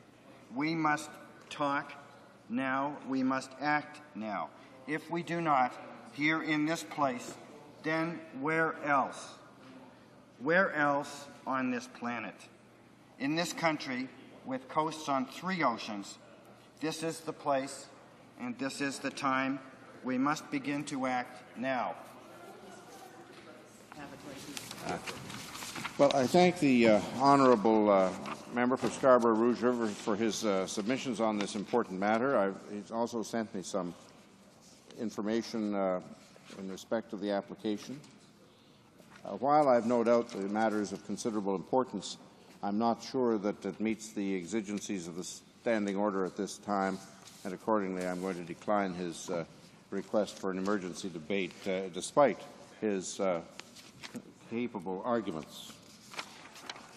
I'm now prepared to rule on the point of order raised by the Honourable Parliamentary Secretary to the Government House Leader and Minister for Democratic Reform concerning the requirement for a royal recommendation for Bill C-303, the Early Learning and Childcare Act, standing in the name of the Honourable Member for Victoria.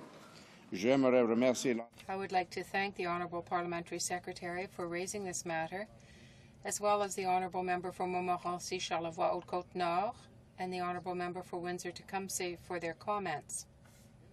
The Parliamentary Secretary pointed out that Clause 5 of the bill gives the Minister of Finance the authority to make transfer payments to the provinces, provided that the criteria and conditions set out in Clauses 5 and 6 have been met. He asserted that the making of transfer payments in this way would require the expenditure of public funds in a manner and for a purpose not currently authorized. As honourable members know, funds may only be appropriated by Parliament for purposes covered by a royal recommendation, as explicitly stated in Standing Order 79-1. Proposed legislation seeking either authority for new spending or for the use of approved funds for distinctly new purposes must be accompanied by a new royal recommendation. Having reviewed Bill C-303, I am in agreement that the provisions in Clauses 5 and 6 of the bill, which relate to the making of transfer payments according to the specified criteria and conditions, require a royal recommendation. The Honourable Parliamentary Secretary also raised the question of whether Bill C-303 breaches the rules of the House because it is dealing with an issue that has already been decided. He made reference to provisions of the Budget Implementation Act 2006, which in his view the House had dealt with the issue of funding for early learning and childcare. The principle that the same question cannot be raised twice during the same session is a well-established part of our practice. I refer honourable members to House of Commons Procedure and Practice, pages 476 and 477. The fact that the House cannot consider the same question or two very similar questions in a single session should not be interpreted to mean that the same general policy area cannot form the basis of more than one debate. Provided that separate and distinct proposals are put to the House, the issue of funding for early learning and childcare may be debated again in the House. In conclusion, I concur with the Honourable Parliamentary Secretary to the Government House Leader that Bill C-303 provides for the making of transfer payments by the Minister in a manner not currently approved. The bill therefore infringes upon the financial initiatives of the Crown. In its present form, I will decline to put the question on third reading of this bill unless a royal recommendation is received. The debate is currently on the motion for second reading, and this motion shall be put to a vote at the close of the second reading debate. Orders of the day. Ordre du jour. Government orders. Government Bills Commons. Reading of Bill C-16, an act to amend the Canada Elections Act. Resuming debate. Reprise de débat. Resuming debate. Mr. Speaker, on a point, I believe the member from Regina had 5 minutes left in his question and answer.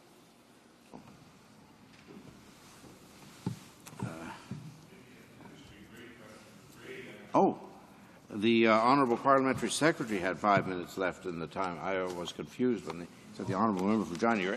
The Honourable Member is absolutely correct. The Honourable Parliamentary Secretary for the Government House Leader and Minister for Democratic Reform does have 5 minutes left in the time allotted for questions and comments consequent on his speech. Questions or comments? The Honourable, the President of the Queen's Privy Council. Thank you, Mr. Speaker. I want to ask a question of my colleague from Regina about some of the timings of the elections in the last number of years. As this House will know, we had a number of elections that were called on very short order. The one I can remember most fondly is the 2000 election, where only 3 years into a 5-year term, the government of the day called a snap election, and at a point in time when many of the other parties weren't prepared or ready to have an election. So maybe a member here could tell us about how this bill addresses some of the concerns that were generated from that snap election call. The Honourable, the Parliamentary Secretary to the Government House Leader. Thank you, Mr. Speaker. And when I mentioned at the outset of my presentation, Mr. Speaker, I said I know all members will be listening with rapt attention to my comments, and I just didn't realize the questions would be gift-wrapped like that. So let me say, Mr. Speaker, that I thank the Honourable Member for the question, because he's absolutely correct. There have been many cases, Mr. Speaker, not just the one in 2000 that the Honourable colleague refers to, but there have been several occasions over the past 2 decades where incumbent governments, whether they be federal or provincial, have actually called elections well before the traditional 4-year election cycle. Why have they done that, Mr. Speaker? They've done it for purely political partisan reasons, because the polls seem to indicate, Mr. Speaker, that they would be in a better position to win an election if an election was called at that particular point in time. And that's the reason why, Mr. Speaker, that we've introduced Bill C-16, to put an end to the practices of previous governments that used their ability to call an election for their own purposes. In other words, Mr. Speaker, for their own competitive advantages. Canadians don't want to see that, Mr. Speaker. It is not fair. It's certainly not transparent. It impedes both the business of government and the ability of the democratic electorate to fairly judge elections at a 4-year cycle. And, Mr. Speaker, I would suggest that to my honourable colleague that not only will this bill put an end to those unsavory practices, it will finally, Mr. Speaker, after over 1 century of doing things the wrong way, correct the record, and we will finally put this country onto an even keel with some of the more progressive countries who have already adopted fixed election dates. Questions and comments? The Honourable Minister of Agriculture. Well, thank you, and I thank the Honourable Member for his response. I would just like to elaborate on that a little bit, or get him to elaborate. Perhaps he had mentioned that in some other countries that it's that this fixed election dates thing that's different. Liberals used to believe in fixed elections, but that was a different thing. The fixed election dates, though, were important, and not just in other countries. In British Columbia, in my own home province, they have a fixed election date. We already had the first one. Came together well. Nobody seemed to, no one lit their hair on fire. It wasn't the end of the British parliamentary system. There wasn't chaos in the street. It was, however, something that all parties could plan on, that the population could work around. Municipalities could tell what was coming. It all in all worked very well. So it's not just in other countries. I know some of our provinces, British Columbia is my own province as an example. Perhaps he would like to talk about some examples of where it has worked and worked well. The Honourable Parliamentary Secretary, the Government House Leader. Thank you again, Mr. Speaker. Very briefly, my honourable colleague, the Minister of Agriculture, is quite correct. The province of British Columbia, as well as the province of Ontario, have enacted fixed-date election practices in their provinces. When we were examining this bill, Mr. Speaker, we actually called as a witness the Deputy Chief Electoral Officer from British Columbia to give her experiences and whether or not she felt that this was a practice that the province of British Columbia would continue.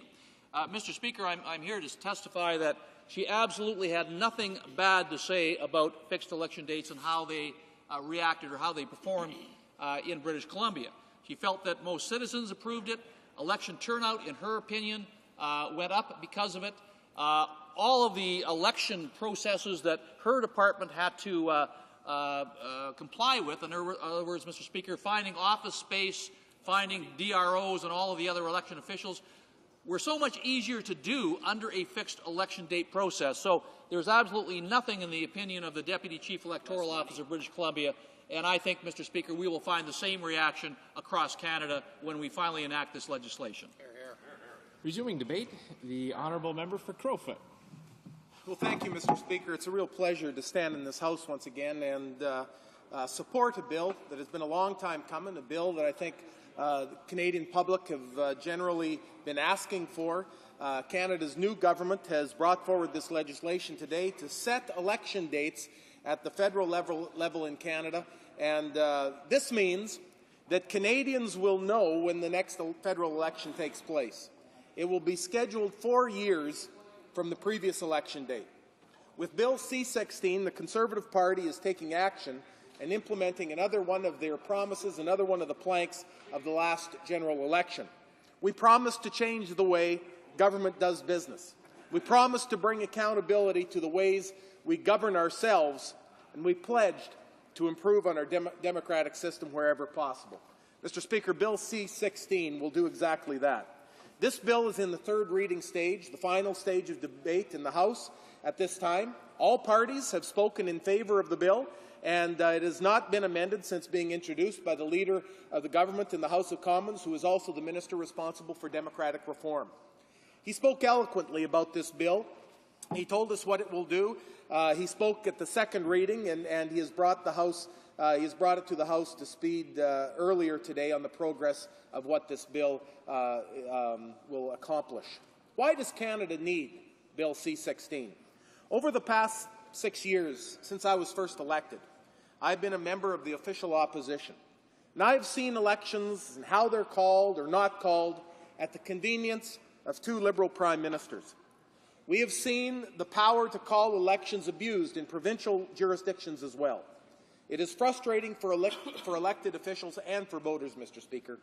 Bill C-16 proposes to improve our democracy by addressing the downside of our parliamentary system that allows the Prime Minister the exclusive right, the exclusive authority to call an election, sometimes a snap election.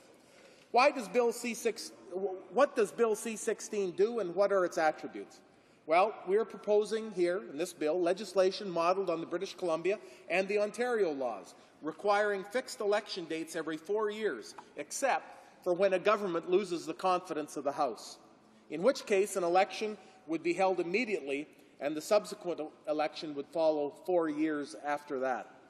This would improve governance, as I believe it would result in higher voter turnout rates, and it would assist in attracting qualified candidates to public life. This is because Bill C-16 would bring some predictability and stability to our electoral process. Voters will get excited. Voters will gear up for the election date, knowing that it is coming at a certain time. New candidates will be able to decide whether or not to throw their hat in the ring, because they can decide if they are able to prepare for a certain date in the future. Mr. Speaker, with this bill, Elections Canada will no longer have to be election ready every year, all year long. They won't always. They will not have to be prepared to go if, at the whim of a Prime Minister, he decides to call a snap election. Taxpayers will save money if they don't have to pay to keep Elections Canada at the ready all the time. Fixed election dates would help all political parties, Mr. Speaker. It's not that it would only help the government or just help the opposition. It would help all parties, as they would have equal opportunities to make preparation for the upcoming election campaign. Now, today, we have a situation where the governing party has a remarkable advantage of knowing when the next election will take place. In fact, Mr. Speaker, they may know several months in advance. They may have plans that would be well before the time that we would normally see an election call, but they will have looked at the polls, and they will be able to make, as our parliamentary secretary mentioned, they will be able to make a decision based on what is to their advantage. Mr. Speaker, this is not fair. Bill C-16 says that the next election will be on Monday, October 19th, 2009.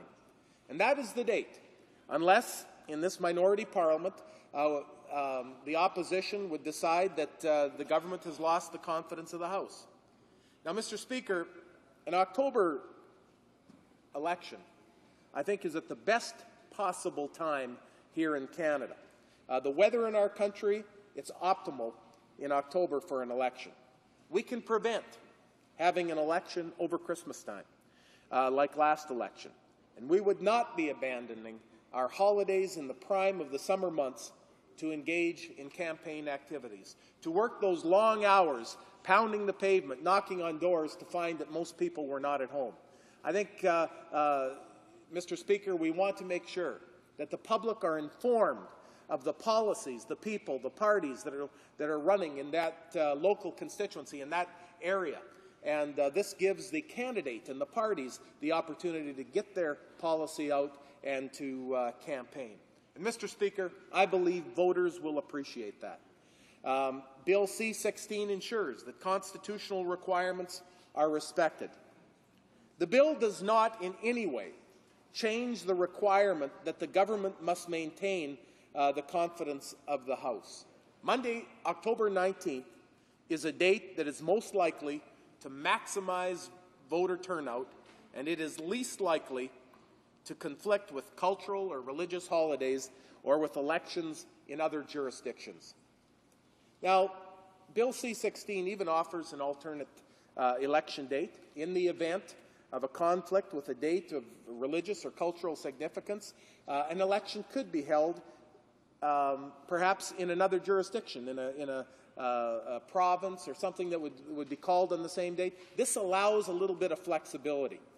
Bill C-16 would empower the Chief Electoral Officer to recommend an alternate polling day to the Governor and Council should he or she find that a polling day is not suitable for that purpose. The alternate day would be either the Tuesday or the Monday following the election date as stipulated in this bill. So how does Bill C-16 work? Well, under Bill C-16, the Prime Minister retains the prerogative to advise dissolution to allow for situations when the government loses the confidence in the House of Commons. Mr. Speaker, this is a fundamental principle in our responsible government, in a democracy. Certainly, and currently I should say, it is the prerogative of the Prime Minister, having lost the House confidence, to select what he or she regards as an opportune time for an election to renew the government's mandate and to advise the Governor-General to dissolve the House in time for that election. Mr. Speaker, under the new system proposed in the bill, federal elections will be held on a fixed day. This does not affect the right of the Prime Minister to advise dissolution at any time prior to the stipulated date. And so, in a case like what we have right now, in a minority government, it does not mean that the House would sit right up until 2009. If indeed the opposition would decide that it is time, the Governor-General would be called, and the election would take place. The general election following this, Mr. Speaker, and then the Canadians would have the right to choose. So let's look again. What are the key advantages? The key advantages of fixed election dates. First of all, fairness. I think that it's unfair that the governing party should be permitted to time an election to exploit conditions favorable to only its re-election. Mr. Speaker, where they aren't looking at the people, where they aren't listening to the people, where they aren't recognizing the mood of the people, but they're looking at themselves in the polls. They realize what they want to bring somewhere down the road as far as policy, and they have that advantage over every other party. This bill brings fairness back to this democratic system. Mr. Speaker, the other point that I would like to make, transparency and predictability. Fixed election dates, Mr. Speaker, will provide transparency as to when general elections will be held. Rather than decisions about election dates being made behind closed doors, just with Cabinet, just with the Prime Minister, general election dates will be public knowledge.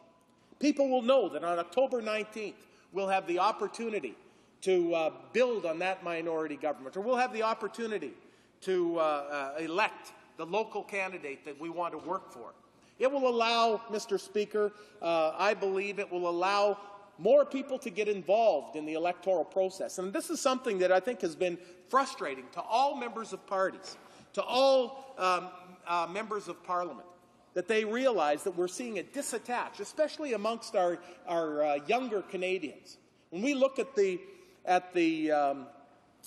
statistics and when we look at voter turnout, we recognize that one of the demographics that quite often is very low in voter turnout is our young eligible voters. Mr. Speaker, I really believe that this would give a sense of certainty so that we can engage young people, university students, high school students, college students, to get involved in the process. Mr. Speaker, I can look around this House of Commons and I see, especially on this Conservative side, so many young Canadians. Even our Speaker sitting in the chair. I'm not certain how old he was when the good people of his constituency elected him. But I can tell you this, that I think that with this type of election date, we will see young people come forward and say, we know that the election is here. We know these are the policies that we want brought out, and they will be able to not only get in touch with their member, they may decide that they want to run themselves. And Mr. Speaker, I think we would applaud that, to make sure that young Canadians' issues are being brought forward. And I want to commend you, Mr. Speaker, for in your youth, the great degree of experience that you have shown, and also the way that you represent your constituents. Mr. Speaker, transparency, predictability, I think it's also going to mean improved governance. Fixed election dates will allow for better policy planning. It'll allow the government to come together and say, you know, we realize that 4 years down the road, we're going to face the public. Let's have long-term policy. Let's build our policy so that Canadians have this sense of stability and this sense of knowing exactly which direction the government is going. For example, members of Parliament committees also will be able to work their committee structure. They'll be able to set out their own agendas well in advance, which will make the work of committees and Parliament as a whole more efficient. Mr. Speaker, right now, as chairman of the Foreign Affairs and International Development Committee, one of the frustrations that we have is that there were a number of reports where the committee in the past Parliament did an amazing amount of work on different issues. And then we had an election called, a snap election, an early election. And, Mr. Speaker, those reports were not finished. Now, as a new Parliament, as a new committee, we come back to this place and we see all the work that they've done, but we have new committee members. And they say, listen, I'm not ready to sign on to a report until I've heard, and we've done our due diligence, and I've heard from the witnesses that the former committee had heard from. And so they say, we want to go back over all this. So we see so much duplication. We see this in all committees, as we come up to speed on what the past Parliament did and then decide whether or not we want to sign on to this report or engage in another study or perhaps even scrap a report. Mr. Speaker, a lot of the business that's done here at committees and done here in Parliament sits on a shelf because snap elections were called and policy wasn't completed. The ideas were not ever put to this government or laid on the table here in the House of Commons. So, Mr. Speaker, I think certainly that having fixed election dates would improve governance. Mr. Speaker, finally, my final point, and maybe I just ask you, Mr. Speaker, how much time do I have left? All right. We will close out here fairly quickly. Mr. Speaker, I think that what we're going to see with this type of legislation brought forward is higher voter turnout rates.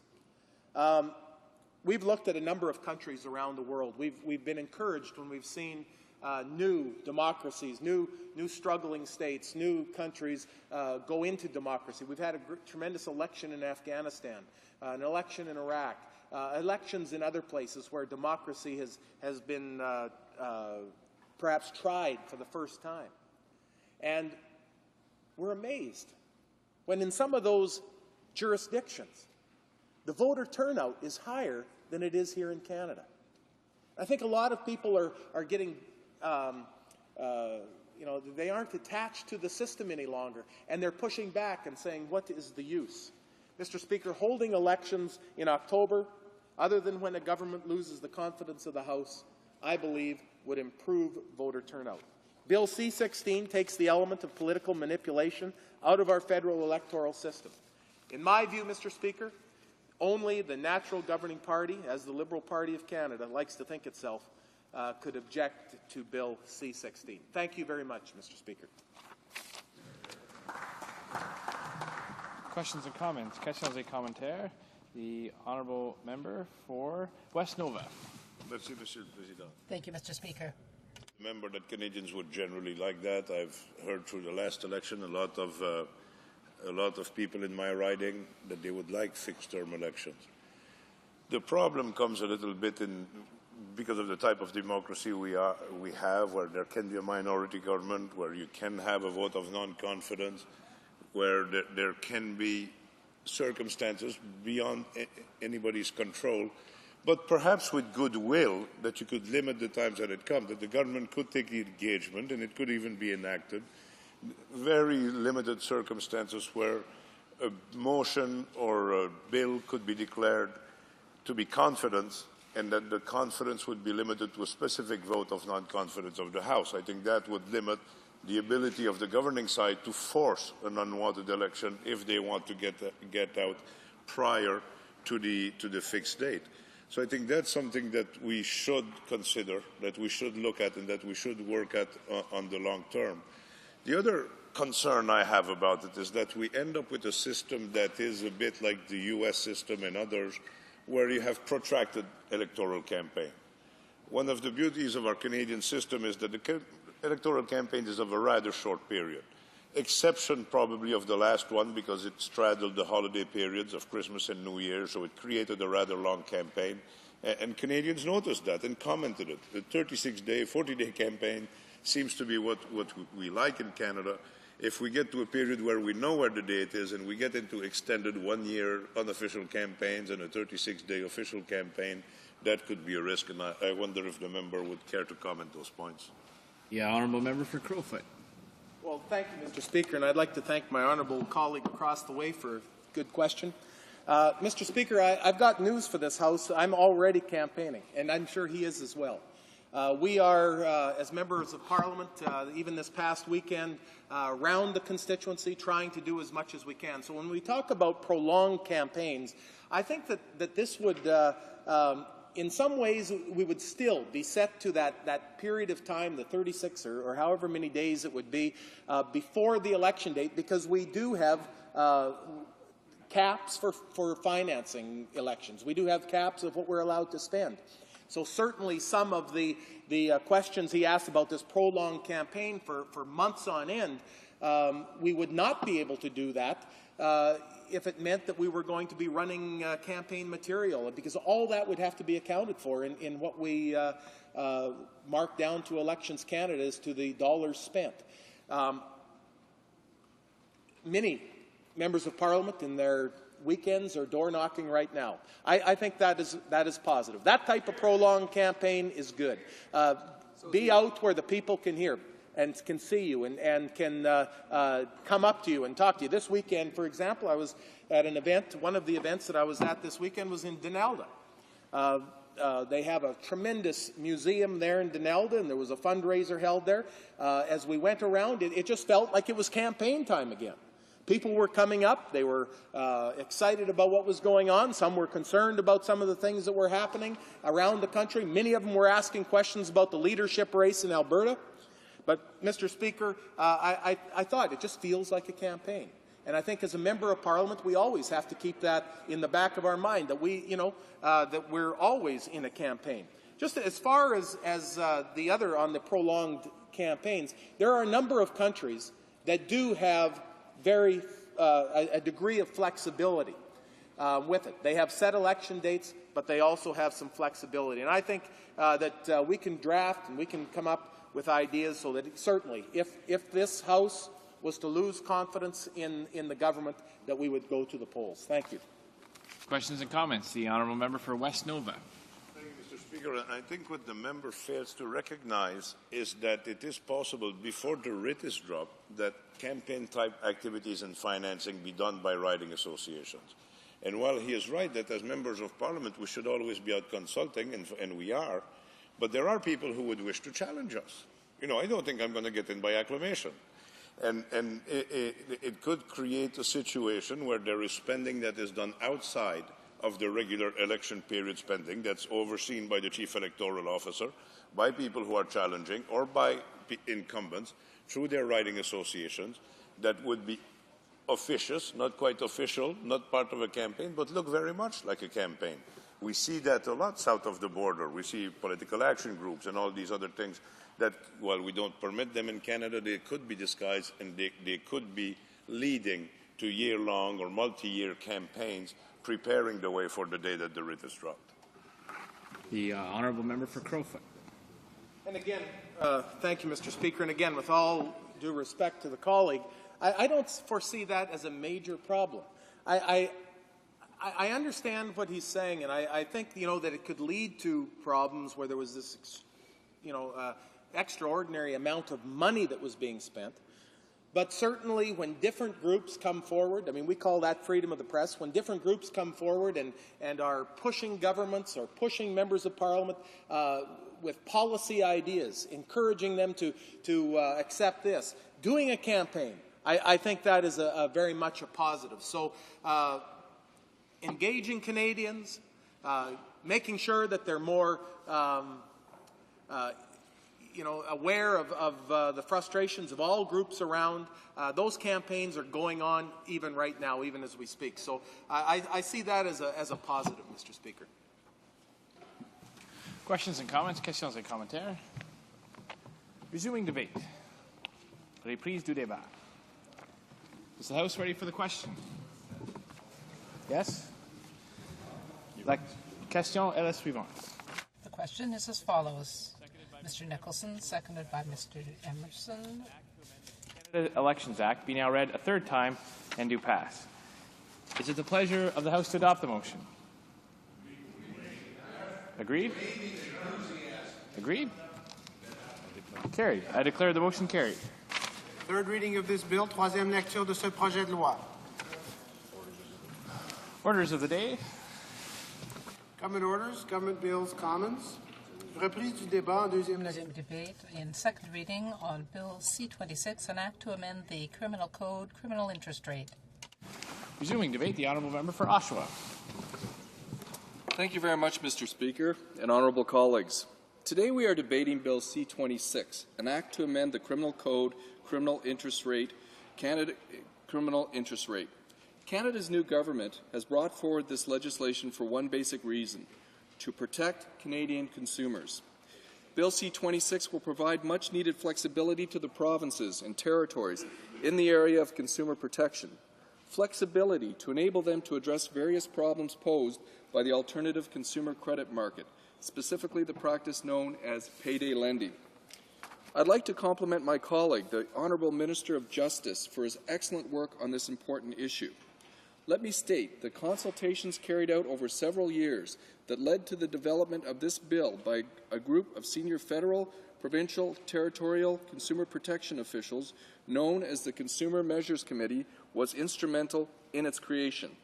Mr. Speaker, it's not easy being a consumer in today's exceedingly complex, fast-moving marketplace. Canada's marketplace has been transformed in recent years by the staggering proliferation in the number of consumer goods and services that are on the market.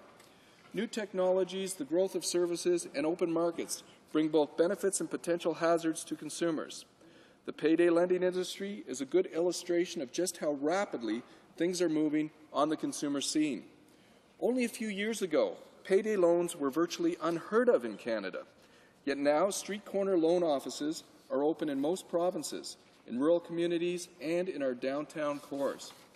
And this burgeoning alternative credit scene certainly does pose significant consumer issues. This is why many non-governmental consumer watchdogs, from the Public Interest Advocacy Centre to Service d'aide aux consommateurs, and many others as well, have addressed this very important issue. Last year, Industry Canada's Office of Consumer Affairs established an extremely informative and timely document which I highly recommend as reading to my honourable colleagues. The Consumer Trends Report highlights the rapid and fundamental changes that have transpired in the consumer marketplace over the last 20 years. While many of these changes have been very beneficial, new challenges have also arisen. In many ways, consumers today need more expertise because products and services are changing more rapidly and in more fundamental ways than ever before. In the opinion of many experts, it has become more difficult for consumers to determine value and weigh risk in the marketplace and their marketplace transactions. At the same time, consumers themselves have also undergone many important social, economic, and demographic transformations that can make certain groups particularly vulnerable in this marketplace. In fact, the payday lending issue we are considering today is a very good example of the way in which the consumer environment is changing rapidly, with the potential to have negative effects on consumers. As the Consumer Trends Report notes, the CTR, alternative financing services can be some of the most expensive ways for consumers to borrow, ranging from using payday loans and pawnbrokers to shopping at rent-to-own operations. According to the CTR, when stated on an annual basis, the rate of interest paid on a typical payday loan ranges between 390% and 650%. On the other hand, there is genuine consumer demand for this product, as seen by the increase in the number of outlets. The CTR states that a prominent provider of a payday loan and check cashing services indicated that its number of franchised and corporate branches increased from 100 in 1994 to 200 in 2000 and was approaching 300 in 2003. This is Money Mart. According to the media, the industry, which lends about $2 billion each year, services about 2 million Canadians annually. So what we have with payday lending is a relatively new product of some financial complexity that Canadian consumers are using in considerable numbers. However, it is also a product that can sometimes be sold in ways that can present hidden pitfalls and can have serious consequences for consumers.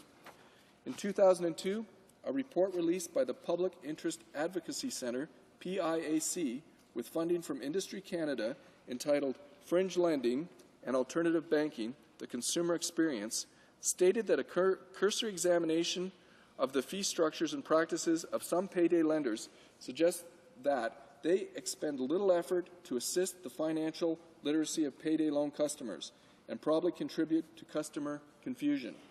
Many payday lenders offer no explanation for the fees and charges they charge to their customers, and often these ambiguous terms such as verification fee or finance charge, among others. Without proper disclosure and explanation of fees, customers could be making financial decisions based on misunderstood and unclear information. Research conducted by the Public Interest Advocacy Centre, the PIAC, in 2002 shows that a relatively high number of payday loan customers either did not know the cost of their loan or underestimated the cost. The time frame of a payday loan is very short, and the cost can be very, very high. Many borrowers have found that they are unable to pay off the loan in full at the time it comes due. A borrower could, however, pay a fee for an extension on the original loan called a rollover. By doing this, they could enter into a cycle of renewals, including possible increased fees, interest, or NSF charges added on without reduction of the principal of their loan. This situation may be financially devastating for a borrower, but profitable for the lending company. The legislation before us today is a very good fit with Canada's consumer protection framework.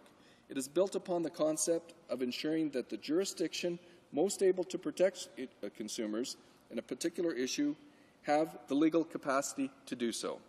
It would exempt payday lenders from the current provisions of Section 347 of the Criminal Code, which sets the criminal rate of interest in Canada, but only if those lenders operate in a province or territory that regulates the payday loan sector, and if the province or territory sets limits to consumers' costs of borrowing. Each province and territory will have the freedom and flexibility to address its own market conditions and to best respond to the interests of its own customers. Bill C-26 typifies an effective and flexible approach to consumer protection. It is based on cooperation with the provinces and territories, with other governmental departments, and with non-governmental organizations. Bill C-26 helps Canada's markets work well for consumers, for growth, and for our economy. The legislation before us will bring payday lending in from the sometimes shady world of unregulated financial activity, so that consumers can operate with more confidence and assurance. The process of obtaining a payday loan will become more transparent and more straightforward for consumers. The provinces and the territories are best placed to regulate the payday loan industry. Bill C-26 will give them the power and flexibility to do so.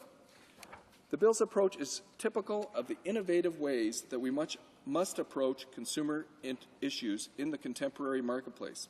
All partners, including the federal government, the provinces and territories, non-governmental organizations, and educational institutions, all have to work together to support consumers' efforts and make wise choices in markets in Canada and the world. Bill C-26 is further evidence that Canada's new government fully recognizes the importance of Canadian consumers and is committed to fostering their ability to function in fair and efficient markets. Thank you very much, Mr. Speaker. Questions and comments? Questions et comments? Questions and comments? Reprise du débat. Resuming debate. The Honourable Member for Joliette. Thank you, Mr. Speaker. I'm pleased to take part in this debate on Bill C-26, an act to amend the Criminal Code, criminal interest rate, and this is from the Department of Justice. This might seem like a generous bill, but it's the illustration of the fact that notwithstanding promises made by the Conservative government or by the Conservative Party during the election, once again, on a very specific subject, through the back door, they are trying to veto decisions that relate to provincial responsibilities, and in particular to Quebec. And notwithstanding this generous packaging, if you will, that attempts to attack this financial exploitation of the most vulnerable workers, the Bloc Québécois will not be voting in favor of this bill because there are a number of things that aren't clear enough and that leave the door open to a veto by the federal government on ways that Quebec has, for example, to control similar activities through its consumer protection legislation. And I will give a brief outline of C-26. The aim, as my colleague said earlier, is to meet the demands of certain provinces and territories and consumer groups that feel that the payday loan industry must be regulated. There are provisions in the Criminal Code and in the Interest Act, but they don't cover this new type of loan that has developed over the past 15 years.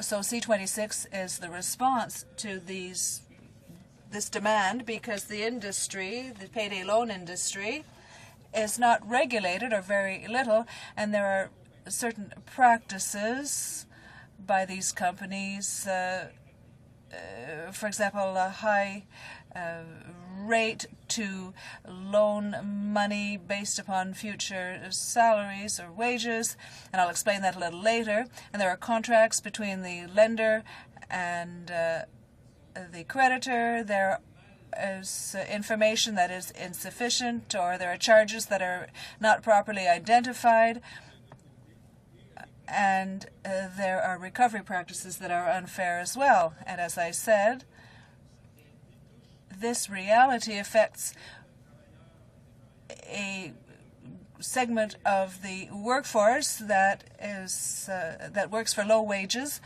and it's interesting to see that the Conservative government, which in many areas tends to minimize problems related to poverty, through a back door here, once again has to acknowledge that this reality does exist, and in Canada, and this applies to other Western countries as well, you can work, you can have a full-time job, and you can still be poor. And before the next payday, you have to use this type of service and go into debt in order to make ends meet and find the necessary funds to meet your day-to-day expenses. And poverty now has taken a form that is very different to what we saw after the Second World War, when having a regular full-time job was a guarantee not necessarily of wealth, but at least of being able to manage without going into this type of debt, this new type of debt, because this developed in the 1990s. Its growth is not uniform, however. In Quebec, we've noted that because of existing legislation for local commerce, there's civil law that applies, and there are rules to regulate the contracts, and these can be found in the Consumer Protection Act in Quebec, even though there might be 1,300 sales counters throughout Canada. There are very few of these in Quebec. There's an association, a Canadian association, that represents 22 companies operating 850 such offices in Canada, but very few in Quebec. In fact, not one in Quebec. So this is quite a revelation. There are tools that the Quebec government has at its disposal that have allowed us to regulate the industry to a certain extent, and those who wanted to find a spot in this particular niche to try to make a little money felt that they couldn't really do this in Quebec, so they settled elsewhere in Canada. This doesn't mean that we must not be careful and see to improving consumer legislation in Quebec. What is a payday loan? The definition that is given by the Payday Loan Association is the following: that is a short-term loan, a small amount, not guaranteed, representing a few $100s, and the average payday loan is $280 borrowed for a period of 10 days. So we previously did not have a definition of a payday loan, so one of the objectives of this bill is to define what indeed a payday loan really is, and it would be defined as followed. It's an advancement of money which would be refunded on the next payday, and the borrower must have a regular source of income, generally from a job, a pension, or another source, as well as a bank account. And the lender would lend a certain amount related to the net salary or wage. It would be paid back after the next payday, so there would be a post-dated check for the total amount of the loan plus interest and other charges. And this might allow people watching us to understand this new reality of the payday loan. It's also known as an advancement of money based on wages, and there are sometimes very abusive charges and interest rates that, if they are not usurious, are indeed very high. So this is a very expensive way for a consumer to meet his or her credit needs on a temporary basis, and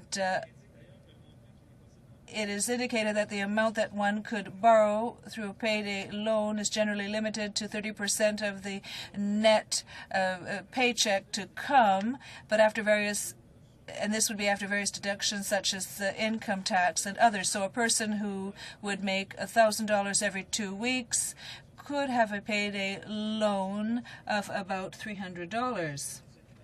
And as was mentioned in the definition that I've just given, to ensure that the loan is repaid, the payday lenders ask for a post-dated check or a pre-authorized debit from their bank account for the amount of the loan plus applicable charges and interest, and this is added to the amount of the loan, which considerably increases the amount that's paid back.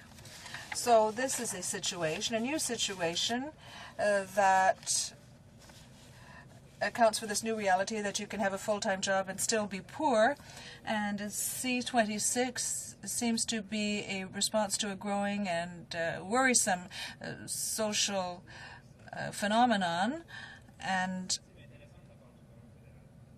we might say that this is an interesting initiative by the government because there are two measures in this bill. First, in the criminal code, the definition of a payday loan would be entrenched, and section 348.1 would, or 347.1 would be amended, and a payday loan means an advancement of money in exchange for a post-dated check, a pre-authorized debit, or a future payment of a similar nature, but not for any guarantee, suretyship, overdraft protection, or security on property, and not through a margin loan, pawnbroking, a line of credit, or a credit card. So this is the first aspect of the bill, that is to entrench this definition in the criminal code. Now, as to the other mechanisms, there are two parts. In Section 347 and Section 2 of the Interest Act, these would not apply to a payday loan company in a province when the amount of the money advanced under the agreement is $1,500 or less, and the term of the agreement is 62 days or less, and the person is licensed or otherwise specifically authorized under the laws of a province to enter into the agreement.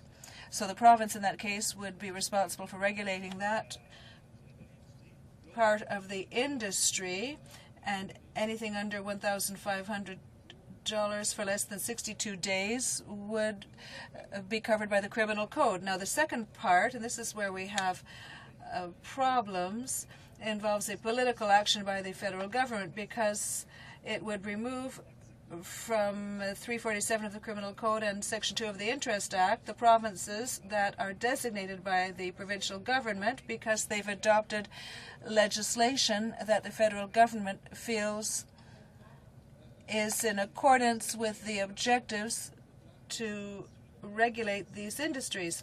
So the province would have to make an application for designation and adopt legislative measures to protect the recipients of payday loans and provide for limits on the total cost of borrowing under these agreements. But it can be withdrawn unilaterally when the conditions within the consideration of the federal government no longer apply or don't meet the expectations of the central government. So Section 347.1 would allow the payday loan industry in a given province to no longer be subjected to criminal interest rates if the province were to apply to the federal government and meet a certain number of conditions set by Ottawa. And we should point out that these amendments would not apply to financial institutions that are regulated federally, such as banks, and you will understand why that is, because these two industries are not at all similar. Now, we have a lot of difficulty with this because it's clear that the federal government is giving itself an opportunity to either agree with or deny this waiver under 347 and Section 2 of the Interest Act. And I would point out that in Quebec we have consumer protection legislation that covers almost all of these aspects and is the reason why, as I said, this industry has not really made any inroads in Quebec as compared to the rest of Canada. The Consumer Protection Agency in Quebec decided to intervene, and the police and the agency acted to ensure that this industry is almost non-existent in Quebec, because the consumer protection legislation in Quebec includes very strict obligations for lending institutions, whether it be payday loans or any other type of loan, and the annual interest rate must be indicated on the contract, and all costs and fees must be clearly indicated and regulated. There are no fees for opening or closing files, and the jurisprudence has determined that any rate higher than 35% is abusive, whereas in the criminal code, the criminal code interest rate is 60%. So you can see clearly that with respect to the application of C-26, Quebec does not need this particular legislative tool. The government of Quebec is concerned, like the Bloc, about the repercussions that this might have on C-26.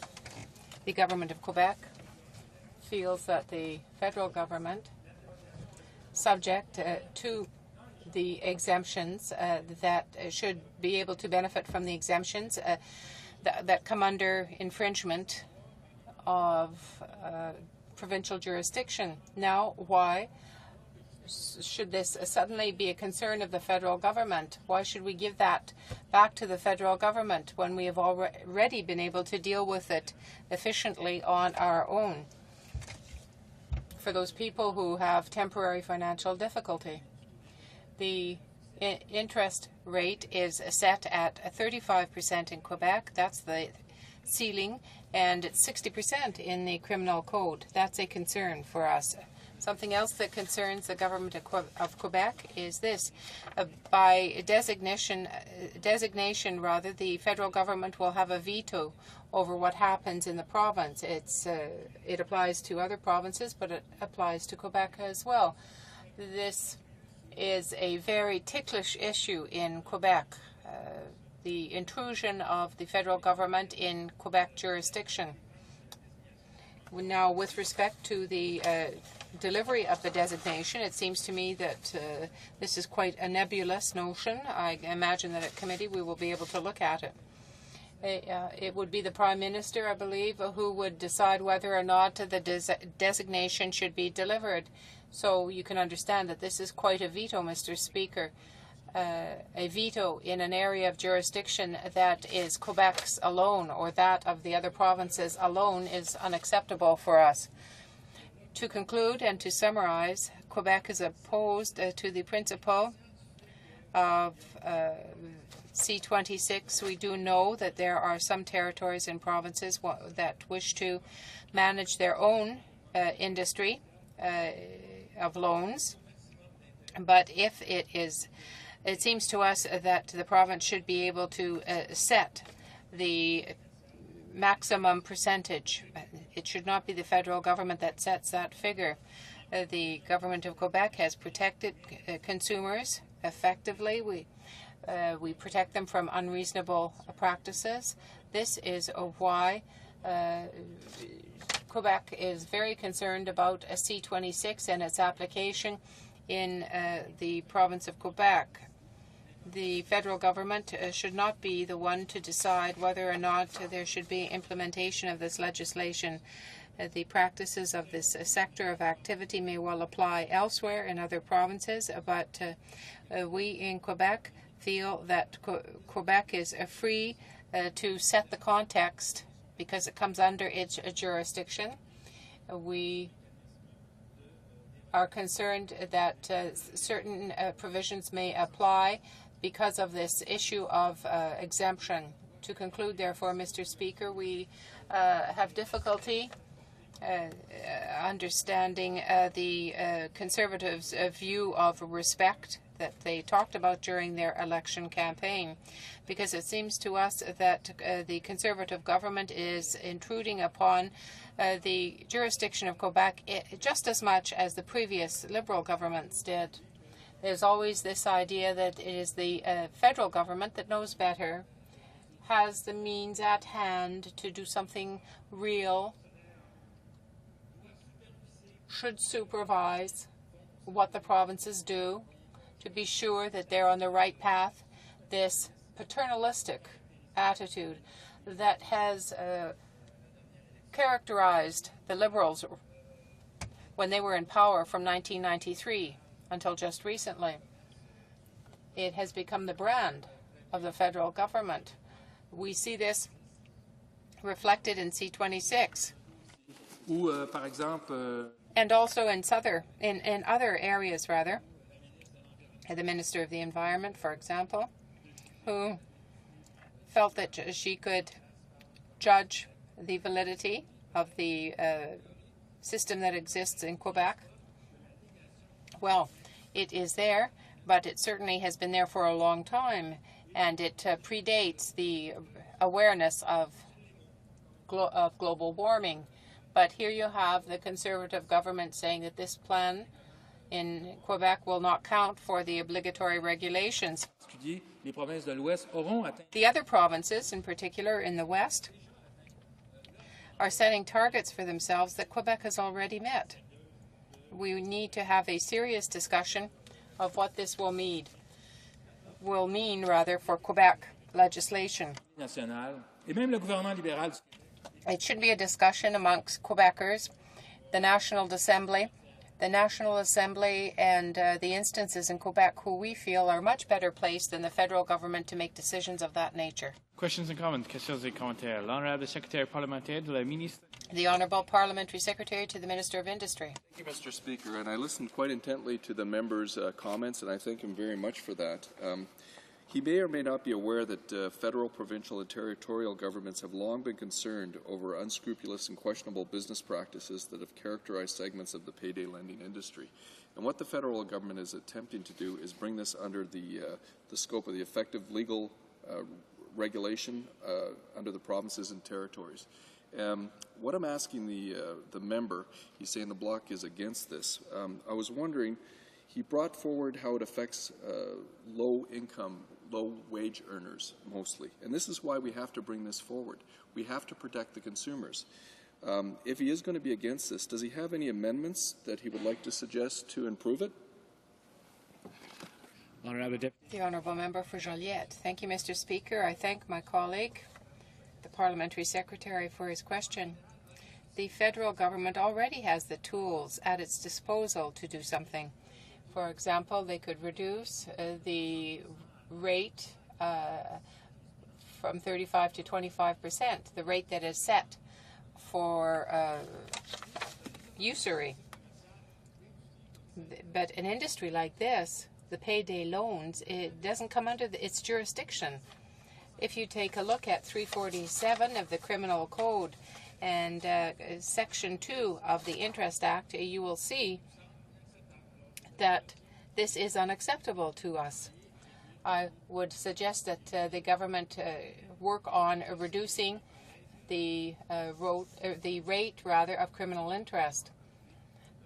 We will have the opportunity in committee of dealing with amendments. Perhaps we will be able to reach some sort of agreement so that at the end of the day we will find a mechanism so that Quebec's jurisdiction will be respected and the concerns of the other provinces will be met.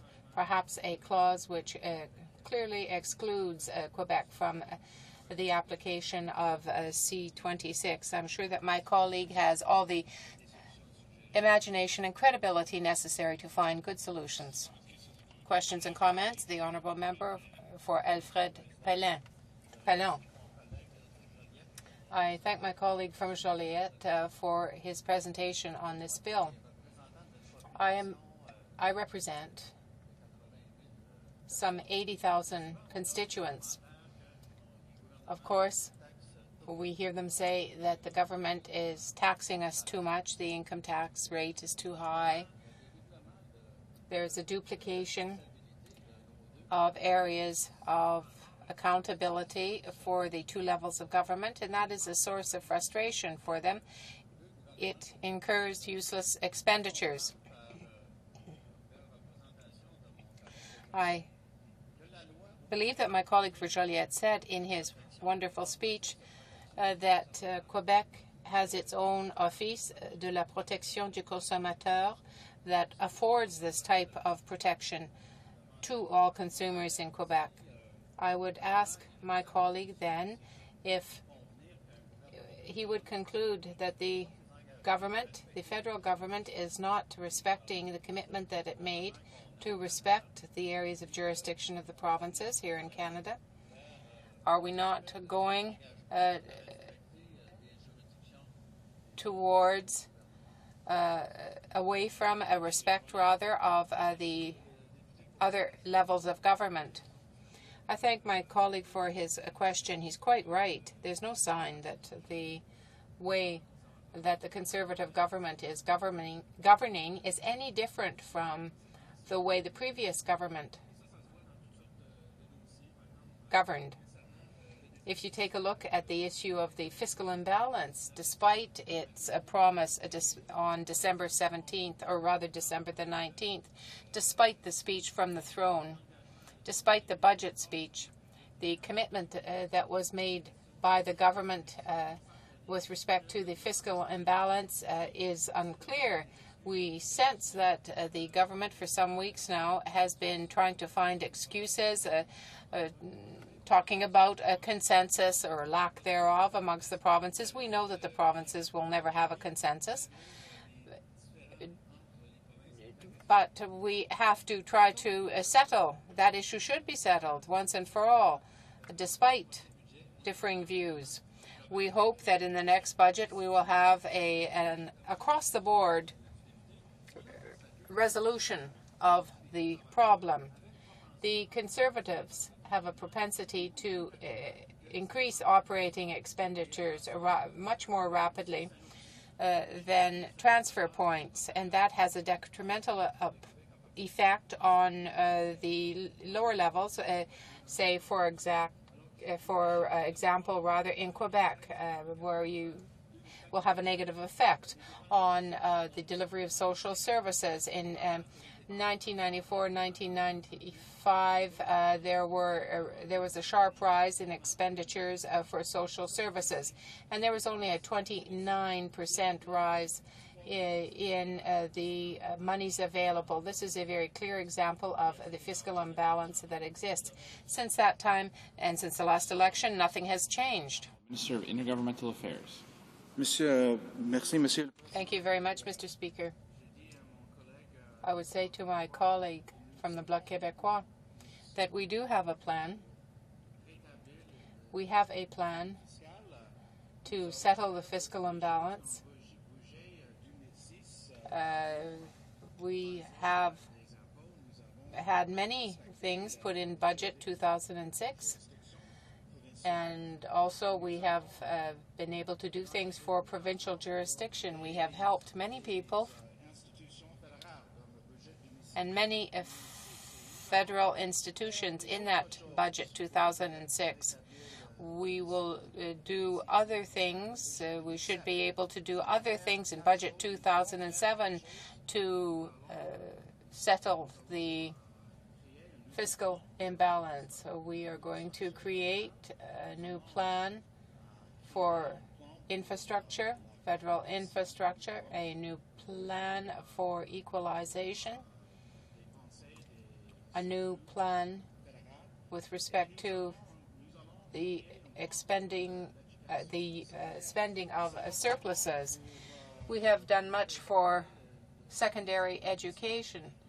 We will do much to right the fiscal imbalance. I can say through you to the Bloc that the Bloc will never be in the government. Therefore, it can promise what it wants. The member for Joliette.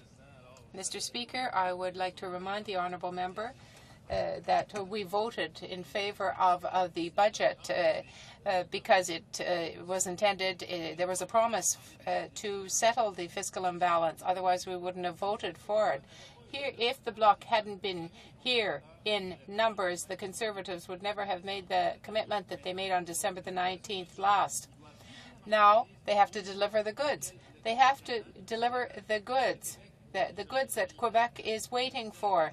As I said in question period today, the Minister of Finance said on April the 12th last that with respect to the fiscal imbalance,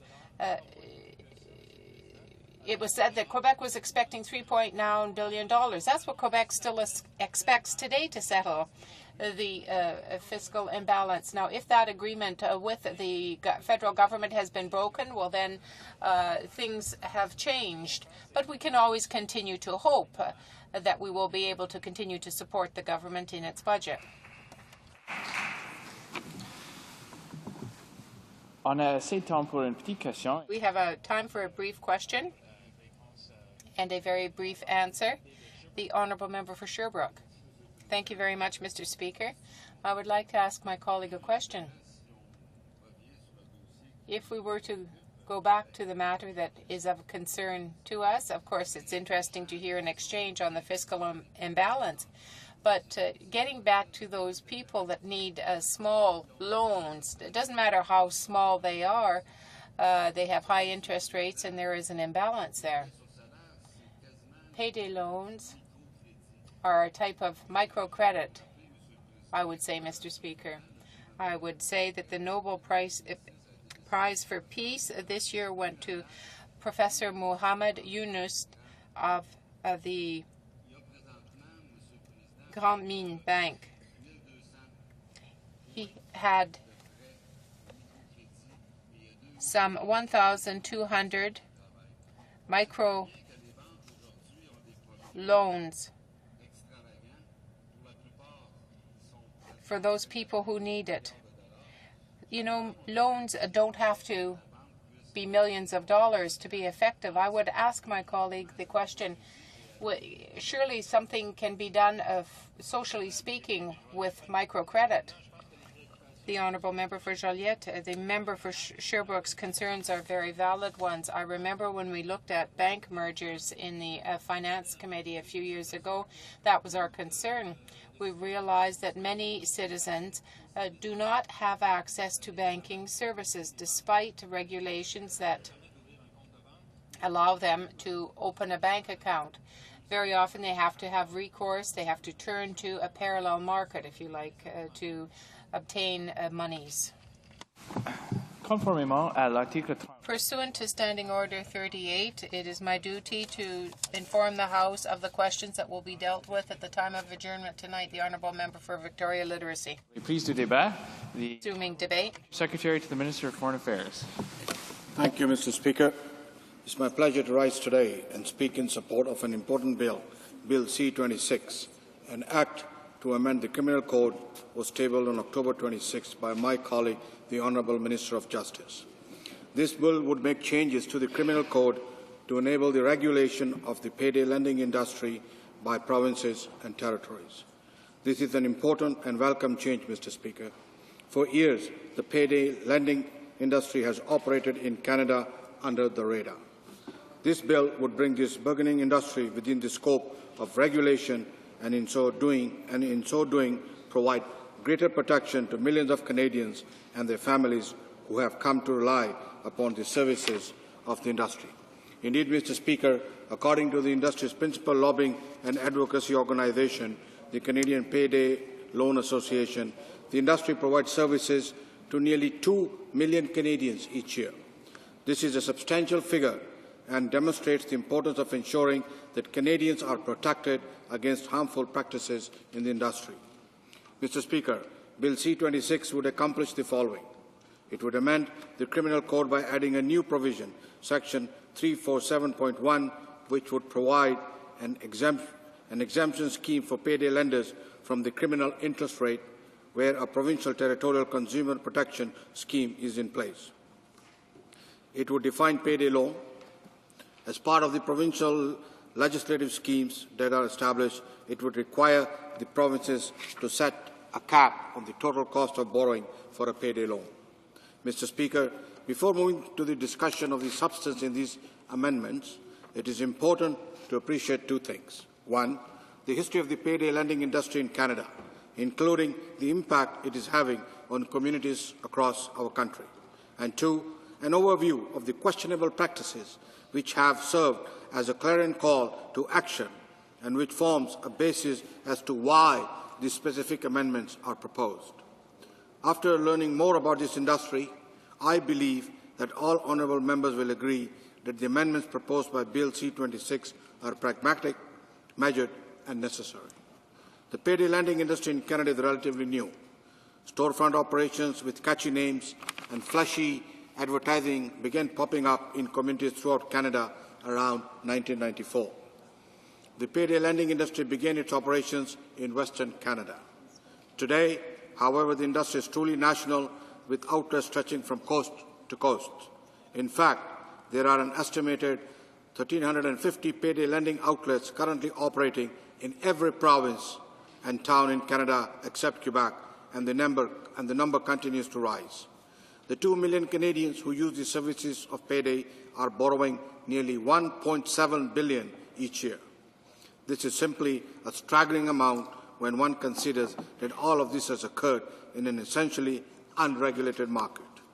Mr. Speaker, these numbers illustrate that the payday lending industry is clearly responding to a demand from Canadians for their services. Now, it is true that there are some who would argue that payday lending industry should not exist at all in Canada.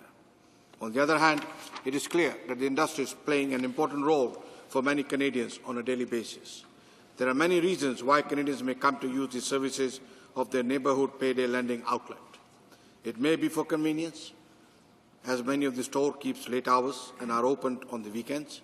Others have suggested that the reason is due to the fact that many of the major financial institutions in Canada have closed their smaller branches, thereby leaving a void in many communities for fast, convenient locations to access cash. It may be due to the relatively anonymous nature of the service or unforeseen emergencies which come with immediate financial consequences. Regardless of the reason, the industry appears to be filling a niche in the Canadian communities.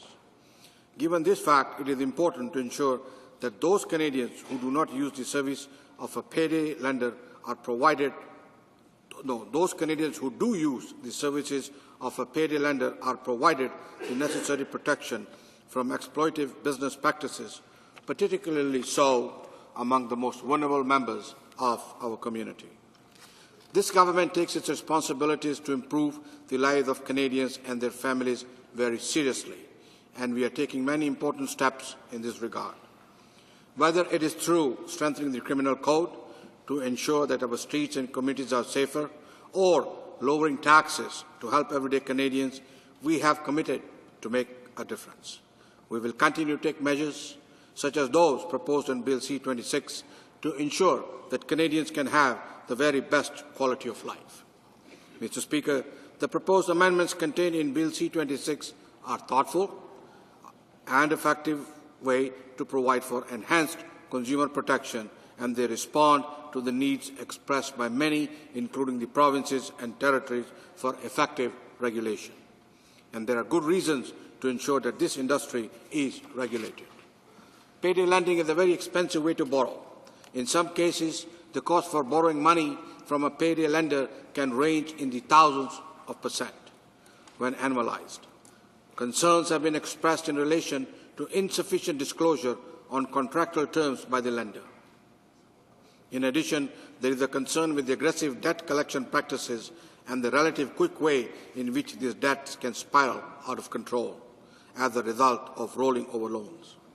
In some cases, payday lenders will even charge an early repayment fee to those who could choose to pay the loan back ahead of time. For all of these reasons, it would be abundantly clear to all honourable members that there is a significant need for action in this area. The changes proposed in Bill C-26 will help ensure that action will indeed be taken to provide for the regulation of this industry. Mr. Speaker, in exploring the most appropriate response to this pressing public policy issue, we worked closely with our provincial and territorial colleagues.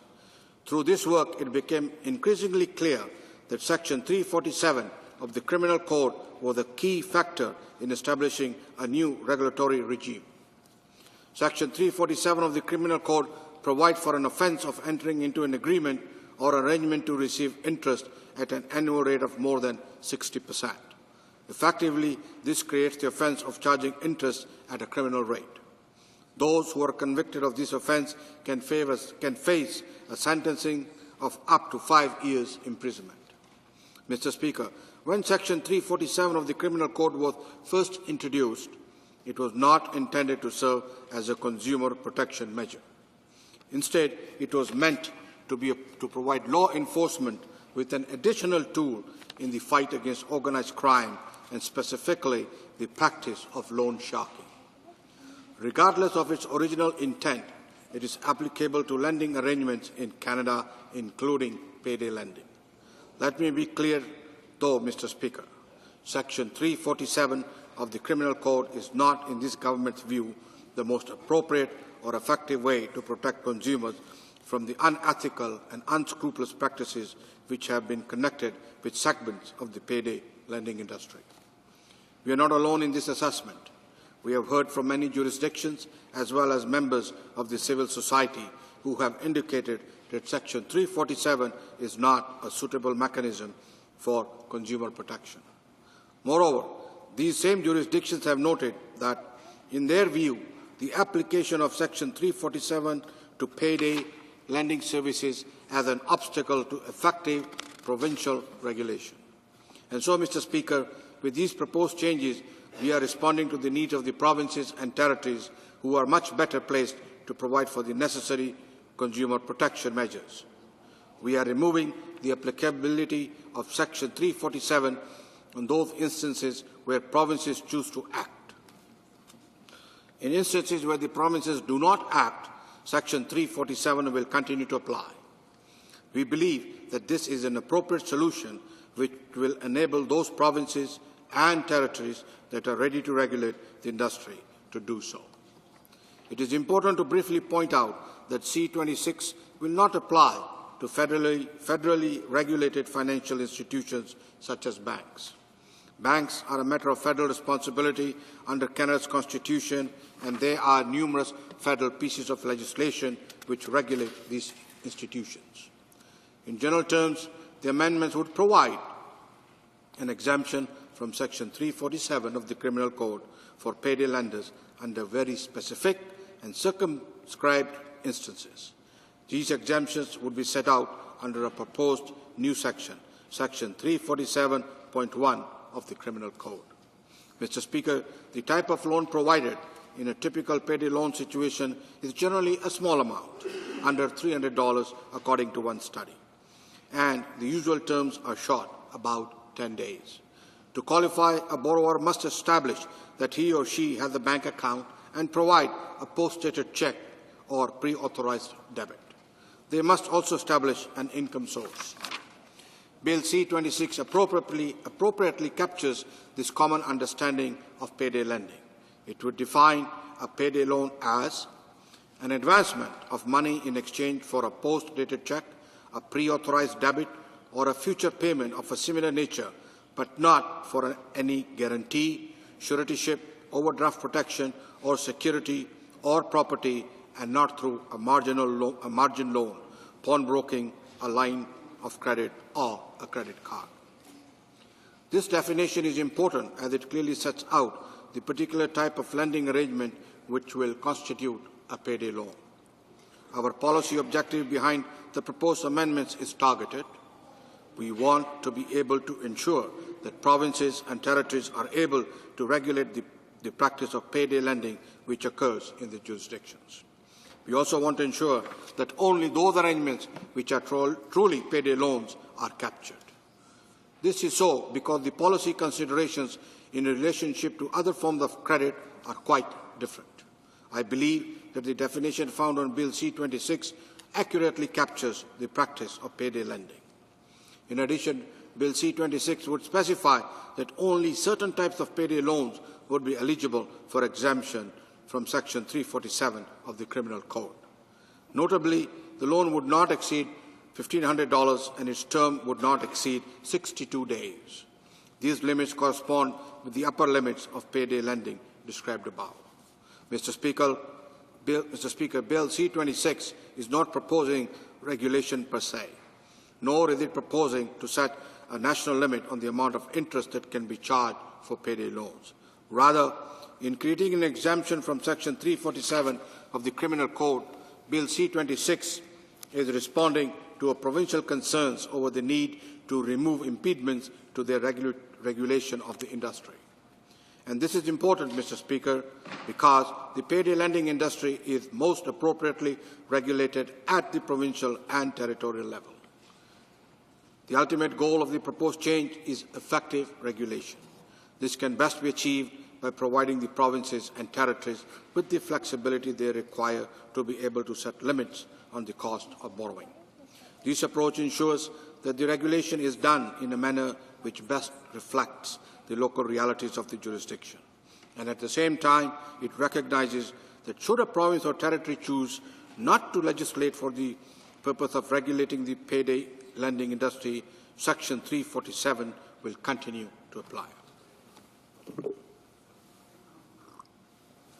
If a province or a territory has made the determination that it will seek an exemption from Section 347 of the Criminal Code for payday lenders operating within its jurisdiction, it will need to obtain a designation from the federal government. In order to succeed, it will need to establish that it has legislative measures in place which afford protection to those who seek payday loans. Those consumer protection measures will be left almost entirely up to the province or territory. This approach is justifiable as it recognizes the individual realities of each jurisdiction, including, for example, the practices of the industry in that province, as well as already existing consumer protection legislation enacted under the provincial constitutional authority over property and civil rights. Bill C-26 would, however, require that as part of its legislation, the province or territory must include a limit on the total cost of borrowing. In my opinion, this addresses three fundamentally important considerations. First, it recognizes that the provinces and territories can control the cost of borrowing in their jurisdiction. Second, it guarantees that there will be a clearly defined cap on the cost of borrowing. Finally, as has been noted before, it provides a flexible solution to individual circumstances of each province and territory. The assessment of whether to issue a designation to a province or territory will be made by the Governor in Council. The province could write to the Federal Minister of Justice detailing the cost control measures set out in this legislative scheme. The Minister of Justice would then, on the recommendation of the Federal Minister of Industry, ask the Governor in Council to grant the designation. Upon doing so, the province would then be eligible to exempt, via license or other legislative means, a payday lender in its jurisdiction from the application of Section 347. In short, Mr. Speaker, I believe that Bill C-26 is an extremely important bill. It will provide greater protection to Canadians by enabling the provinces and territories to regulate an industry that is in desperate need of regulation. Bill C-26 sets clear limits, Mr. Speaker. It defines payday loans and limits the maximum one can lend under the exemption scheme of $1,500. And it requires provinces to legislate measures to govern payday lending agreements, including limits on the cost of borrowing. Bill C-26 demonstrates this government's commitment to working collaboratively with provinces and territories on the matter of common concern. The impact of these proposed changes can make a real and significant differences to those Canadians who have come to rely on this service. I hope that all honourable members will join me and support the quick passage of this bill into the law. Thank you, Mr. Speaker. Questions and comments? Questions and commentaires. The Honourable Member for Alfred Pellin. Thank you, Mr. Speaker. I listened carefully to the remarks made by my colleague from Calgary East concerning this bill. He seems to take into account the idea that the federal government has full jurisdiction over commercial activities. But as was mentioned earlier, Well, I just want to ask him whether he is aware that provinces are free to legislate on commercial activities of businesses under their jurisdiction. The provincial government, which I'm more familiar with in Quebec, has gone through the Consumers Protection Act, which regulates the industry and provides reasonable guidelines.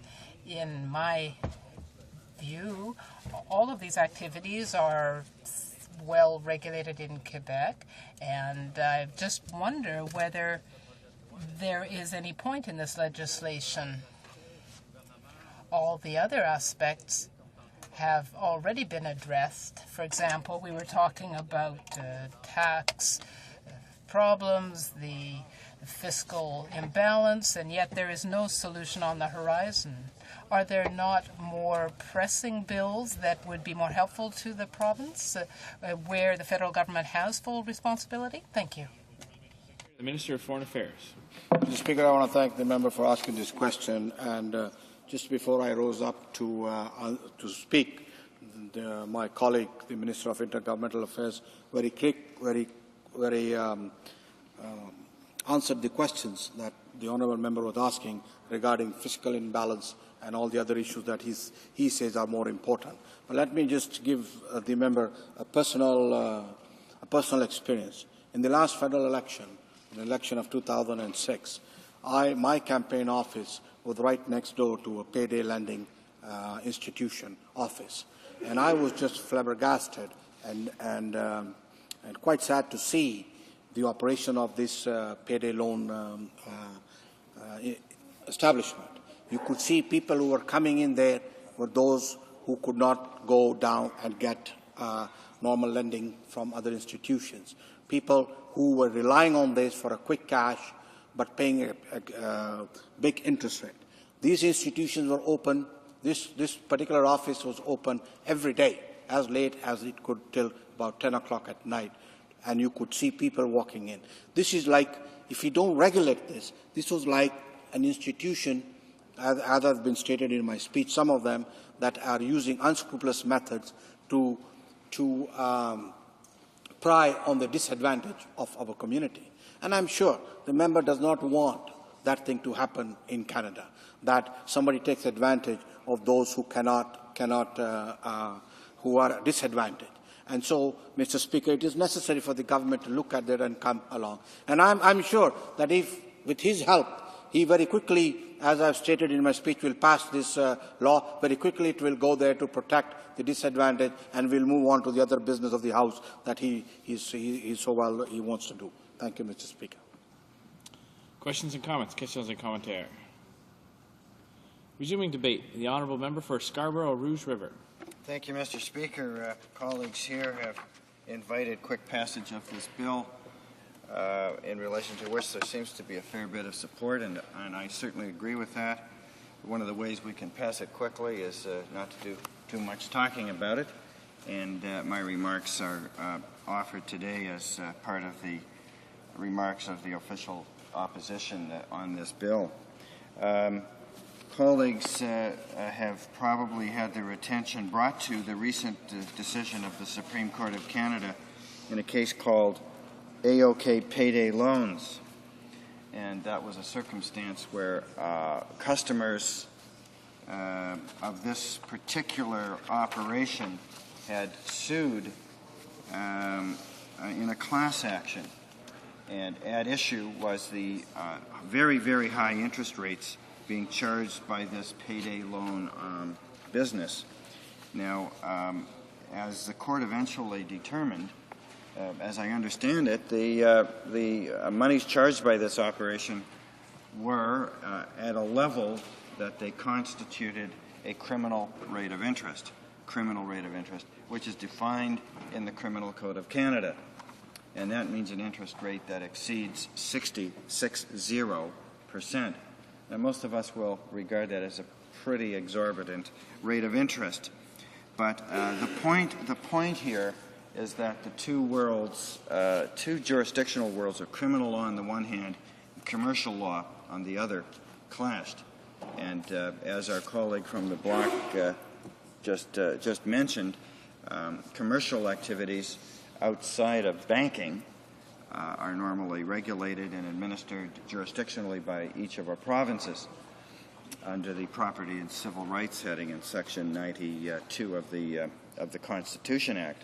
So, how do we draw the line between what is criminal and what is commercial?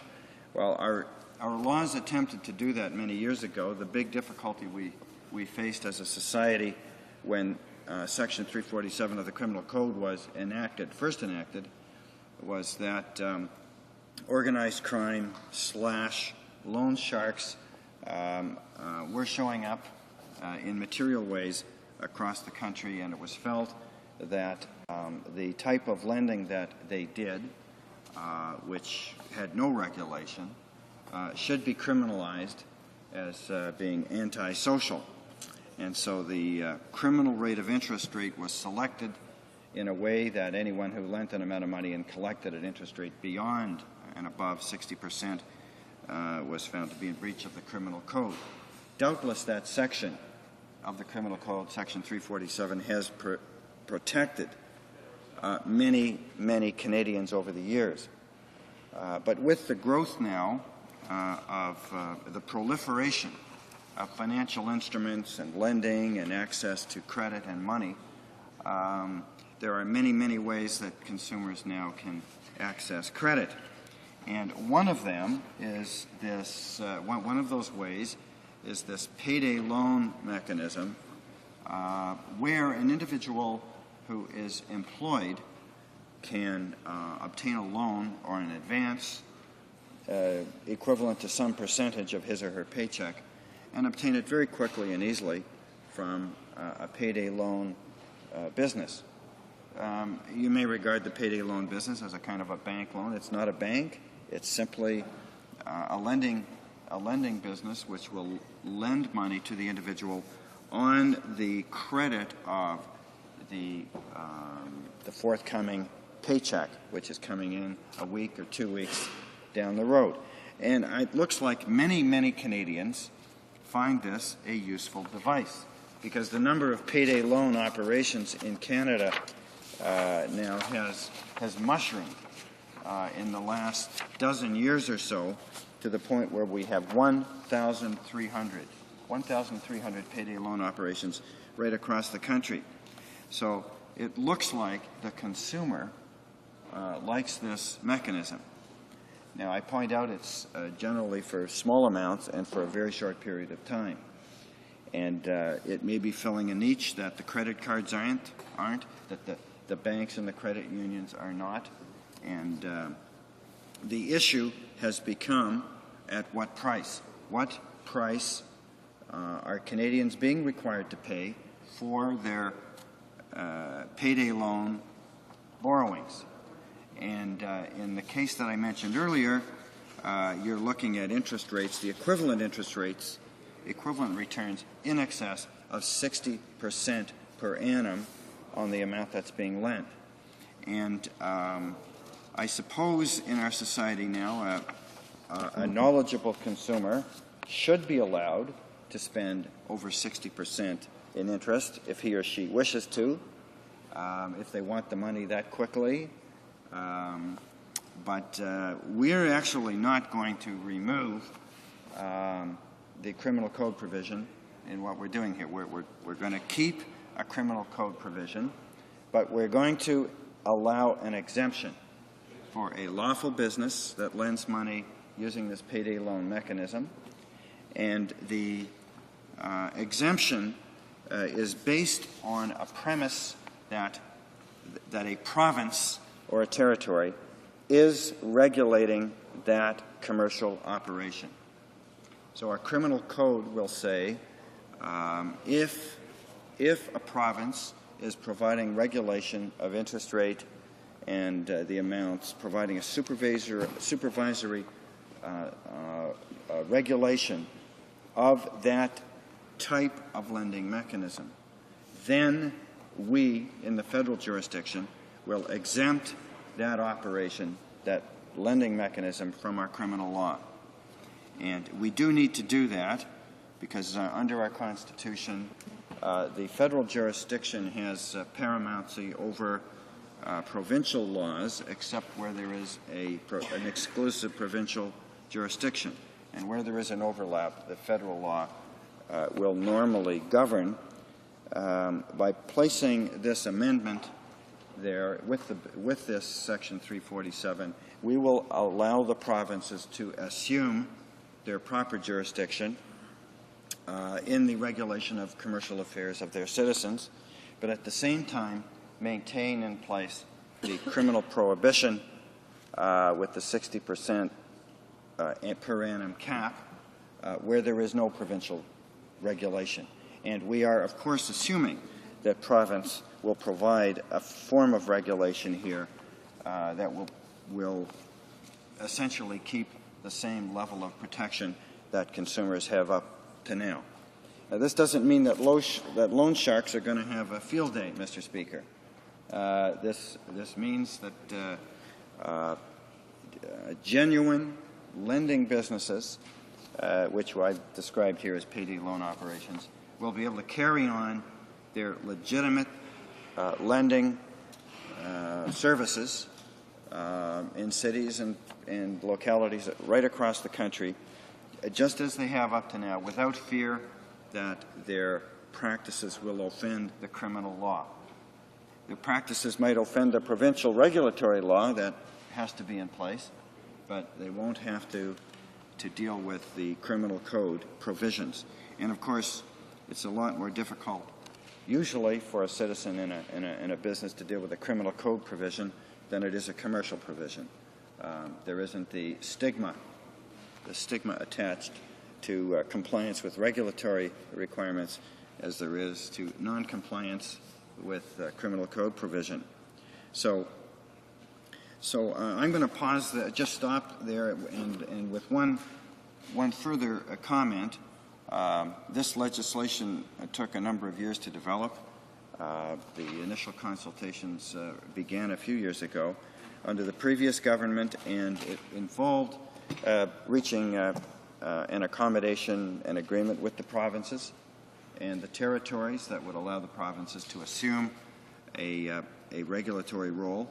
Those agreements, understandings, consultations, accommodations were all accomplished, and the government now finds itself in the happy position of simply having to introduce and get the law passed, and I'm assuming there'll be a fairly high level of support here. The official opposition will support the bill, and we hope that it receives passage soon as well. Thank you, Mr. Speaker. Questions and comments? Questions and comments? L'Honorable Député de The Honourable Member for Alfred-Pélan. Thank you, Mr. Speaker. I listened very carefully to my colleague's speech, my colleague from the official opposition. I note that he would be in favour of the bill, but it's quite clear that the federal government is responsible for setting the maximum rate of interest as it is permitted to do by law, but it does not in principle have authorization to regulate the commercial practices of the industry, something the government of Quebec has done very well. It has discharged its responsibilities. The maximum interest rate is 35, not 60. So we feel that this bill is being unnecessarily superposed onto Quebec's jurisdiction. We don't feel that the regulation and areas of jurisdiction should be duplicated. So provincial jurisdiction remains as it is. It was, in fact, a commitment of the Conservative government to respect areas of provincial jurisdiction, which this bill does not. I'm surprised that my colleague would appear to support this bill. In his view, is it to complement the legislation of provinces that have fail to discharge their responsibilities in this area as Quebec has. Is this why he would be for the bill? Well, the honourable member should realize that this bill allows the federal government to vacate an area where it had paramountcy, where it had jurisdiction, and allows the provinces to assume their rightful jurisdiction in regulating commercial transactions.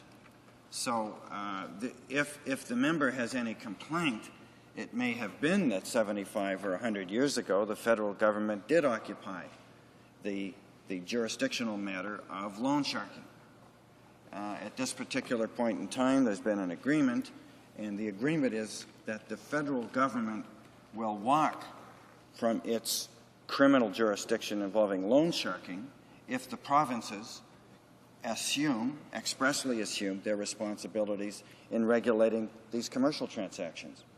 And so it's a happy ending. It's not a creation of something new. It is the reworking of the federal legislation to precisely allow for provincial jurisdictions to operate.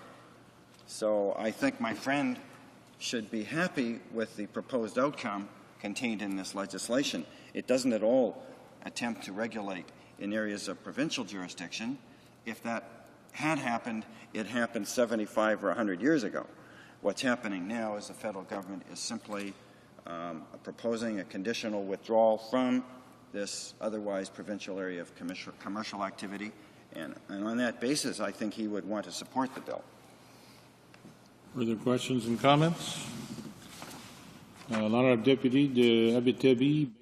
The Honourable Member for Abitibi, Bay James, Nunavik. Thank you, Mr. Chairman. Mr. Speaker, if I understand correctly, the federal government is putting forward a bill that would allow the federal government to regulate loan sharking in the provinces, while admitting that it was an area in which the government had in the past encroached upon provincial jurisdiction.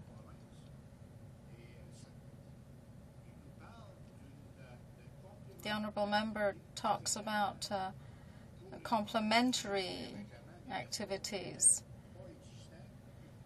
complementary legislation for provinces where regulations were not sufficient or non-existent. Can our colleague guarantee that in the committee that studies this bill, he would be ready to make a commitment to circumscribe the federal government's ability to intervene to those provinces which don't have appropriate protection? Yes, Mr. Speaker. First of all, I sit with the official opposition, not the government, so I'm not in a position to give much of an undertaking here. But if the member will realize that the structure of the bill involves the federal government withdrawing from its enforcement of loan sharking prohibitions in a way that allows the provinces to assume their proper commercial jurisdiction in regulating person-to-person institutional commercial transactions, then I can say pretty easily that there is no need to give an undertaking that the federal government won't respect those other jurisdictions, because the whole purpose of the bill is to recognize those other jurisdictions and allow the federal government to essentially withdraw. It is clear, however, that the bill retains, doesn't impose, again, it retains the existing federal government jurisdiction over what it has always defined, not using the words, a criminal rate of interest is the term that was used. We call it loan sharking in this place. And the foundational jurisdiction to prescribe and criminalize loan sharking remains, but will not be used or applied if the provinces step in and regulate, as I understand that the province of Quebec has. Thank you, Mr. Speaker. Other questions or comments? Member for Wetaskiwin. Well, thank you, Mr. Speaker. I'm very pleased to have this opportunity to rise and speak today in favor of Bill C-26, an act to amend the Criminal Code regarding criminal interest rates. And what is a payday loan, you might ask, Mr. Speaker? The Library of Parliament explains it this way. A payday loan is a short-term loan for a relatively small sum of money provided by a non-traditional lender. Statistics from the Canadian payday loan industry suggest that the average payday loan is valued at $280 and is extended for a period of 10 days. In order to qualify for a payday loan, the borrower generally must have identification, a personal checking account, and a pay stub or alternative proof of regular income. Payday lenders typically extend credit based on a percentage of the borrower's net pay until his or her next payday, generally within 2 weeks or less. The borrower provides the payday lender with a post-dated check or authorizes a direct withdrawal for the value of the loan plus any interest or fees charged. Some payday lenders will cash the borrower's post-dated check or process the direct withdrawal on the due date of the loan. Others will require that the borrower repay the loan in cash on or before the due date and may charge an additional fee if the loan is not repaid and they must cash the check or process the direct withdrawal subsequent to the loan due date. If there are insufficient funds in the borrower's account, the borrower may also be required to pay a return fee to the payday lender and/or a non-sufficient funds fee to his or her bank or credit union. In this instance, the borrower may have the option of rolling over the loan, that is, taking out another payday loan to pay off the original loan for an additional fee.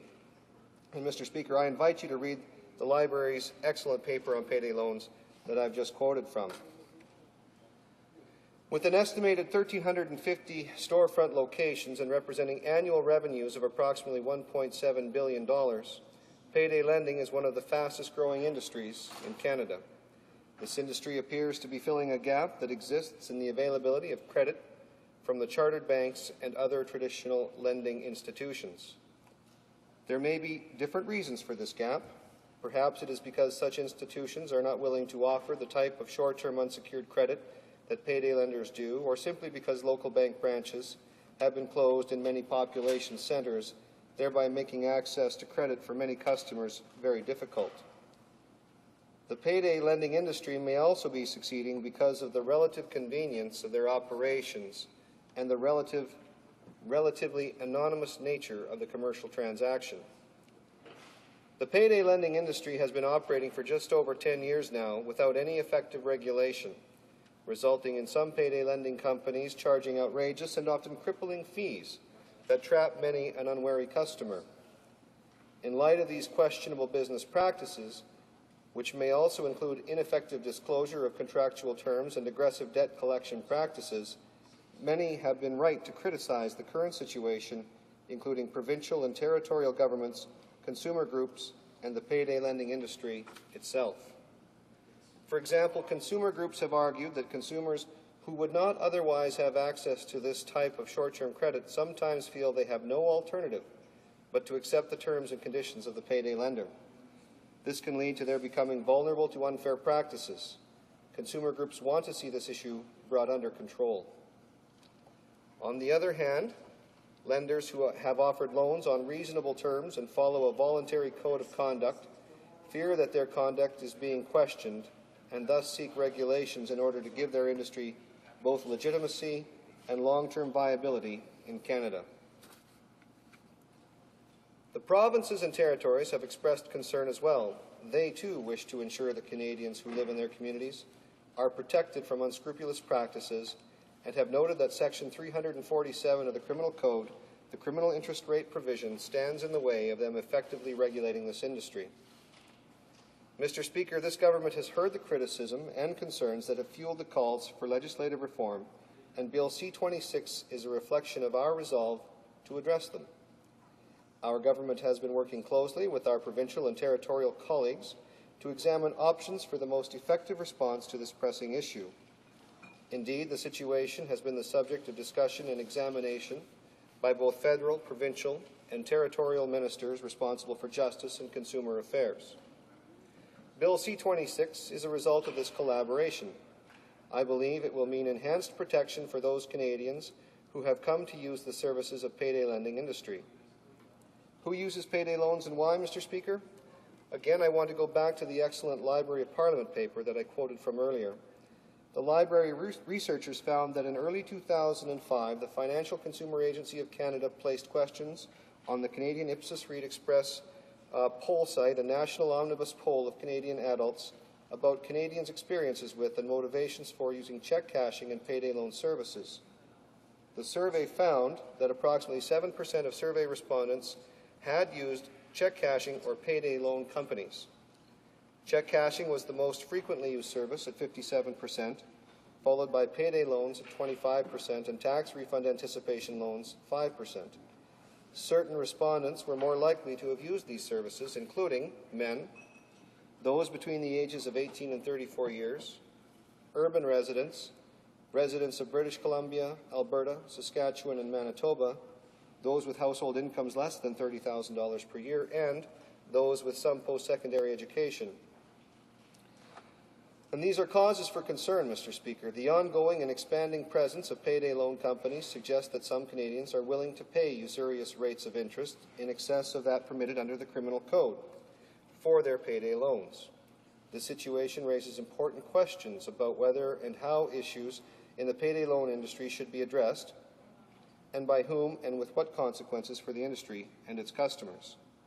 Mr. Speaker, Bill C-26 drafters must have also read the library paper because they found that Section 347 of the Criminal Code, often seen as a de facto regulatory provision to limit the maximum lending rates for commercial and consumer loans, had to be considered in any discussion of payday lending.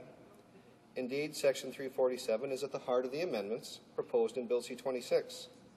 I will come back to the substance of the proposed amendments a bit later, but first I will explain the origins of this section and why, in my opinion, it is not an appropriate tool to use in regulating consumer lending. Section 347 was not enacted to regulate commercial or consumer lending per se. The policy goal of the section was instead to enhance the ability of our police forces to target the harmful activities of organized crime syndicates. More specifically, the goal was to address the loan sharking activities of these syndicates and the related practices of threats and violence that are often used when collecting payments. The adoption of a specific interest rate limit in the Criminal Code immediately next to the provision for extortion was to facilitate proof of extortive loans. This was clearly not about regulating legitimate lending activities.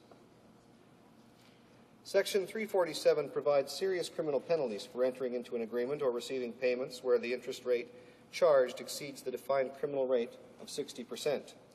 When charges proceed under indictment, the offender is liable for a term of imprisonment of up to 5 years, and when they proceed summarily, for a fine of up to $25,000 and a term of imprisonment of up to 6 months.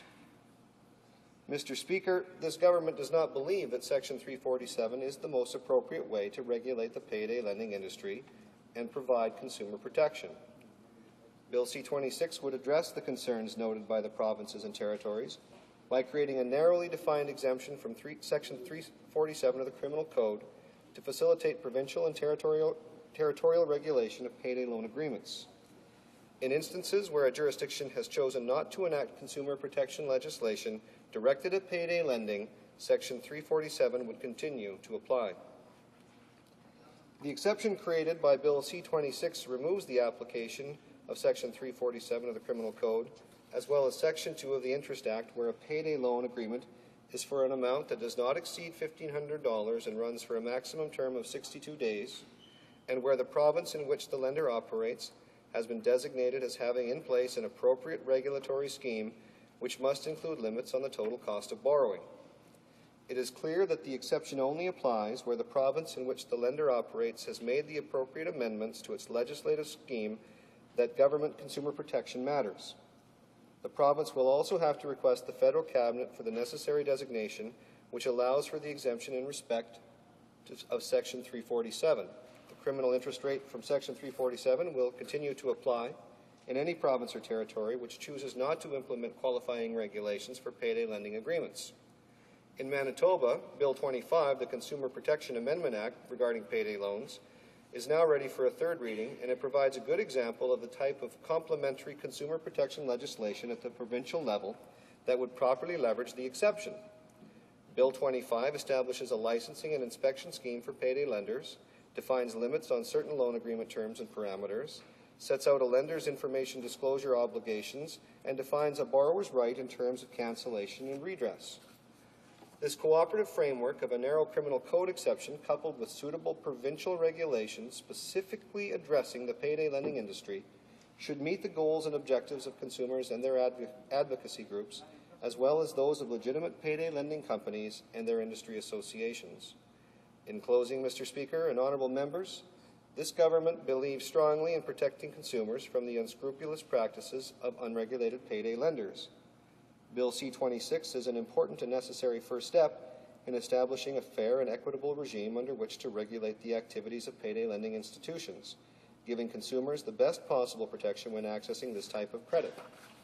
I urge all honourable members to join me in support of Bill C-26 and ensuring its speedy passage. Thank you, Mr. Speaker. Questions and comments? Honourable Deputy de Alfred Ballin. The Honourable Member for Alfred Bellon. Thank you, Mr. Speaker.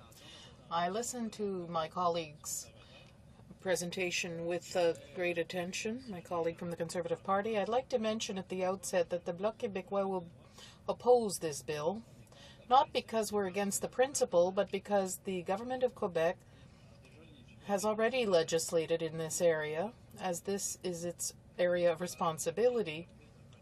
It does so through the Consumer Protection Bureau. There are strict obligations that provide a framework for all kinds of lenders.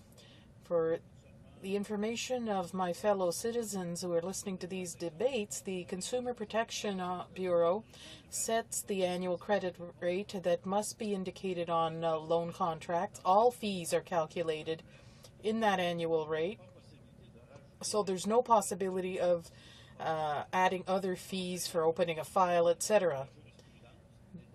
Precedent determines that an annual rate of more than 35% is abusive, so Quebec consumers are already well protected by the Consumer Protection Bureau of Quebec, established by the Government of Quebec.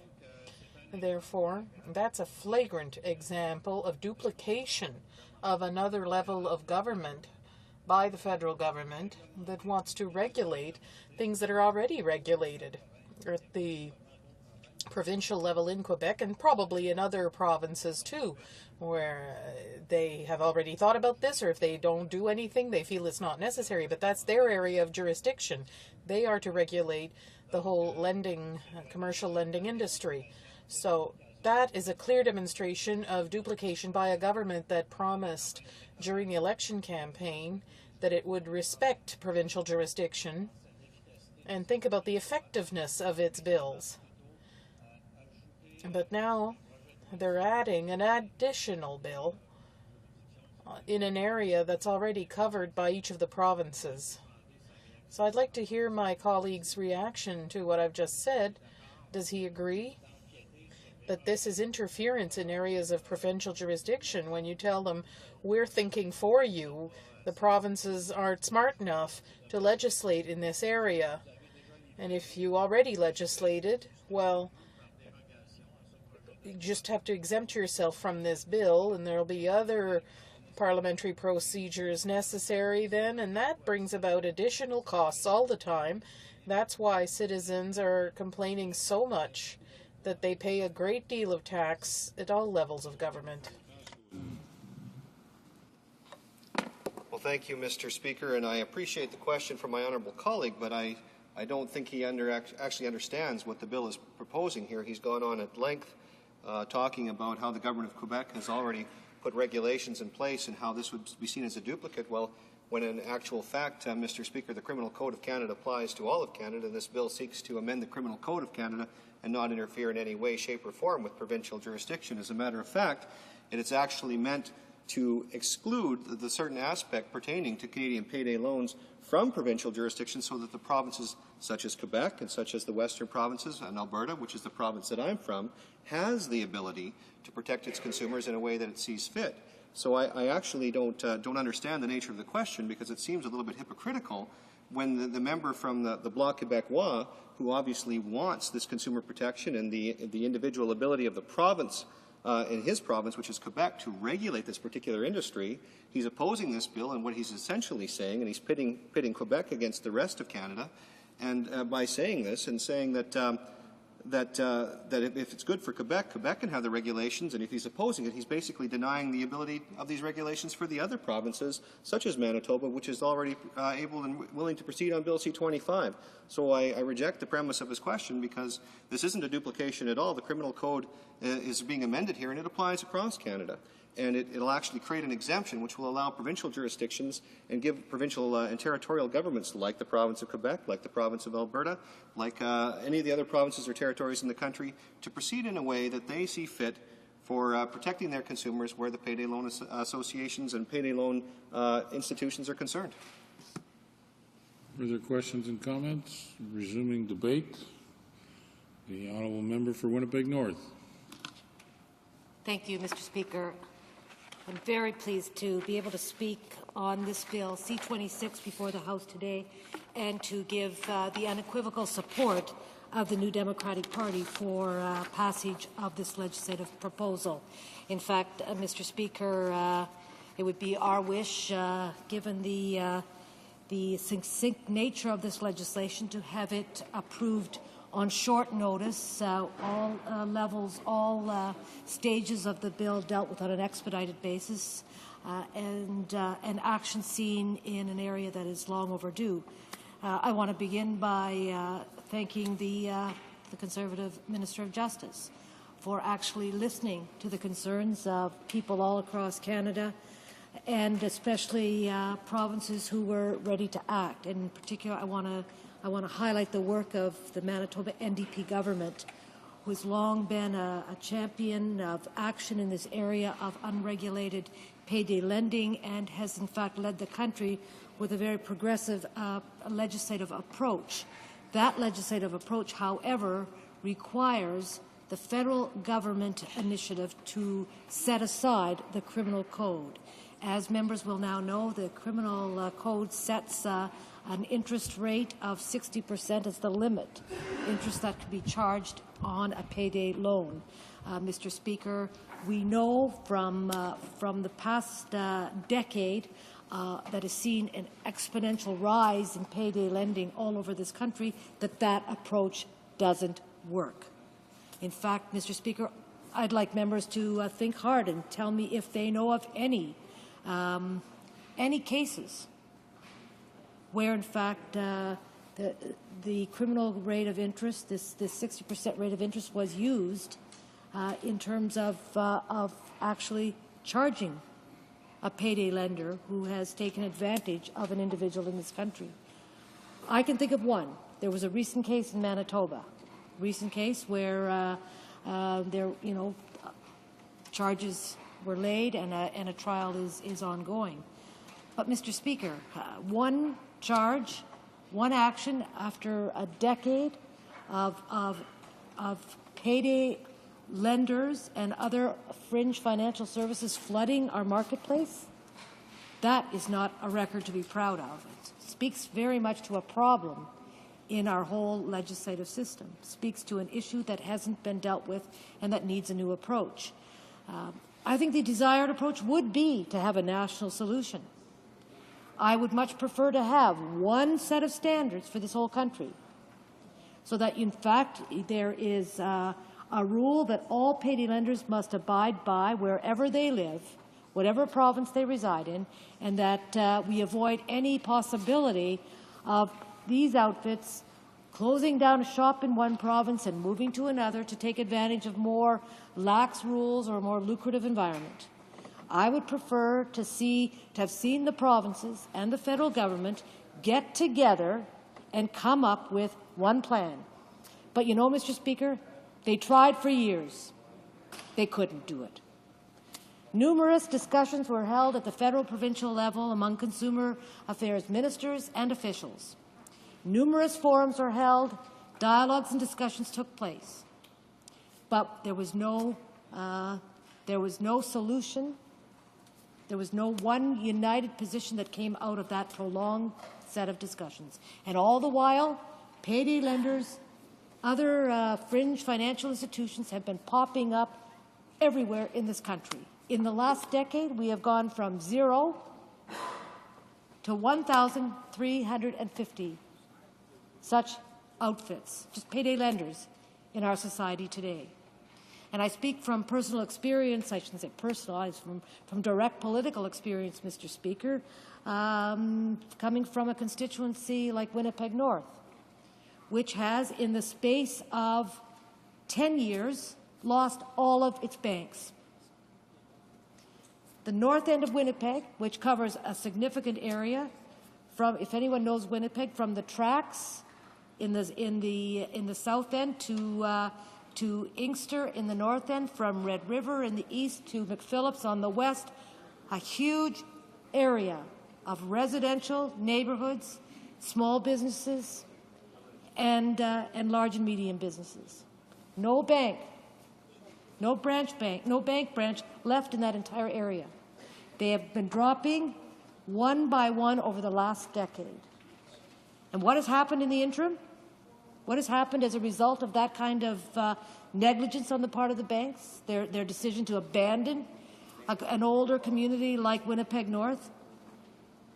I'm sure not unlike many other communities in this country, inner city, North End, older neighborhoods that aren't quite as lucrative for banks as suburban outlying areas are, and they pick up and leave without accountability, without consequences, leaving people abandoned, high and dry, without access to banking services. In the case of Winnipeg North, we're talking about a community that has a very high proportion of senior citizens, numerous high-rises and senior citizens' apartments, and as well, a very, on average, income distribution that is at the low end, people more likely living in poverty or eking out an existence on a day-to-day basis than in other parts of the country, an area that has a significant number of people living with disabilities, a high number of people who have made the transition from living on reserve to an urban environment, and no banks, nowhere to do business, nowhere to cash a check without being ripped off, nowhere to set up a banking account, a savings account, nowhere to learn how to budget and how to plan for their families, because all the banks have left. Mr. Speaker, I think at this point, if it's all right with you, Mr. Speaker, I would agree to split my time with the member for Surrey North. I know you're. I think given the lateness of the request, I'd have to seek the unanimous consent of the House. But if there is unanimous consent for the honourable member to split her time with the honourable member for Surrey North, but the member does have 2 minutes and 34 seconds left in her own 10 minutes. You have 2 minutes left. 2 minutes left. Thank you, Mr. Speaker. So the payday lenders and other financial institutions have risen up in a community like Winnipeg North to fill the gap. This is an area that is not regulated, and consumers are left in a very vulnerable position without regulations, without accountability, and many, in fact, are being ripped off. Now, I'm not here to suggest that all payday lenders are bad, are vultures, or are trying to take advantage of ordinary folks, but I'm saying that there are some. And it's an area that has to be regulated given the numbers in the field today and given the fact that so many people rely on them. And I don't need to go into the horror stories, Mr. Speaker. You know them. MPs here know them. We know about individuals paying something like 1,000% interest or more for a short-term loan and getting into a cycle of indebtedness and not being able to get out of it and losing their home and not being able to provide for themselves and their families. So it is an issue that has to be dealt with. This is the only way that we can deal with it now, Mr. Speaker, and that is to set aside the criminal code so that, in fact, provinces like Manitoba, which has a very sophisticated regulatory scheme, is able to exercise its powers and provide some governance in an area that's been largely neglected. That's what this bill simply sets out to do. Set aside the criminal code for those provinces that have demonstrated that they have a regulatory scheme ready to kick in and deal with the problems at hand. It is not, Mr. Speaker, something that takes away powers from the provinces. It does not give new powers to the federal government. It does not touch this whole issue of federal-provincial relations. It is not an issue for Quebec because, in fact, they have set aside, they have put in place their own regulatory provisions around lowering the criminal rate of interest from 60 to 35%. That means they're dealing with this issue in their own way. What we're saying is the rest of the country needs to have a mechanism for doing so. It's impossible under the current provisions, so we look forward to supporting this bill on an urgent basis and getting it up and running so that Canadians have some protection in this important area of payday lending and other financial institutions. Thank you, Mr. Speaker. Questions and comments? Questions and comments?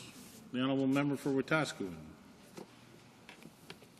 Well, thank you, Mr. Speaker, and I listened to my colleague with great interest, and I know that in several communities in my constituency where there are payday lenders, they do provide a greater access where banking hours are sometimes restrictive and where they couldn't otherwise get their checks cashed. And I mean, I would just imagine the horror of having a paycheck in your hand and having a young family to feed, and you don't have access to the bank, and you can't get your paycheck in, and you can't get the debit card, and you've got this money in a form of a check, and you need to feed your family.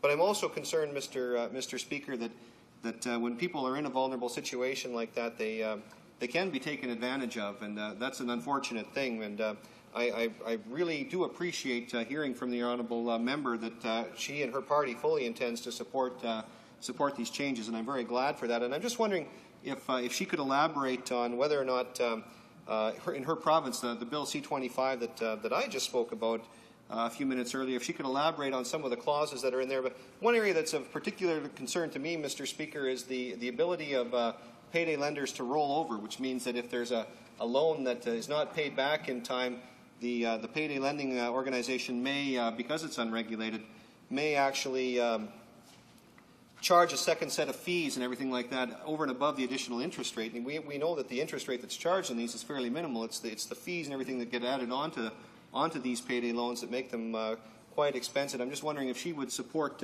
in her own province legislation that would take care of this rollover problem.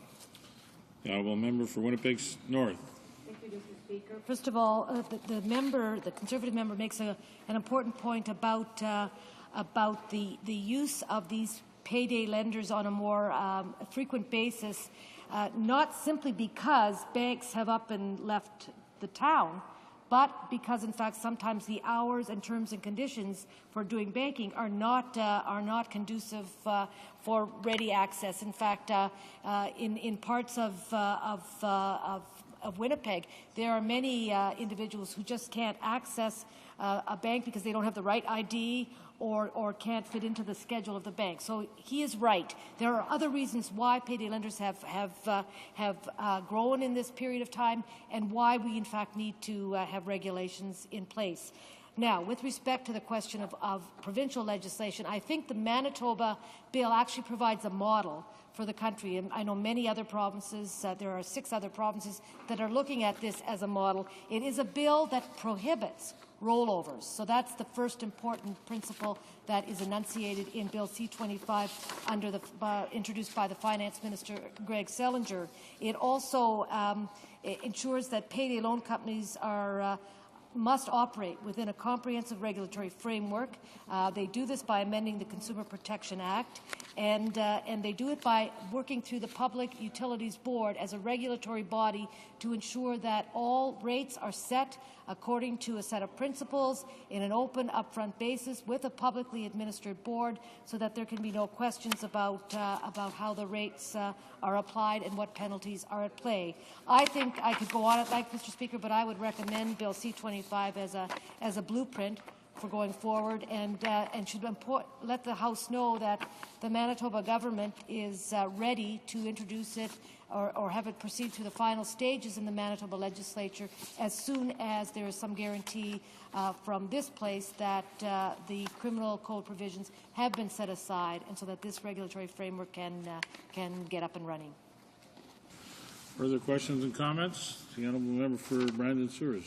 Thank you, Mr. Speaker, and I thank the member for her comments. I think she's talked about Manitoba and the ability of moving forward with their Consumer Protection Act. And I think, Mr. Speaker, what we really have is we have a payday lending institution that is just completely unregulated, and I think we've certainly heard from members here today of the difficulties that can create, and certainly agree with my honourable colleague of some of the issues that we face not only in the major centres but in smaller communities too, where the lack of access to banking and banking facilities becomes a bit difficult.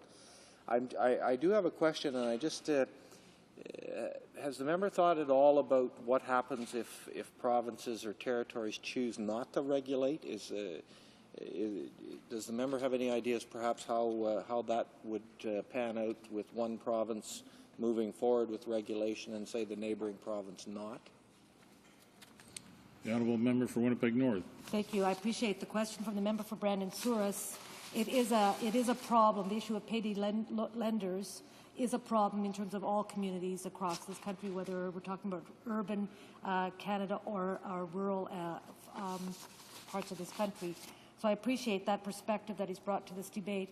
I believe that, in fact, it won't be very long once this is up running before all provinces are on board. We now know that in addition to Manitoba, that BC, Alberta, Saskatchewan, Nova Scotia, and New Brunswick have expressed interest in regulating. So we are looking at, we're over halfway there, and I think that if other provinces can see what a plus it is to move in this direction, they'll soon be on board. However, the member does identify a problem, which I think we'll have to address when the bill goes to committee, and that is to ensure that there is no way in which operators can move shop to a province and cause some, people to be vulnerable in one part of the country and not another, and to cause a lack of national approach overall. So I think it is an issue that we have to deal with. It's a good point, and I would just simply say that that's something that can be dealt with in the framework of this legislation. Resuming debate, the honourable member for Surrey North. Thank you, Mr. Speaker, and I thank the member for sharing her time with me. I rise to support this piece of legislation, and if there was some way that my words would make it go faster or expedite it, I'd be happy to use whatever words that those would be, because I know that, and I think it will move quickly, because I think everybody understands what this means. They understand what it means to people in their community. And even as we stand here today talking about it, there are people who are losing their homes, losing their assets, because they have found themselves in this irreversible cycle of interaction with payday loan companies that they cannot get out of in any way. I would suggest, Mr. Speaker, that there are many people across this country who, particularly in these economic times, many people perhaps we wouldn't necessarily, quote, expect to be in the situation if you have an emergency before your next paycheck, would not be able to manage it. This isn't about people who really fit a model where people would say, well, I can understand why those people would go to a payday loan company. But there are many people who live from paycheck to paycheck. And an emergency, a dental emergency for a child, expensive medication, a repair to a house that you didn't expect, and all of a sudden, you're stuck. So nobody rises to say that there should not be payday loan companies, because I know, and as the member has said, and I heard members say earlier here, there are times when those companies can provide an assistance to people that otherwise they would not be able to get anywhere else. But if you're already in difficulty, Mr. Speaker, the assistance that you do not need is to become bankrupt and lose all those things that you were trying to keep by that one financial outlay that you had to make because of the truly criminal rates that many payday loan companies are charging. And in the community in which I live, we have many payday loan companies. I'm sure some operating honorably. I've had payday loan companies and come and say they want to have regulations because they know that the other kinds of payday loan companies their reputation is spilling over onto everybody. It seems to me with this piece of legislation, Mr. Speaker, that it does something. It shows that we can look at something and find a way, if we wish to be able to respond to these issues of legislation without a big, broad, sweeping brush. As the member before me said, Manitoba's ready to put legislation in. Quebec has their own legislation, and we have other provinces that are looking at it, although as I look at these provinces, some may be looking more closely than others, I'm not sure. But they are certainly working on legislation. So I think it shows that we can find a way, that this is not the heavy hand of the federal government that says, I don't care what good thing you've done, province, that's gone, and we will now come in and tell you. We recognize the good work that provinces have done, but we also recognize that we cannot exploit the most vulnerable people. And the research that I've seen, the polling I've seen, says that there certainly is a percentage of people who go and they use a payday loan company once or twice in an emergency, and they don't come back, and so they're fine. But there are some people who get caught in that cycle because of the interest rate, and they will never, ever be able to get out of that until they have lost all of their assets. And we see people across this country who are in that situation. I'd like to believe that voluntary regulation works in anything. But my experience is that voluntary regulation doesn't work in very much. And I know that payday loan companies have suggested that I know they've introduced a set of voluntary guidelines, but we still see the abuse going on. And no matter what the issue, I have yet to see voluntary guidelines that have been picked up by everybody. So we have to provide for people in Canada a better solution than the good guys have the the good people have the follow voluntary regulations, but that the other companies do not. And as it pertains across the country, I think the last thing we would want, and that's why recognizing Manitoba's, recognizing Quebec's, but then having this piece of legislation says that we will not suddenly have hundreds or dozens or whatever of companies packing up and moving to the province where they can make the most money because there's no regulation there. We've seen this with other businesses, that you just move to where you can make the most money with the least restrictions. So we can't have that either, because that just means that people in one province become even more vulnerable than other people have been across the country. So this ensures that companies are not able to do that.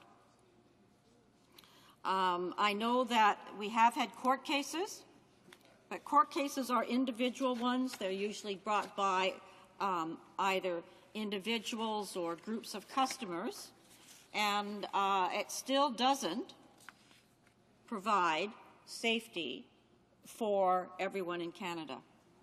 I think the other thing that it raises for me, Mr. Speaker, is that there are several places or kinds of places where they do not have banking services. Some have been mentioned, very small communities where the banks have just, it's too small and they've closed up and they've moved out of Dodge. But there are also very poor areas in urban areas where there are not banking facilities available for people. In the downtown east side of Vancouver, with one exception, there was no banking, with one exception brought in by some colleagues. There was no place for people to bank.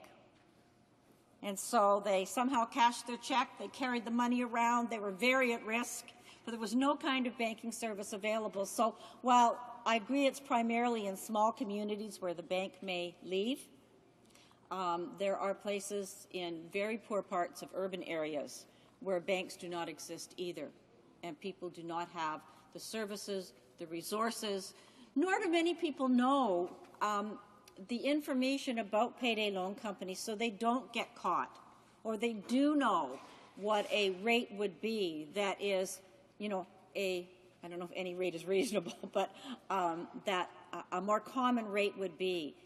When you go to a payday loan company because you have an emergency, you're desperate. You're not doing this mostly because you choose to. You're desperate. And people don't have time to sit back and say, well, I think I'll research that, and I'll read some pamphlets, and I'll talk to some people. They're going because they have an emergency situation. And so those people are very vulnerable. Thank you, Mr. Speaker. So what I would hope, I think the one point that was raised, I think in a question from a colleague from the, I think the Conservative Party, was that what happens if, you know, another province, some province chooses not to be involved. Well, I think there are some issues that people can work out at committee. But I would hope, given the circumstances in which people live in the country, given the incredible exploitation and loss of place to live and home and, you know, resources for your children that has occurred by some of the exploitation, that this bill will proceed expediently and quickly through committee so that Canadians are protected as quickly as possible. Thank you, Mr. Speaker. Questions and comments? Honourable Deputy Alfred Pellant. The Honourable Member for Alfred Pellant. I listened to my NDP colleague's presentation with interest, and her other NDP colleague's presentation earlier as well. And I was pleased to note that they recognize that Quebec already protects against this type of interest rate, but if a province wanted to opt out, well, here the federal government is going to set the conditions on a province's opting out from the legislation. So once again, this is a federal encroachment on provincial jurisdiction. Clearly, commercial practices come under provincial jurisdiction. The problem is that this is a bad habit of the federal government. Despite the fact that Quebec doesn't have to have this legislation apply to it, the principle, if you want to maintain Canadian unity, is each level of government has to respect the jurisdiction of the others. And so the federal government should keep adding jurisdictions at the province's expense. Thank you, Mr. Speaker. I'm not sure I heard a statement. I'm not sure I heard a question. I think that people have recognized that Quebec has its own legislation that does work. I don't believe that this is an attempt to override the legislation that is being brought forth by Manitoba or by Quebec. And if the member believes that to be the case, then I would hope that those would be questions that could be raised and debated at committee. But I don't see this as an attempt to override the legislation which Quebec already has in place. Further questions and comments? The honourable member for Prince Albert. I listened with interest to some of the observations of the New Democrat members, especially the one from Winnipeg, maybe about the bank hours and the probably the credit unions too, when she was talking about creating problems of accessibility for a lot of people, and they kind of get trapped into dealing with these I don't know groups that are on the outside or the peripheral of the issue of banking and availability of financial services and so on. I was just curious.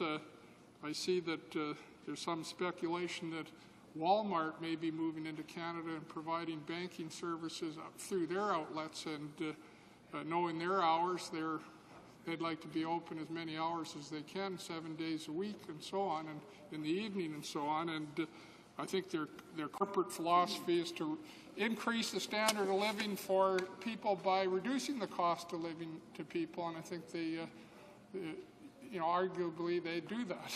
And I'm curious what. I know this is maybe a bit germane to the discussion about the legislation, but what her views would be about maybe Walmart moving into this area and being maybe part of the solution to reducing some of the problem and the vulnerability for low-income people that can't access banks and credit unions, and whether this might not be a positive. Thank you, Mr. Speaker. The honourable member for Surrey North. Thank you, Mr. Speaker. Well, I must say that I would need to have a very careful look at what Walmart would intend to do in terms of bringing banking in within their scope, I guess, if you will, of business. But I think that even with Walmarts tend to be, while you're right, the hours are extended, they are not likely to find themselves in the same areas as those places that are underserviced, the downtown east side of Vancouver, or small rural areas that do need extended banking hours and are not likely to be within driving distance, walking distance, bus distance, if there is a bus, of a large anchor store such as Walmart. So I do support anything that would bring within reason, extended hours to people. And maybe there's a message for another kind of banking as well. I mean, the bank that eventually developed in the downtown east side of Vancouver offered a great deal more flexibility to its members than regular banking hours do, because they recognized that the people who used their bank did not either work regular hours, have regular hours, were able to come in at the times other people could. So I think that there would be an interest in anything that would provide more flexibility for banking, but I must admit I want to see more carefully what Walmart would intend to be doing within their banking. But we do see it within Safeway. Got one final question and comment here for the honourable member from Moncton Riverview, Dieppe. Thank you, Mr. Speaker. I do want to ask the honourable member on this debate just briefly a few questions or ask for her observations on why it is that despite the Criminal Code of Canada making loans of excess interest illegal, there have been so few prosecutions in the area such that this law becomes necessary to fill the gap. I want to ask her, first of all, then, why was there such a paucity of prosecutions? What could we have done about it? What should we do with it? Because, as she knows, there's a limit to this payday loan exception. The second question I might have for her, is briefly, why are the 850 of the 1,300, I think, some payday loan sites supporting this bill? Does it make the member a little nervous that perhaps it's a little bit like the wolf setting the terms for the sheepdog's tenure on the sheep pasture, for whatever analogy I'm trying to say there? I think she knows what I'm trying to say. The honourable member for Surrey North, very briefly. Thank you. I think I'll do the first one. Well, I think one of the reasons we've seen a very small number of cases go forward is you have to look at the people who indeed have been exploited. These are not people who are likely to get together a class action suit and take that forward to court. These are people who don't have the resources to do that. They may not have the knowledge about how to do that. So the most vulnerable people always are not the people, I mean, almost unanimity, are not the people who are going to take a court case forward. Am I worried about the people who want regulations? No, I'm not. I'll be watching it very carefully, though, to make sure that those regulations are followed.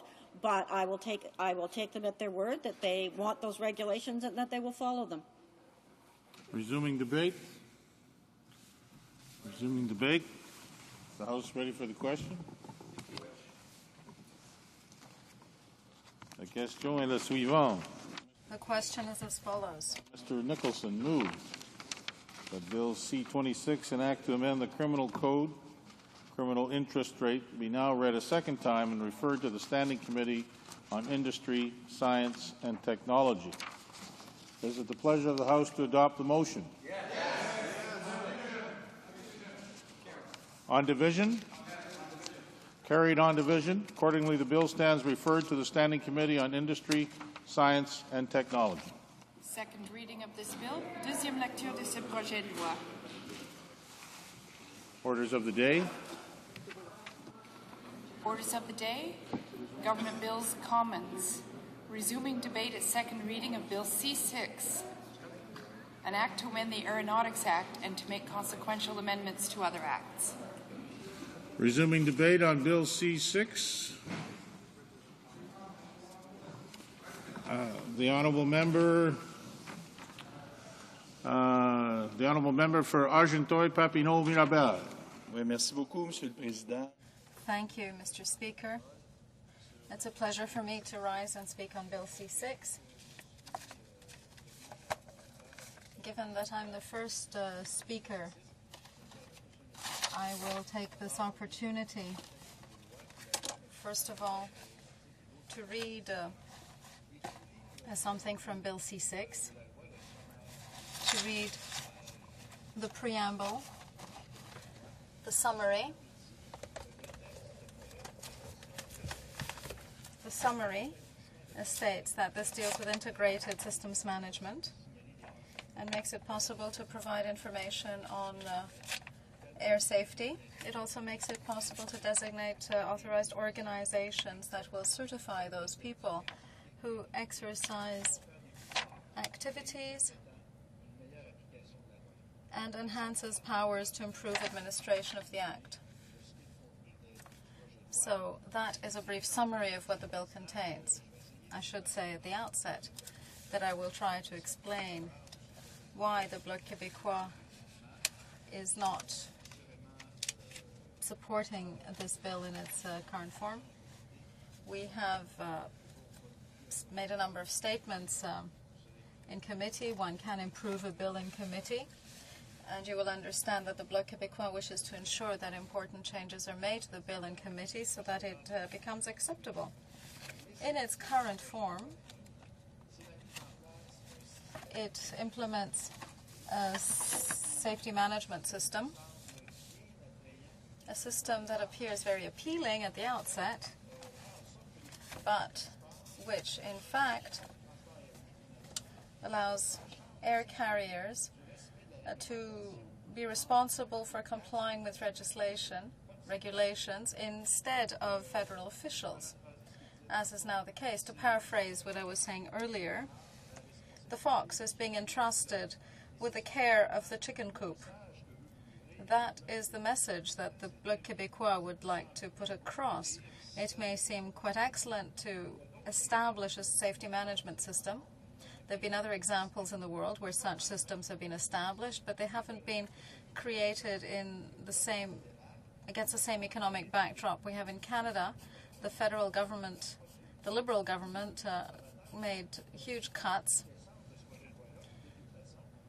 This bill has been around for some time. The minority Conservative government decided to reintroduce a bill by the Liberal government, and this bill follows up on a Transport Canada study that was started in 1999. It was a Transport Canada initiative to establish an air safety management system in Canada, as we have in other countries. This bill flows from a study conducted by Transport Canada in 1999 and from examples of similar systems that we see in other countries. The purpose of a safety management system was to essentially replace officials by a self-regulating air transport industry. In the current bill, because this bill, C6, historically in 1999, was introduced in the form of S33. The bill wasn't actually introduced in 1999, but followed the study conducted by Transport Canada, which was called Flight 2005. Bill S33 was introduced before the Senate in May 2005 and was withdrawn. Why? We don't know. We don't know why the bill was withdrawn, perhaps for the reasons that we'll be putting forward today. They had the same problem. The bill would, in September 2000, led to a number of activities. In any case, it vanished, as did C62. The Conservative government needed something other than law and order, because 33% of the bills they introduced were on law and order. So C62 was dusted off and brought back as C6. C6, forgive me, I've been calling it C26. I would like to thank my colleague Alfred Peller. My colleague is on the committee and makes excellent comments. And again, in committee, he'll be responsible for asking the government why C6 is being brought forward, which appeared formerly as C62 and which was S33 before that, bills that followed up on a Transport Canada study initiated in 1999. The air safety management system is a new approach. This approach, the department claims, has had good results in Australia and Great Britain and makes it easier to correct some deficiencies that Transport Canada may never have heard of. The department feels that this initiative will add additional safety features. Transport Canada essentially says that nothing will change with respect to the existing system. There will just be an additional enhanced system. The problem, however, is that the direct safety of passengers and users of civilian and commercial aircraft is, in our opinion, endangered, because while this safety management system is being established, allowing employees to make voluntary denunciations, for example, to allow each air carrier to establish their own employee training system, to have their own systems for checking and verifying employees' skills. That's self-regulation, yes. But what we're learning is that Transport Canada inspectors and pilot inspectors are being told, as are investigators, that things will change. At present, Transport Canada has a whole team that visits air carriers unexpectedly and does inspections and checks, sees if pilots have the appropriate certification for the aircraft they're flying, determines whether the company is keeping abreast of technological advances. This system will be replaced. All our investigators at Transport Canada, all our pilot investigators are being told that they will be nothing more than auditors. They won't be able to conduct unexpected inspections. They'll just be auditors.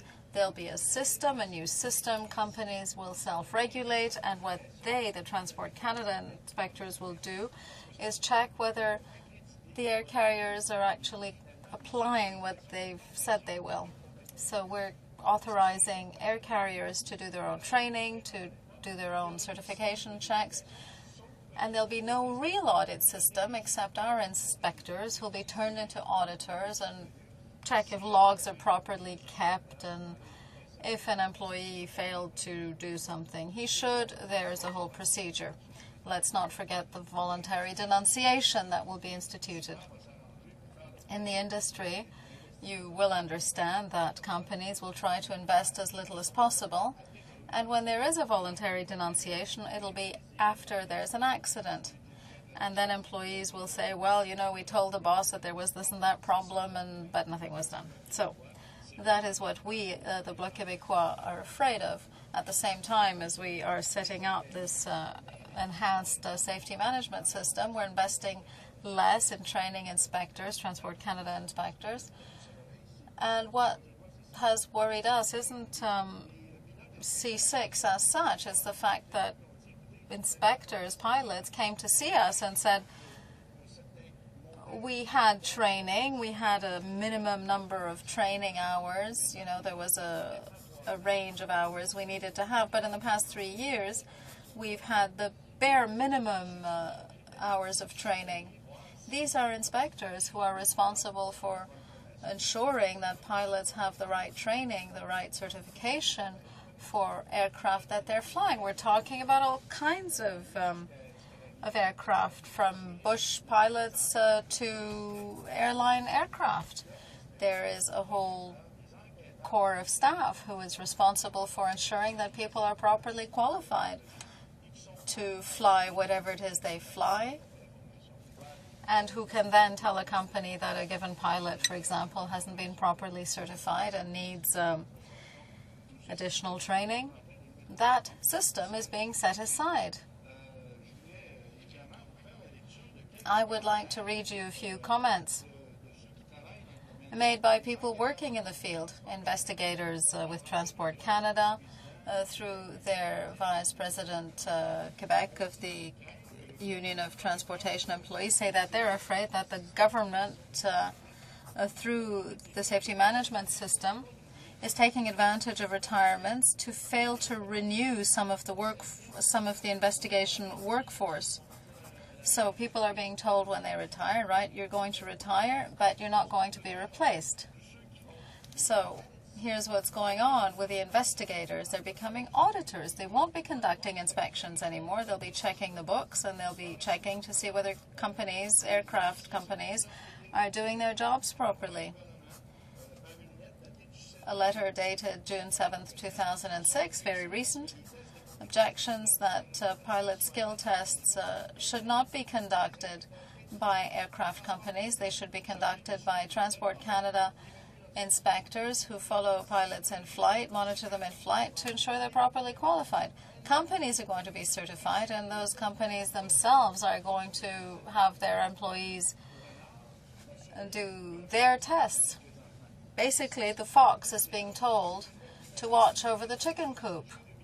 This letter was written to the Department of Transport in June 2007.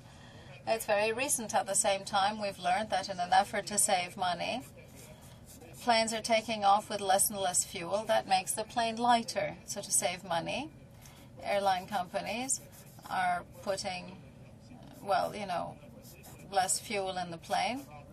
So that saves them money because the aircraft is lighter. But of course, there's less margin for maneuver, and if a plane has to be diverted, if there's a crosswind or if there's a delay, the risks are much higher. A document from the Air Safety Office. An aircraft a few years ago going to New Zealand landed with only enough fuel left to remain in the air for several more minutes. That's why we need inspectors who arrive with no warning to conduct inspections. That's because the industry is trying to save as much as possible and is shaving off dollars at every opportunity. Aircraft are flying with just enough fuel to arrive at the destination. The industry is not doing that well, so just imagine that if the goal of these systems is to enhance safety, but there are no inspectors, the industry is going to self-regulate. it is going to establish its own standards because Transport Canada will have authorized them to do that. So we're going to have policies like these, as little fuel as possible to save as much money as possible. One day there won't be enough fuel, the plane will crash, and the whole system, the safety management system that has been established, will be shown up for what it is. Fewer inspectors, fewer supervisors. I don't think that Conservative members have actually understood the real purpose of these reforms, which date back to 1999. In conclusion, I should say, in an interview with the Toronto Star with Jean Corriveau, an Air Canada retiree stated, pushed to the limit in order to become more profitable and to squeeze more airplane into more airspace, and then when something goes wrong, you have less outs and less room to maneuver. So he added that over his 30 years with Air Canada, he'd seen the effect of budget cuts on systems. These are very important factors. We can add this to the fact that airline companies want fewer flight assistants and so on. And that's why there was backtracking earlier. But the whole point of this is to have as little safety as possible, as little monitoring as possible, and these are things we simply cannot allow. In an industry that is always trying to achieve greater credibility, I don't think we're doing them a real service, even though this safety management system may seem very appealing on paper. The fact of letting airline companies regulate themselves and certifying their own personnel, certifying their own equipment, it might seem appealing, and we would save money because there would be fewer inspectors, we'd need fewer investigators, fewer inspector pilots, because even as we speak, Mr. Speaker, it's an environment where competitiveness is fierce. Companies are shutting down. We saw JetSco shut down in Quebec, that wasn't 10 years ago, it's barely 18 months ago. JetSco's gone. So it's a world of increasingly ferocious competition, and letting companies in that sort of environment regulate themselves and setting their own standards and doing their own inspections. I'm not just talking about major carriers. We're talking about any commercial aircraft, be it brush pilots, right up to major aircraft for commercial purposes. Allowing the industry this possibility is an error on the part of Conservative government. That's why the Bloc Québécois is telling you right now, Mr. Speaker, that we are against Bill C6, and we will try to improve it in committee, because once again, we have to ask the right questions, we have to invite the right witnesses before us to make sure that we're not making an error in passing C6 as it stands. As I was saying, I'm not sure that my Conservative colleagues have fully understood what's at stake here, because to our mind, the budget of the Department of Transport must be maintained, especially when it comes to inspection. That's very important, Mr. Speaker.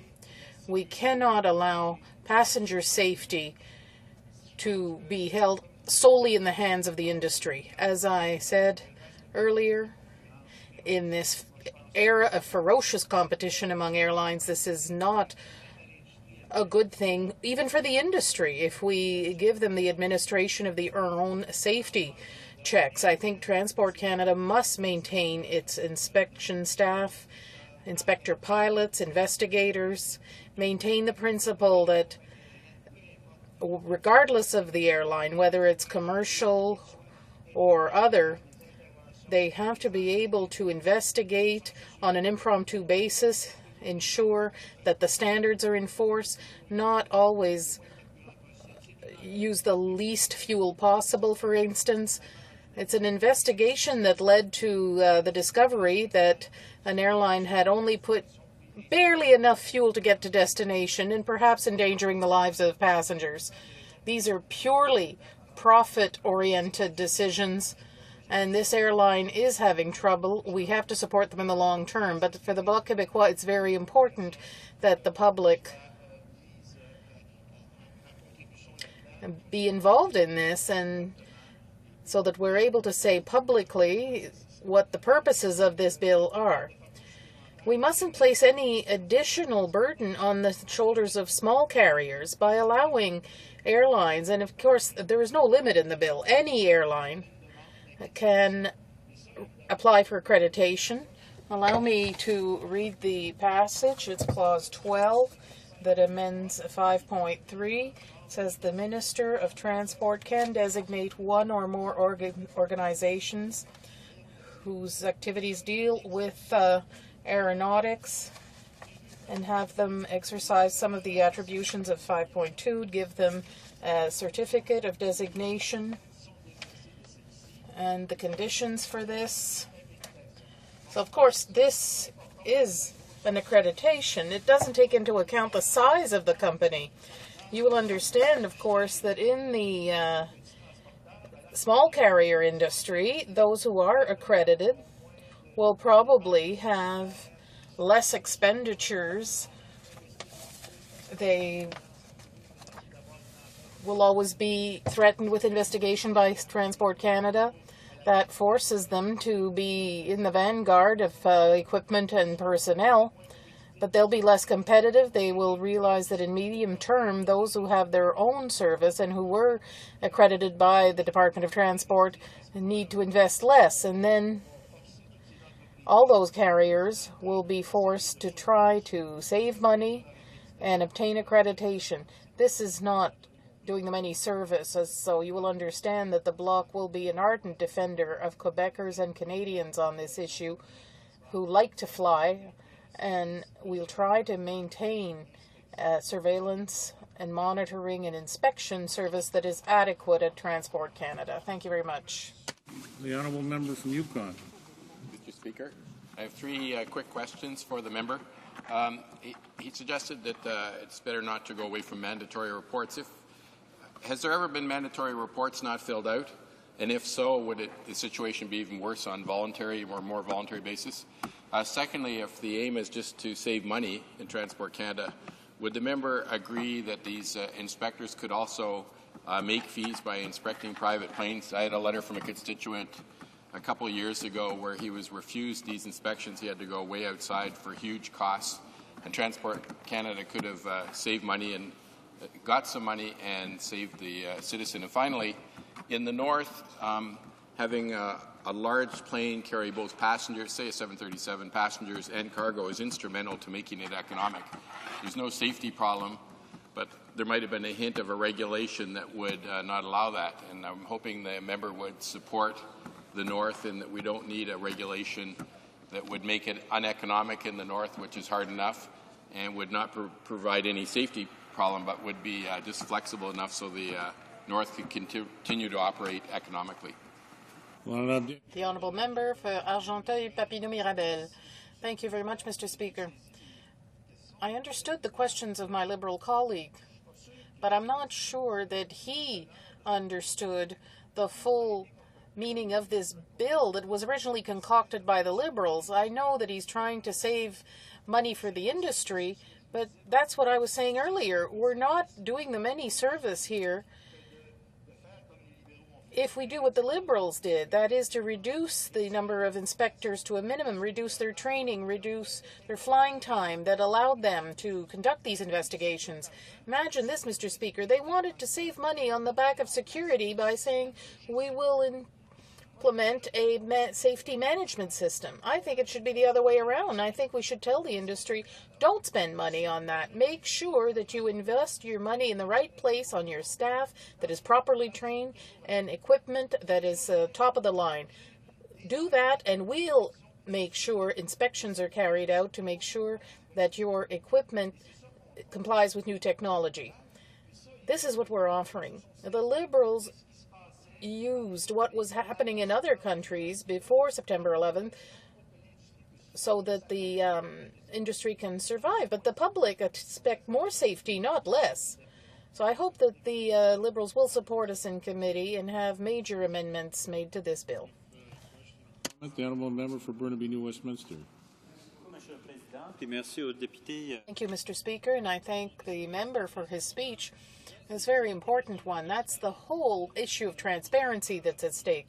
The Conservative government promised to be more transparent, to help us find out more about what's going on in government. But here in C6, we're seeing that consumers, people who want to travel on aircraft, can't know whether this airline has a poor safety track record or any deficiencies in the maintenance, for instance. Could my colleague comment on that, please? The Honourable Member for Argenteuil, Papineau-Mirabel. Thank you very much, Mr. Speaker. My colleague is perfectly right. And of course, I'm convinced, because he sits with me on the Transport Committee, that we can rely on the NDP to ask the right questions, because I could say that adding an additional system to allow employees to denounce their employer if they don't respect that employer, or if the employer does not respect safety requirements, that's a problem. The government is reducing inspectors, is reducing all the services offered by Transport Canada, and that has, ever since there's been a major debate on that in Canada, there have been investigations. Safety has to be guaranteed by the Government of Canada. That was a choice that was made. And now, while saying yes, we think it'll be safer, and the second level we wanted to offer was that the industry can use its own employees to denounce the employer, but meanwhile the government is withdrawing from its own monitoring and inspection. The industry will be left on its own, and we know what can happen when a carrier is not going well. Employees don't want to denounce their employer if they're going to lose their jobs. So we have to ask the right questions, bring the right witnesses before the committee who can tell us how things work right now, how inspections work right now, how the inspectors were subjected to cutbacks by the Liberals and the Conservatives are doing the same thing. Once all that's in place, it'll be less safe for passengers, but they can rely on the Bloc Québécois, and even the NDP can rely on the Bloc Québécois to fight this trend. Pursuant to Standing Order 38, a motion to adjourn the House is deemed to have been put and seconded. Therefore, the question is as follows, that this House do now adjourn. From Victoria. Thank you, Mr. Speaker. It has been 6 weeks since the Conservative government announced a cut of $17.7 million to adult literacy programming. After 6 weeks, it is still very unclear exactly what is being cut, and every answer from the minister last week was an evasive one. I believe we all agree that literacy is the fundamental building block of Canada's human capital and productivity. It is a critical requirement for social and economic equity. The Liberal record on literacy was not good. There are 1.2 million more adults with insufficient literacy skills after the Liberal reign, from 7.7 million to 8.9 million. But instead of drawing simplistic conclusions, as the minister has, and cut into programs that support the delivery of literacy programs, we should remember that the Liberals spent just $1 per Canadian per year on adult literacy. That amount was clearly far too small to make any significant impact in improving our literacy levels in this country. The Conservative government's response is to take that failed Liberal funding and cut it by $9 million a year. The minister refuses to call these cuts. We are told that no existing agreements will be cut, but that's because there are very few existing agreements for literacy at the moment. The call for proposals due in early January was delayed until August, we've been told, by many groups, and all received proposals are currently under review. Literacy groups across the country are hanging on by a thread, waiting for this year's funding. Hence, no cuts, just an inexcusable delay in funding and a drastically smaller pot of funding to draw from. The minister lists projects that were funded by the Liberals that appear to be wasteful. But this Conservative government, if this Conservative government really believes in helping the 8.9 million adults with low literacy levels, if they were genuinely interested in retargeting and refocusing literacy spending to improve Canada's literacy rate, they would certainly not reduce the amount of government spending on on literacy. Retargeting does not mean less money. It means money better spent, better focused. And with 8.9 million adults in need of literacy programs, there's no rationale for lower spending. Given that for every 1% rise in literacy scores equates to a 2.5% rise in productivity and a 1.5 rise in gross domestic product per person, cutting literacy is simply the wrong approach. What we need in Canada are adult learning systems that are easily accessible, part of a coherent learning framework, and sufficient help for every adult in need of literacy training. My question to the Parliamentary Secretary, to the Minister, through to the Minister, is when will we get to a pan-Canadian literacy strategy, as has been advocated by people very knowledgeable in literacy programming right across Canada? The Honourable Parliamentary Secretary to the Minister of Human Resources and Social Development. Thank you, Mr. Speaker, and thank you. I welcome the opportunity to reply to the member from Victoria. As we debate literacy tonight, it's a very important topic for me, as there's two things I'd like to say that are very important tonight. Tonight, if I can dare say, I have to note a little girl that I spent time reading to bedtime stories when she was little, and now tonight she celebrates her 23rd birthday, and she's a high school teacher in Saskatoon. So I'd like to wish my daughter, Elena, a happy 23rd birthday. I'd like to reassure the House that Canada's new government is and will be committed to literacy. We recognize that literacy is an important component of building an educated and skilled workforce, and as a result, key in ensuring Canada's future competitiveness. However, we also recognize simply throwing hard-earned taxpayers' money at a problem will not solve it. I believe the member from Victoria who recently spoke of government's obligation to review their spending periodically and to be prudent with public dollars would concur with such a statement. Moreover, I would also hope that she would agree that judging a government's commitment to an issue based solely on dollar figures spent without respect to results achieved is disrespectful of Canadian taxpayers and especially to those individuals such government spending is intended to assist. In Budget 2006, we committed to reviewing our program so that every taxpayer dollar achieves results. Every taxpayer dollar provides value for money and meets the needs of Canadians. Canadians want a government that is responsible with their tax dollars and that puts priority on getting results. In that spirit, our first budget took concrete, targeted measures to support skills development, such as the apprenticeship incentive grant and new investments in infrastructure for colleges and universities.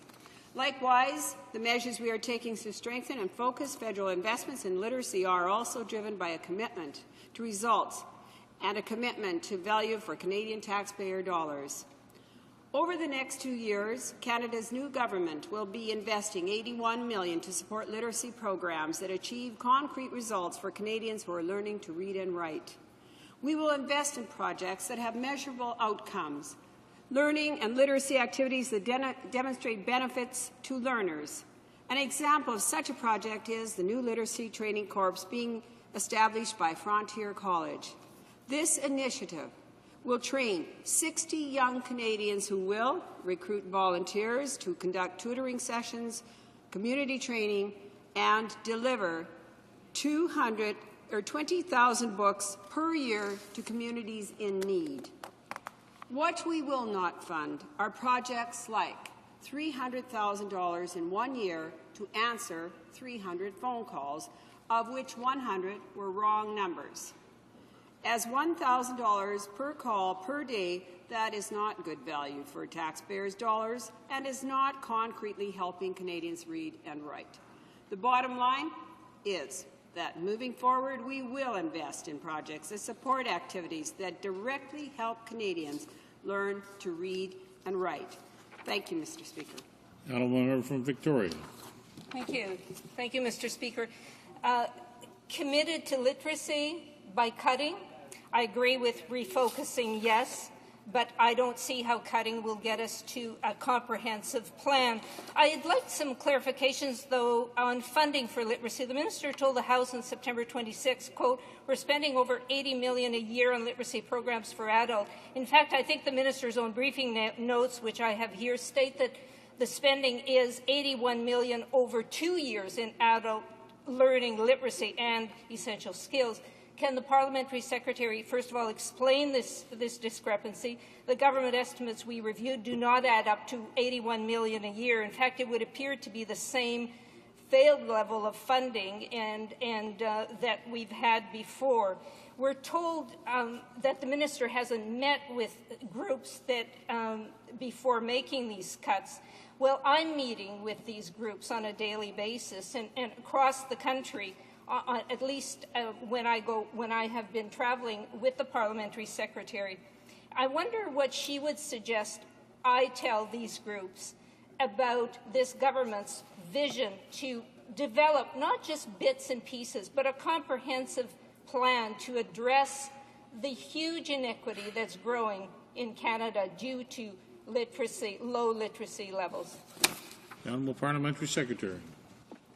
Mr. Speaker, the member can tell the people that we assure the member opposite that Canada's new government is and will continue to be committed to literacy. And in addition, I would like to clarify that all existing commitments will be honoured. Projects currently receiving funding for literacy programming have not been cut.